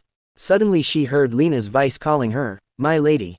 Come over here and take a look. This wagon is full of blooming flowers. She smiles and replied, I'll be there. While walking to Lena she thinks, I won't think about any of that for now. I'll only look at what brings me joy. I'll rest here without worry, that is why I'm here. Even if someone blames me for running away. Meanwhile Alandis was lying on his bed said, Tia. Recalling the moments she tells in her mind, it's been a month since we came to the estate. I occasionally learned about Papa's duties by being at his side. I also trained together with the knights who came with us. While I took a peaceful break, time flew by so quickly. Aristia was practicing with the sword ha. Her father said, you've gotten a lot better, Tia. She asked, really? Her father asked, are you having fun training? She told, yes, what I learned from Seymour and from Sir Carsane helped a lot. She said, I'm still not strong enough, but I can train for much longer than I used to. Look. Her father replied, I see. Looking at her training her father thinks in his mind, I thought she would quit after a while, but she's holding up well. The fighting style of our house is quite aggressive. It will prove difficult for her as she continues her studies. Then, perhaps. I'm done. The knight said, you've done well today too, Lady Aristia. Holding the towel Lena said, you came all the way out here, wouldn't it be better to take a break from training? Aristia replied, I have a long way to go. If I take a break now, I'll forget everything that I've learned. While she was talking her father said to Ben, send this letter to House Ras. Ben replied, yes, master. Looking at them she wonders, to House Ras. I wonder what it's about. While we've been staying here, he's been working this whole time. Even though he's busy, is he staying here because of me? Papa. At Ras Manor. The servant said, young master, you have a visitor. Scratching her head Carsane asked, gee, who would visit me so early without? He looks at Alandis and stops, He said, so, it was you. While having tea he asked, what brings you here? This is a depressing way to start the day. What's with that face? Alandis present him a letter. Carson quickly stands up and asked, what? Is this a letter of challenge? Good, I'm fine with that. Let's take it outside. Alandis said, I don't have the energy to quarrel with you. Here's my letter to Tia. Keep this for me and pass it on to her. While grabbing the letter Carsane asked, don't you know she's at her estate right now? I'll take it for now, though. He replied, I know, and that's why I'm leaving it with you. Carsane asked, you're funny. How do you know I'll be able to pass this on to her? Alandis replied, because you'll see Tia before I do. He asked, oh, really? He then asked, hey, did something happen between you and her? Alandis replied, you saw them, right? On that day, the two of them, during the ceremony. Carsane thinks for a moment and then asked, so? Alandis replied, so, I'm suggesting a temporary truce. He said, I really didn't want to say this, but, listen carefully. Tia. After Alandis left while sitting at ground Carsane said to himself, the coming of age ceremony. Well, they did seem pretty close. So what? I thought she was learning to fight in order to avoid getting married. So why were they so close? And why did they keep whispering to each other? They looked like a natural pair. As if they were like that since long before. And suddenly the weed is acting that way. Something definitely happened, but I know nothing. I don't know what's happening on either side. Only I don't know. He then shouted, whatever. Why should I care about who she marries or who she has a fight with? He said we're just friends. We're not close enough, don't you think? Or not, whatever. I should just keep training. He starts training. While training he dozes off, but I wonder if she's training properly. He then realized, what am I pondering about? Focus. He again thinks, she didn't faint again, did she? She's so fragile, she'd break a bone if someone hit her. Is she training like a crazy person again? While he was dozing off his father came and startled him. He shouted, "Father." His father laughs and said, "Haha. Having a hard time focusing?" He asked, "What were you thinking so hard about that you didn't even notice me approaching?" Changing the topic he said, it's just.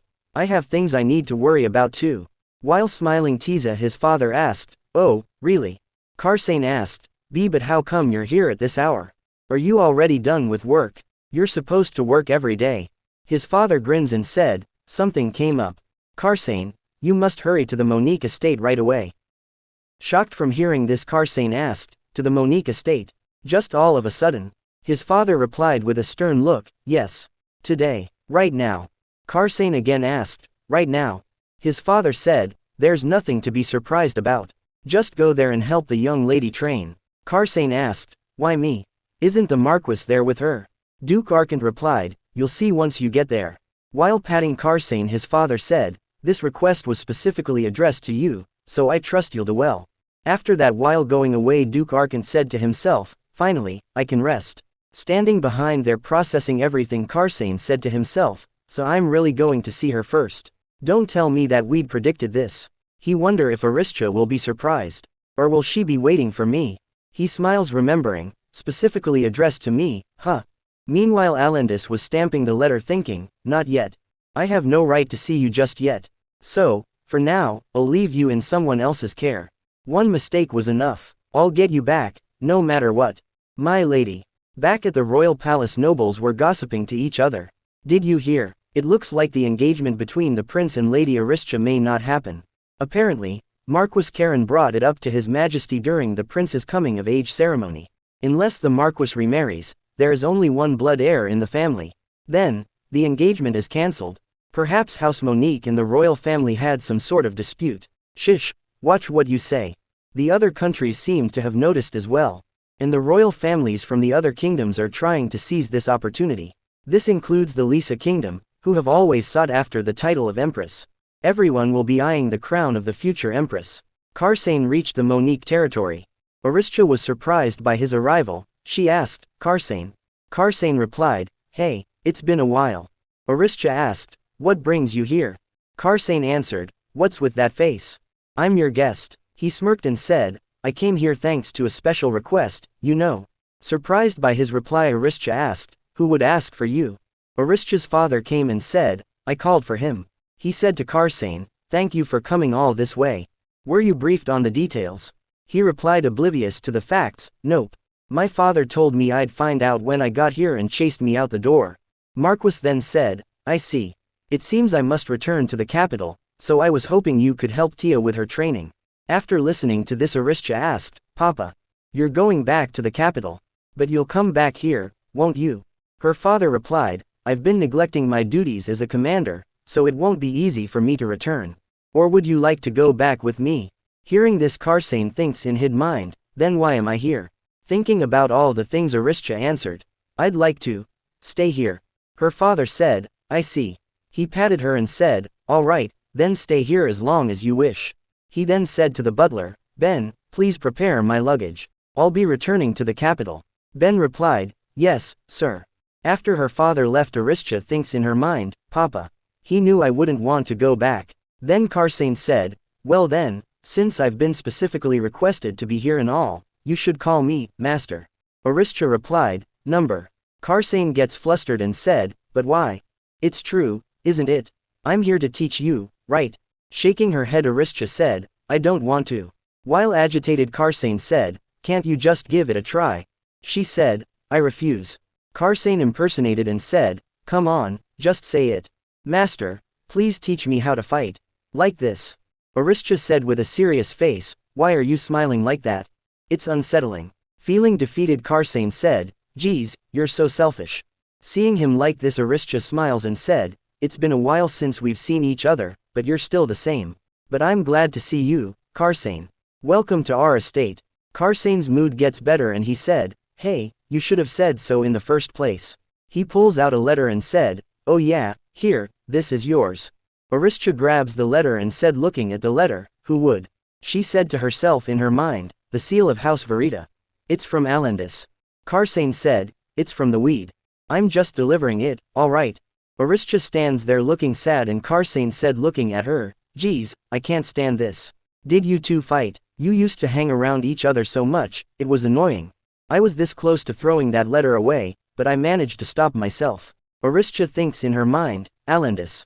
We haven't contacted each other since we last parted, but he knows that I'm here.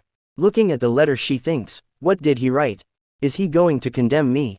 Or is he going to declare the end of our friendship? She opens the letter and starts reading. The content of the letter were, hello, Tia. I'd heard that you were leaving for your family's estate, but I only decided to write to you now. I did want to write to you earlier, but I thought we both needed some time. You were right, I didn't trust you, and I thought you were lying, even though I knew that you are the type of person who would rather say nothing than try to make something up. I had asked you to trust me, yet I betrayed your trust. I'm ashamed of myself. All I can do now is to ask for your forgiveness. I'm sorry, Tia, I'm truly sorry. After reading the letter Aristia thinks, Alan. My dear friend. She thinks, I have to send a reply. He must be waiting. I have to write something. She sends a reply and after receiving the letter Alandis said to himself, Tia. Yes, this is fine. We can start over. And this time, it will be perfect. Meanwhile at the royal palace. The prince was writing a document. He tossed the pen and takes a break from work. He thinks in his mind, no matter how much I think about it, I don't understand. Why is she behaving like this? From the moment she was born, she was acknowledged as the future empress and grew up as such. So then why is she acting against it after all this time? Does she feel uncomfortable about becoming a royal? Or is it because she fears me? Fear. He remembers Aristia and her mother when she was a child and recall these words. Your Highness. Your Highness. Your Highness, why? He thinks, but she's avoiding me, even though she doesn't remember. There must be some other reason why. I must look into this more. While he was busy thinking, Heron came and said, Your Highness. While holding the ledgers he said, the estimated amount of funds and hands needed for the Borderlands inspection has been prepared. The prince said, all right. He puts his robe on and said, tell everyone to gather in the meeting hall. I'll also be attending. While he was going to the meeting hall, the noble ladies greeted him, Your Highness. Greetings, Your Highness, the future son of the Empire. It's been so long, Your Highness. One of them said, Your Highness. Do you remember me? I introduced myself to you at your ceremony. I'm glad to see you are doing so well, Your Highness. Heron told, there have been more young ladies visiting the palace recently, along with envoys from other countries as well. The prince looks towards him and said, so they see this as an opportunity. How terribly annoying. We need to leave as soon as possible. Heron replied, understood. Then the prince asked, when will we pass by the Monique estate? Looking at the ledgers, Heron replied, it's 2 days from the capital. But since there will be a lot of people with us, we won't be able to leave until next month. The prince said with a low voice, is that so? He then said loudly, call Sir Seymour and Sir June. While determined he thinks, I will definitely hear the reason this time. At the Monique territory, Karsane and Aristia were sparring, and while sparring Karsane was guiding her. Again. Ha. Again. Again. Karsane burst out and said, do it properly. Don't just rush in. Be calm and analyze your opponent. Then Aristia steps up and slash him near his neck. Then Karsane said, good. That's enough for today. Praising her he said, you've gotten a lot better, especially compared to how frail you were before. Aristia said, you're praising me a lot. He replied, I'm being honest. I don't lie when it's about sword fighting. If you keep this up, in a few years, you can definitely become a knight. Aristia said, that's good to hear. Boasting himself, Karsane said, and that's all thanks to such a great master. Aristia thinks in her mind, it's true. He's a good teacher, and he points out everything with a sharp eye. Even I can tell that I'm getting better. His style of teaching seems to suit me well. After that, while walking, Karsane said, anyway, isn't it about time for you to be more casual with me now? Aristia countered, aren't you the one who wanted me to call you master? Flustered from her reply, Karsane said, oh, that. I am your master. But, you know, what I mean is something different. Yeah. Scratching his face he said, I mean, I'm the only one talking so informally. It feels a bit distant, and odd, you know. Aristia thinks in her mind. Then again, while being here with him, 2 seasons have passed already. We're definitely a lot closer now. While walking away she said, fine. Hearing that Karsane asked, really? Recalling all the things Aristia tells in her mind, thanks to Papa inviting Karsane, I've been enjoying my time here. At first, it was difficult for me to even write a reply to Alandis. But now, I'm doing much better.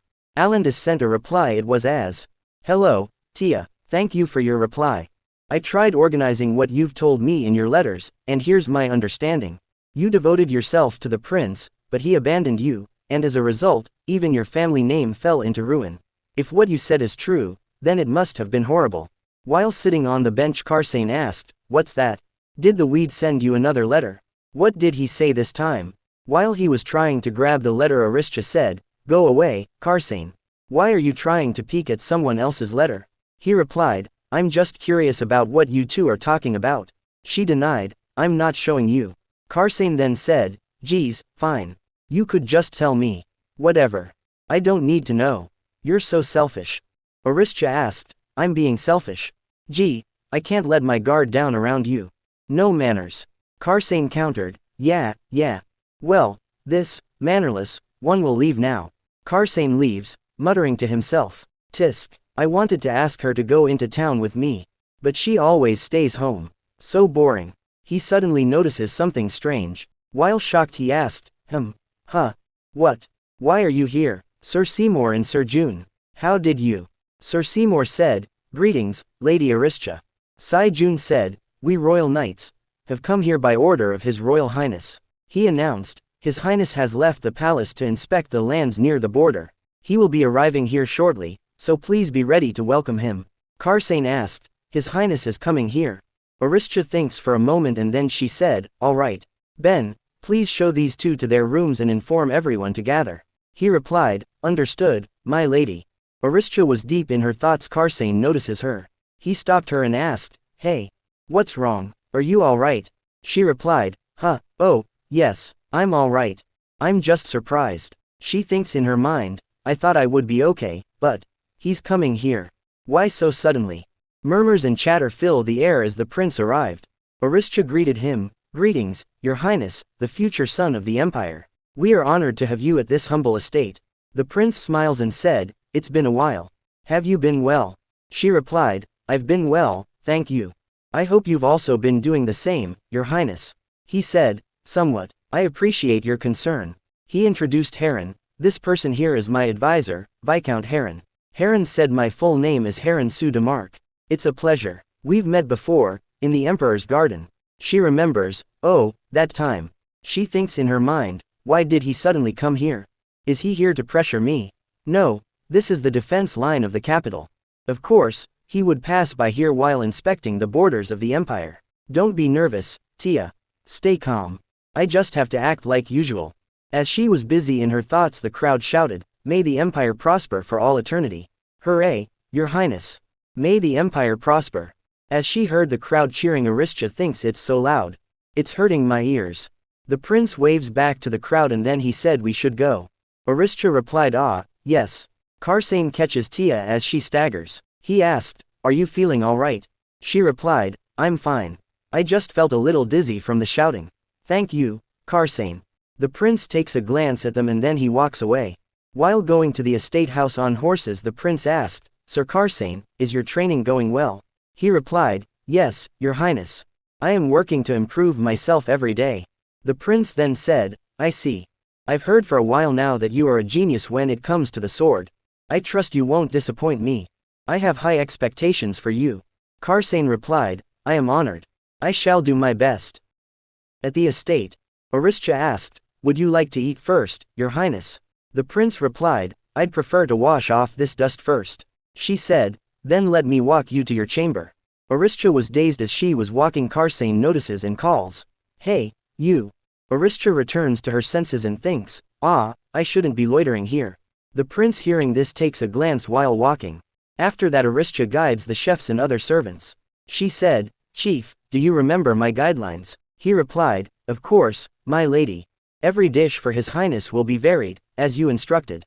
She said, alright, he has a very sophisticated palate, so please bear with this for a while. Plan the prince's meals carefully, but make sure to show as much appreciation for the others as well. The chef replied, yes, my lady. While sitting down to eat, the prince looks at the food and gets surprised. Looking at him, Aristia asked, Your Highness, is something wrong? If there's a problem. He replied, it's nothing. Aristia then said, I see. Then Aristia asked Heron, are the dishes to your liking? Heron replied, yes, they're excellent, Lady Aristia. She said, ah, I see. While taking a bite, Karsane said, yeah, well, it's always been okay. He flinches and then said, I mean, excellent, Lady Aristia. As they were eating, Aristia thinks in her mind, is something wrong? Something feels off. I don't understand. Why is he doing that? At this rate, I'm going to die from anxiety. The prince kept staring at Aristia. Offer that Ben said, my lady, I've brought both chamomile and hibiscus tea as you requested. She said, yes, thank you. She thinks in her mind, I feel better now. As she served the tea, she asked Karsane, 2 sugars, right? He replied, yes, thank you, Lady Aristia. Then the prince said, now that I think about it, I haven't properly thanked you, Sir Karsane. He asked, pardon. The prince said, I was worried about my fiancée being all alone at this estate. But I'm relieved to see that someone like you is here with her. I appreciate that very much. Shocked by his choice of words, Karsane thinks, just then. He said, my fiancé. He looks at the prince while shocked. The prince asked, what's wrong, Sir Karsane? Do you have something to say? He replied, no, nothing, but he inwardly thinks, if I had my way, I'd just. Then the prince said, is that so? Well then, I wonder when my fiancé is planning to return to the capital. She replied, why yes. He again asked, when do you plan to return? She thinks in her mind, is this some kind of joke? He's saying, my fiancé, in almost every sentence. Why is he suddenly acting so affectionate? She replied, I haven't made any plans yet. Why do you ask? He said, it feels a bit lonely without you. And my father misses you dearly. She replied, I see. She thinks in her mind, I don't understand what he's thinking. The prince then said, Sir Karsane, I do apologize, but I'd like to spend some time with my fiancé, privately. After leaving the room, Karsane said to himself, I couldn't even say anything before getting kicked out. That guy would have laughed at me if he saw this. Heron was also standing outside the room. He asked, what are you worried about? She's not just some regular lady after all. Karsane asked, what? Heron replied, that was impressive, even for House Monique. I didn't think everything would be prepared so perfectly and in such short notice. Feeling annoyed, Karsane asked, what are you talking about? You all sent the knights in advance. Heron replied, well, that's true. He thinks in his mind, but how did she know? Even within the palace, only a few people know. Meanwhile, inside the room, looking at Aristia, the prince said, I really don't understand your conflicting behavior. He explained, you fear me so much that you're trembling even now. So why were you so considerate earlier? Aristia replied, I just did what I was supposed to do in order to serve you, Your Highness. While picking the cup, he said, supposed to do? Is that really it? He asked, the mushroom dish, the wine and dessert, and even this tea. You really have nothing to say about all this. Aristia thinks in her mind, what did I get wrong? He doesn't like seafood. He enjoys Bellet red wine from the year 900 and Flair white wine from the year 928 of the Castina Imperial calendar. He prefers sour desserts over sweet ones. And since he has trouble sleeping, he drinks only chamomile tea after the sun goes down. She realized, all of those facts are unknown to those outside of the royal palace. Remembering the past, she thinks, only a select few know the food preferences of the royalty. In the past, I would watch him from afar in secret and inform the royal chef. I thought that maybe, by doing this, he would notice me. I didn't even realize it at first. Maybe, even if it was just for a second, he would acknowledge my love. I've been saying that I would escape, but I've been doing exactly as I had done in the past. Am I chasing after the same end all over again? Am I going to tie myself to his side, devoting all my love to him, just as I did before, and be tormented over every smile he gives Ji-yoon? And then, as she was busy in her thoughts, the prince grabs her and asked, what are you thinking about? I will ask you one last time. Why do you know so much about me, yet you try to avoid me at the same time? I even promised to make you a queen, so why do you refuse me so? Aristia said, Your Highness. The prince said, give me a clear answer. God named you as my partner. Is there a reason to refuse? That is the fate you are destined to. She suddenly remembered these words. It is a decision given to humans that cannot be avoided. It is fate. It is fatum. Then she remembers the prince's words from her past life. Make no mistake, you are nothing to me. Meanwhile the prince asked, are you really refusing to be the empress just to inherit your family's legacy? As the prince was talking she remembers these words. House Monique is flourishing even now, so it can't be due to simple loyalty for your family either. Don't. The prince said, if you become the empress, your child will be the heir of this empire. That is an honor that cannot be compared with becoming a marchioness. The prince's past self was contradicting to what he was saying now. No, your child will never be my heir. Did you really think I would let him live? He killed my child and hurt Jiun. I don't want to hear any more. I will never forgive you. Aristia was trembling while remembering the past. The prince looks at her and asked, why? He extends his hand while saying, why are you? Aristia snaps and freaked out. She screamed, stop it. I don't want to hear any more. Don't come near me. Don't come near me. Shocked from her behavior the prince said, what are you? Outside the room everyone heard her scream. The prince garbs Aristia as she passes out after screaming, hold on. Wake up. He checked her temperature and realized, she has a fever. Heron asked from outside the room, Your Highness. What's going on? May we enter? After they enter the prince said while holding Aristia, Heron. And you there. Call the royal doctor. Hurry up and get her to bed, now. Meanwhile at the capital. The Marquis was writing and ink splatters from his pen. He thinks in his mind, Tia. You're doing well, I hope. This feels like a bad omen. At the Monique estate. Everyone was worried for Aristia.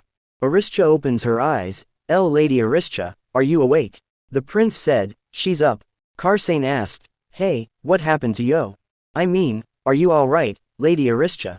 Aristia was sitting there with blank expressions as she was an unconscious doll. The prince looks at her and calls the doctor. The doctor checks up on her. Lady Aristia, can you hear me? Do you feel any pain anywhere? Lady Aristia. Then the doctor said, Your Highness, if I may. It looks like she's unable to speak due to some sort of psychological shock. Shocked after hearing that Karsane asked, what do you mean? Then the prince ordered Heron, send notice to the Monique manor at once.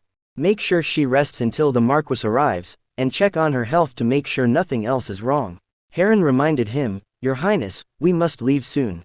The prince said, are you telling me to leave my fiancée while she is in this state? Heron replied, but this is affecting the schedule of the expedition. The prince said, just 2 days. Let's wait until the Marquis arrives. Heron said, yes, Your Highness. Then the prince takes a sigh and thinks, do you really hate me so much that you had to scream at my touch? And so much so that you closed yourself off? What did I ever do to push you to this state? Why won't you tell me anything? The prince staggers and Heron said, Your Highness, you should rest. As he staggered the letters that were on the desk fell down. The prince picks up a ladder and said, from House Verita. HMPH, it must be him. While shuffling through the letters he saw a ladder and thinks, a letter she wrote to someone else. The prince gets shocked after what he read in that letter. After reading that he said, what is this? How can this be? After the rain stopped. In the raining ground Karsane was practicing he said to himself in his mind, what have I done since coming here? Even though he told me. He remembers Alanda's words, I really didn't want to say this, but, listen carefully. Take care of Tia. He resented himself, even after hearing him say that, I did nothing. I wasn't focused. I knew that she wanted to avoid the royal family. And now, she can't even talk because of shock. While he was busy regretting the prince called, Sir Karsane, here you are. Karsane asked, Your Highness, what brings you to the training grounds? The prince replied, it was a bit frustrating staying inside, doing nothing, so I came out. Looks like you've been training here all this time, you and her. Karsane replied, yes. Then the prince asked, what do you think? Do you think my fiancé has the potential to become a knight? Karsane answered, I assure you, in a few years, she will become a knight. The prince smiles and said, I see. While picking up a sword he said, Sir Karsane, if you're fine with it, I'd like to ask you to spar with me. Karsane asked, right, now. But, the prince said, yes. I've always wanted to spar with you since you're so talented. He added, and do not underestimate me. You may be praised as a genius, but I am also the pupil of your father, Duke Arkant. As they were sparring from the sound of their swords clashing Aristia takes a glance at them from sitting inside her room. While sparring, Karsian thinks, at a time like this, all I can do is train. He suddenly notices Aristia looking towards them and gets distracted from the spar. The prince's sword scratches him on his face and the prince said, "Where do you think you're looking? Focus." Feeling agitated, Karsian dashes towards the prince and puts his sword to the prince's neck. Royal Knight stops him and he puts his sword near prince's neck. All of them stops there. After all of them retracted their swords, the prince said, "Sir Karsian, let me give you a word of advice." Karsian replied, "Please do." The prince said, "You are a genius with the sword. But even a genius cannot get everything they want while thinking of other matters. You should keep that in mind." As the royal knights escort the prince back, he said, "In your current state, you would not even be able to protect yourself." Karsian thinks in his mind, "What do you know? This is the first time I've ever lost my focus during a sparring match. So that's what this is. I don't think of her as a friend." He shouted, "You idiot." He thinks, that advice. I wonder who it was for. After some days, Marquis returned. The servant said, "Master, you have returned." Marquis asked, "How is Tia?" The servant said, "Well, it's a bit hard to explain. But first, please follow me to Lady Aristia's chamber." Marquis opens the door and calls, "Tia." After looking at Aristia's expressionless face, he said, "Tia. Tia, how did this? What happened to you, Tia?" The prince said, "She's been like that this whole time. She won't eat or sleep." Marquis gets near Aristia and said, "Tia, why have you become like this again? What is making you suffer so much that you have to hide? I shouldn't have left you alone. For that, I'm sorry." Even after that, Aristia doesn't speak. Marquis then grabs Aristia and said, "Get a hold of yourself. Just say something, anything. Tia." Aristia covers her ears with her hands. Her father said, "Tia, can't you hear your own father?" The doctor present there said, It would be best not to agitate her too much." Marquis then pulls Aristia towards himself and said, "I have raised you incorrectly. I thought it was unfortunate that you had to go through so much at such a young age, but I've coddled you too much. You've grown weak. Did you really expect to learn how to fight with a sword when you have such a weak mind? How will you inherit our family's legacy in such a state?" He shouted, "Do you plan to live on like this, without a care, without thought?" He shouted again, "Open your eyes, Aristia la Monique." Suddenly Aristia came back to his senses, and the light in her eyes came back. She said, Papa." Her father asked, "Do you recognize me?" She said, "Papa, why are you? You're supposed at the capital." After saying that, she passes out. Her father called, "Tia." The prince quickly ordered, "Doctor, hurry up and check her." After checking up on her, the doctor said, "She's all right now. She's just sleeping." After that, the Marquis apologized, "Please forgive my daughter for showing such imprudent behavior." The prince replied, "It's quite all right. And I do apologize, but there are other matters for me to attend to. We cannot stay here any longer." Marquis said, "I understand. I will take care of my daughter, so please do not worry." The prince replied, "All right." Before leaving, the prince went to where Aristia was resting and looking at her, he thinks, "I can't be here. That's the only way you'll be able to rest." He puts the letter her bed. While leaving, the maids and Marquis came to say escort him. The prince said, "I hope she recovers soon." Marquis said, "Thank you, Your Highness." He asked, "Your Highness, do you perhaps know why Tia had fallen into such a state?" The prince replied, "I do not wish to speculate carelessly." Marquis accepted, "Is that so? I understand. Then I'll see you later, at the capital." After leaving, Heron asked, "Your Highness, why did you not mention the letter?" Meanwhile, Aristia opens her eyes in a complete dark space. She wonders, "Where am I? Papa, I can't see anything. Lena, why am I here?" By the sound of flickers, someone appeared behind her. And different scenes started playing all around her. She said, "What's going on?" Looking at the scenes, she said, "What's this? They're all me. When I was younger."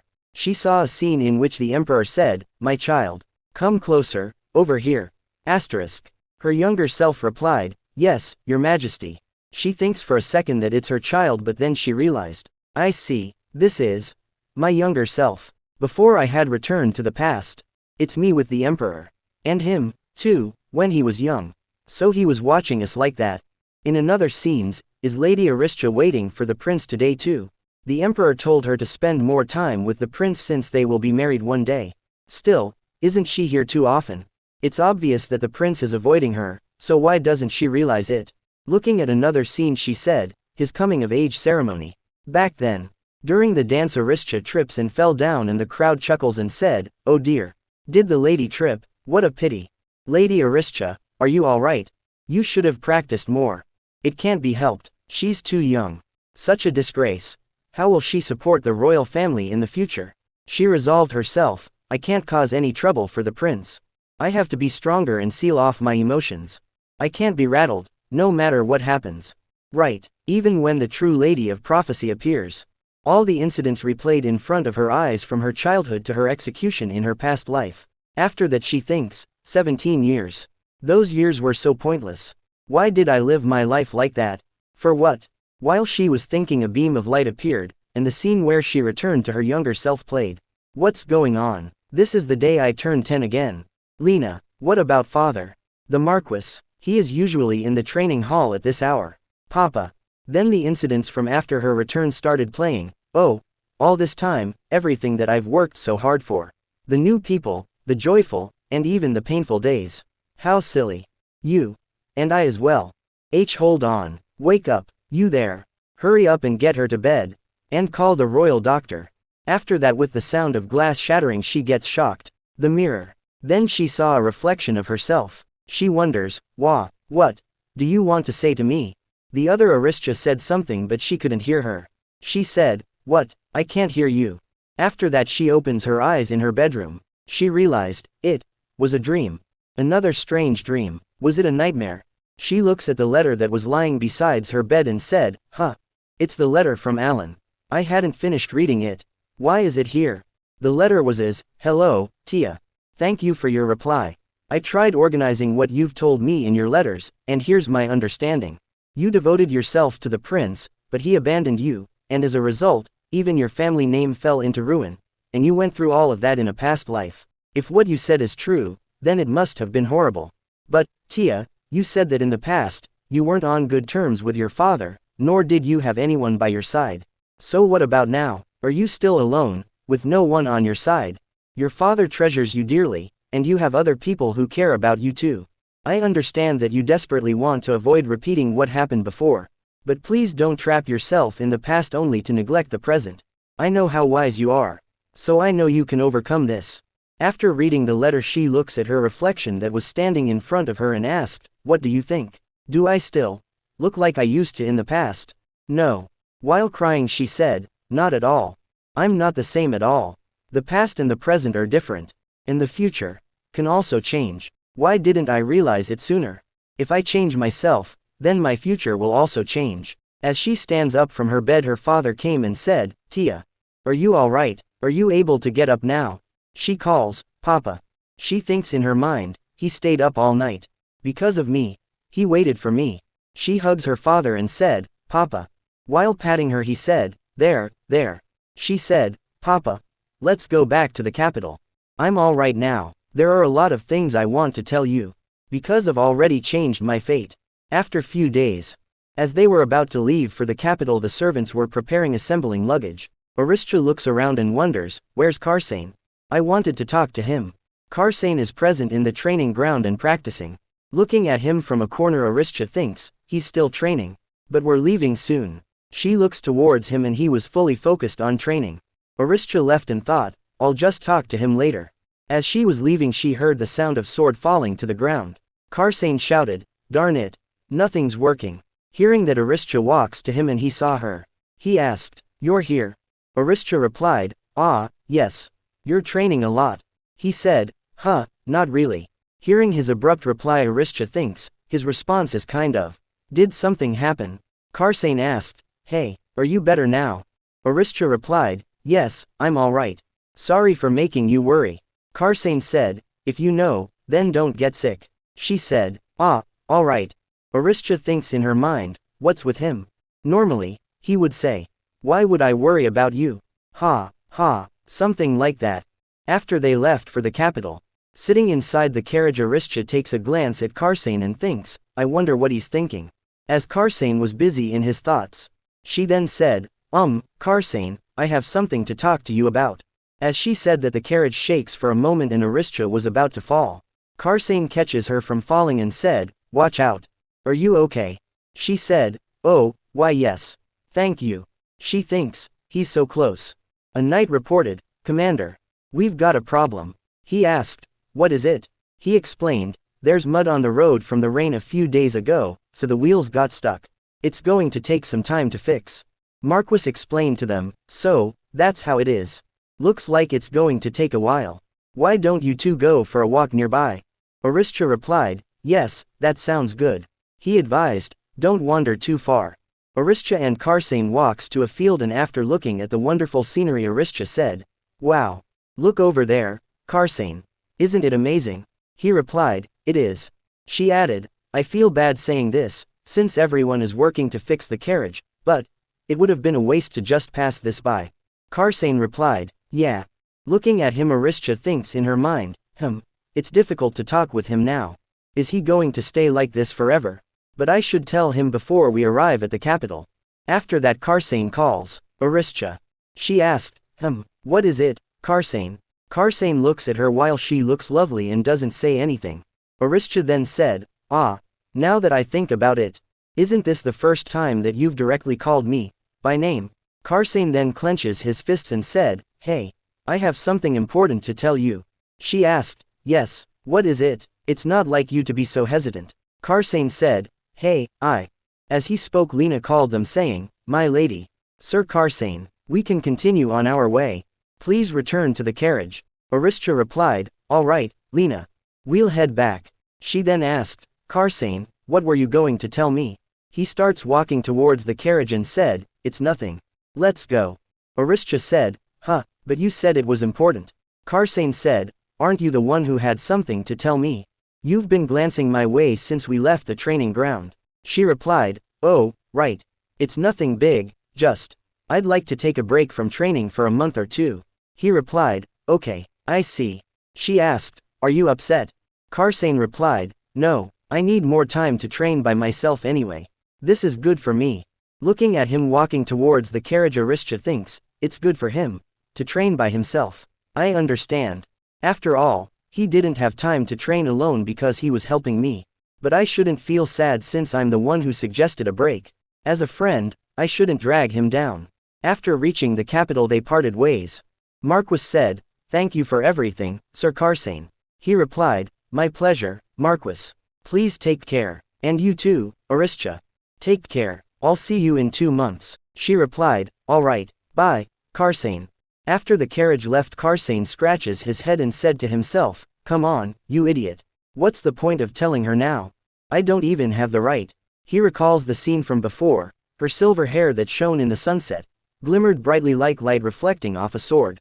He then remembers the prince's words, you would not even be able to protect yourself. He then said, HMPH, just wait.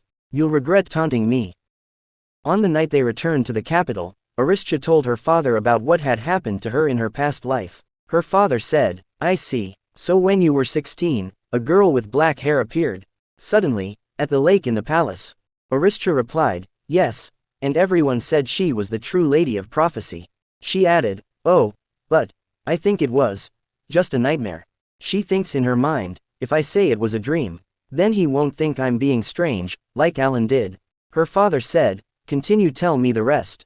After that, Aristia told him about how unhappy she was as Ji-yoon took all of the prince's love, and about how their family got entangled in a scandalous incident and were later framed as traitors. After telling everything, Aristia thinks in her mind, he must be thinking that it's hard to believe. While thinking, her father said, I see. Now I understand why you've been so anxious. Of course, you can't carelessly talk about something that involves treason against the royal family. Aristia quickly asked, Papa, you don't think it's just a silly dream? You're not going to scold me for being weak? Her father explained, Tia. To each individual, the self is very precious. Everyone has their own worries. How can I be the judge of what is serious? To you, that dream was the source of your worries, and you were in pain because of it. But more importantly, you overcame all of that on your own. There's no way you can be considered weak. I'm so proud of you for fighting this with your own strength. Aristia called, Papa, and then hugs her father. She thinks in her mind, I thought he wouldn't believe me. And not only did he trust me without suspicion, he even comforted me. She said, thank you. He asked, what do you mean? She answered, for believing me. He said, I know my own daughter. You wouldn't say something without a good reason. Just promise me one thing. Next time, talk to me if something is on your mind. I won't leave you to worry all alone. She replied, yes, I'll tell you. I promise I will. After her father put her to sleep, he sits on a chair and reminisces. He tells in her mind, when I saw her blank stare, the light gone from her eyes, it felt like my world was coming to an end. Yeremia. When I lost you, I couldn't do anything. And I almost lost our daughter in the same way. Perhaps Tia's dream wasn't just a nightmare. She's a child who has heard the voice of God. This, too, might mean something. No, even if it was just a nightmare, it doesn't matter. A night. He thinks in his mind, I thought she would give up. Since she was a frail child from birth, I thought training might help her grow stronger. That it wouldn't be bad for her to learn the sword. I casually considered all of these things from the beginning. Looks like I'll need his help either way. Meanwhile in Borderlands, Heron came and said, Your Highness, there's a message from the capital. Lady Aristia has safely returned to Monique Manor, and it looks like she's gotten a lot better now. The prince replied, all right. He thinks in his mind, I suppose she's focusing on getting better. She should have read that letter by now. He tries to speculate, was I mistaken about her? I thought she was rejecting the royal family for other reasons. I had suspected she was trying to prevent herself from becoming the empress. Since, with her right to the throne, she can threaten the royal line. Both of us were trained in politics since we were very young. That's why I said what I did. It would be safe for you to be the queen instead of the empress. But what was written in that letter was. He thought to himself, I never even considered another woman becoming my bride. And even if someone else became the empress, did she think, all this time, I'd do something that horrible? What kind of person does she think I am? All this time. He then shouted loudly, what did I even do? Heron was standing there listening. He suggested, don't you think there's another possibility related to what was written in that letter? The prince asked, and what would that be? Heron said, the possibility that what was written in that letter was a lie. He explained, Lady Aristia had everything ready as if it was normal, but only the closest of subjects know what she knows.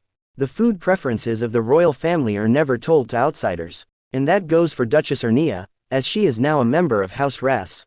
A royal must never show any sign of like or dislike regarding what is on the table. And no dish must be returned. This is all done to prevent any attempts at poisoning. But now, Lady Aristia is suddenly seen as an heir to the throne. For her, it would be a crime if she attempted to find out anything about you personally. Perhaps this was all part of her plan because she didn't want to be suspected of anything. The prince said, it's not like I believe everything that was written in that letter. But I know she's not the type of person who would try to trick others, even if she's confused about her dreams and reality. Heron replied, I understand. Looks like I've said too much. While remembering the past, the prince thinks, that's right. You are not the type of person who would scheme in the shadows or take advantage of others. Because our dynamic had changed, I was anxious back then, and that made me forget. You were the one who approached me first. While remembering the past, the prince tells in his mind, everyone around me were nobles who lied to each other, lusted after what wasn't theirs, and focused solely on maintaining their wealth. My father didn't care about me, and my mother would only stare at me with cold, distant eyes. The servant said, next is your class on the art of social interaction with Countess Engel.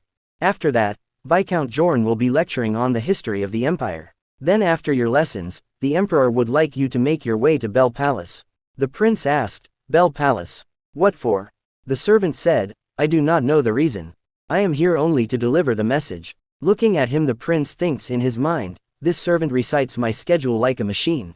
I was foolish to expect a proper answer. While walking to the Bell Palace, he thinks, but it's strange. My father usually has no interest in what I do, so I wonder what business he has with me today. He suddenly bumps into someone while walking. After regaining his balance, he said, what are you doing? Do not run around the palace like that. You should be more careful. Aristia said, I apologize. Looking at her, the prince thinks in his mind, a young girl running around this massive palace without a guardian. What are her parents thinking? As they started walking again, the prince suddenly remembers something and turns towards her. Wait. Just now, that child. They both stopped and looks at each other. Looking at her, the prince thinks, silver hair. She looks 4 or 5 years younger than me. Aristia asked, are you the royal prince? He replied, yes, I am. He thinks in his mind, so this child is my future. Aristia introduced herself, I am Aristia Monique. Greetings, your highness. His Majesty the Emperor said I would meet you today. Aristia grabbed Prince's hand and starts walking. She said, Mother and father are waiting in the garden for you, your highness. Come with Tia. Looking at her cheerful personality, the prince thinks, the nobles were greedy for power. My mother despised me, and my father ignored me. My tutors constantly pressured me to be better. But among them, were the only ones who approached me with affection and without calculation Yeremia, and that child. The prince follows her to the garden where her mother was present. The prince tells in his mind, her mature behavior makes me forget that she is still only 13 years old. And she is so fragile that the shock from losing her mother was enough for her to lose her memory. And I was the one who kept rejecting her after what happened that day. In the end, the one who made her fear me so much was me. After some days Aristia met Duke Arcant while her father was also present. She greeted, Welcome, your grace. Quote, Duke Arcant said, It has been a while, Lady Aristia. Her father said, Tia, I called you here today to talk about the Night Squad. You are aware that the commander of the first squad comes from House Ras, and that the commander of the second squad comes from our house, correct? She answered, Yes, of course. He continued, and it's tradition that the candidate for commander learns how each squad operates by becoming the aide for the commander of the other squad. Duke Arcant said, Just like how my son is currently working under Marquis Karen. Aristia nods and thinks in her mind, I wonder why he's suddenly bringing this up. Her father said, Up until recently, our family didn't have an heir, so there was no need to follow the tradition. But things are different now. Aristia quickly jumps and asked, You mean? Could it be? Marquis and Duke both looks at each other and grins. Duke Arcant asked, What do you think? Do you want to become my squire and learn from me? He added, Of course, you'll have to pass the entrance exam. But you should be fine. Sign told me that you've become much better at wielding a sword. Can you do it? Aristia happily replied, Yes. I'll do my best. She thinks in her mind, I'll do it. This is my chance to be acknowledged as the official heir of our family. While preparing her Lena said, My lady. You should use this ribbon. And here, your belt. Aristia said, Ah, Lena. Pull my bangs back a bit. She asked, Like this. After that she said, Oh my. You look great, my lady. It's so wonderful seeing you in a knight's uniform. You look so dashing. Aristia said, I'm still only a squire. Lena excitedly said, But you're still a knight. It's too bad you're not in the second squad. Still, red looks good on you too. Aristia thinks in her mind, Right.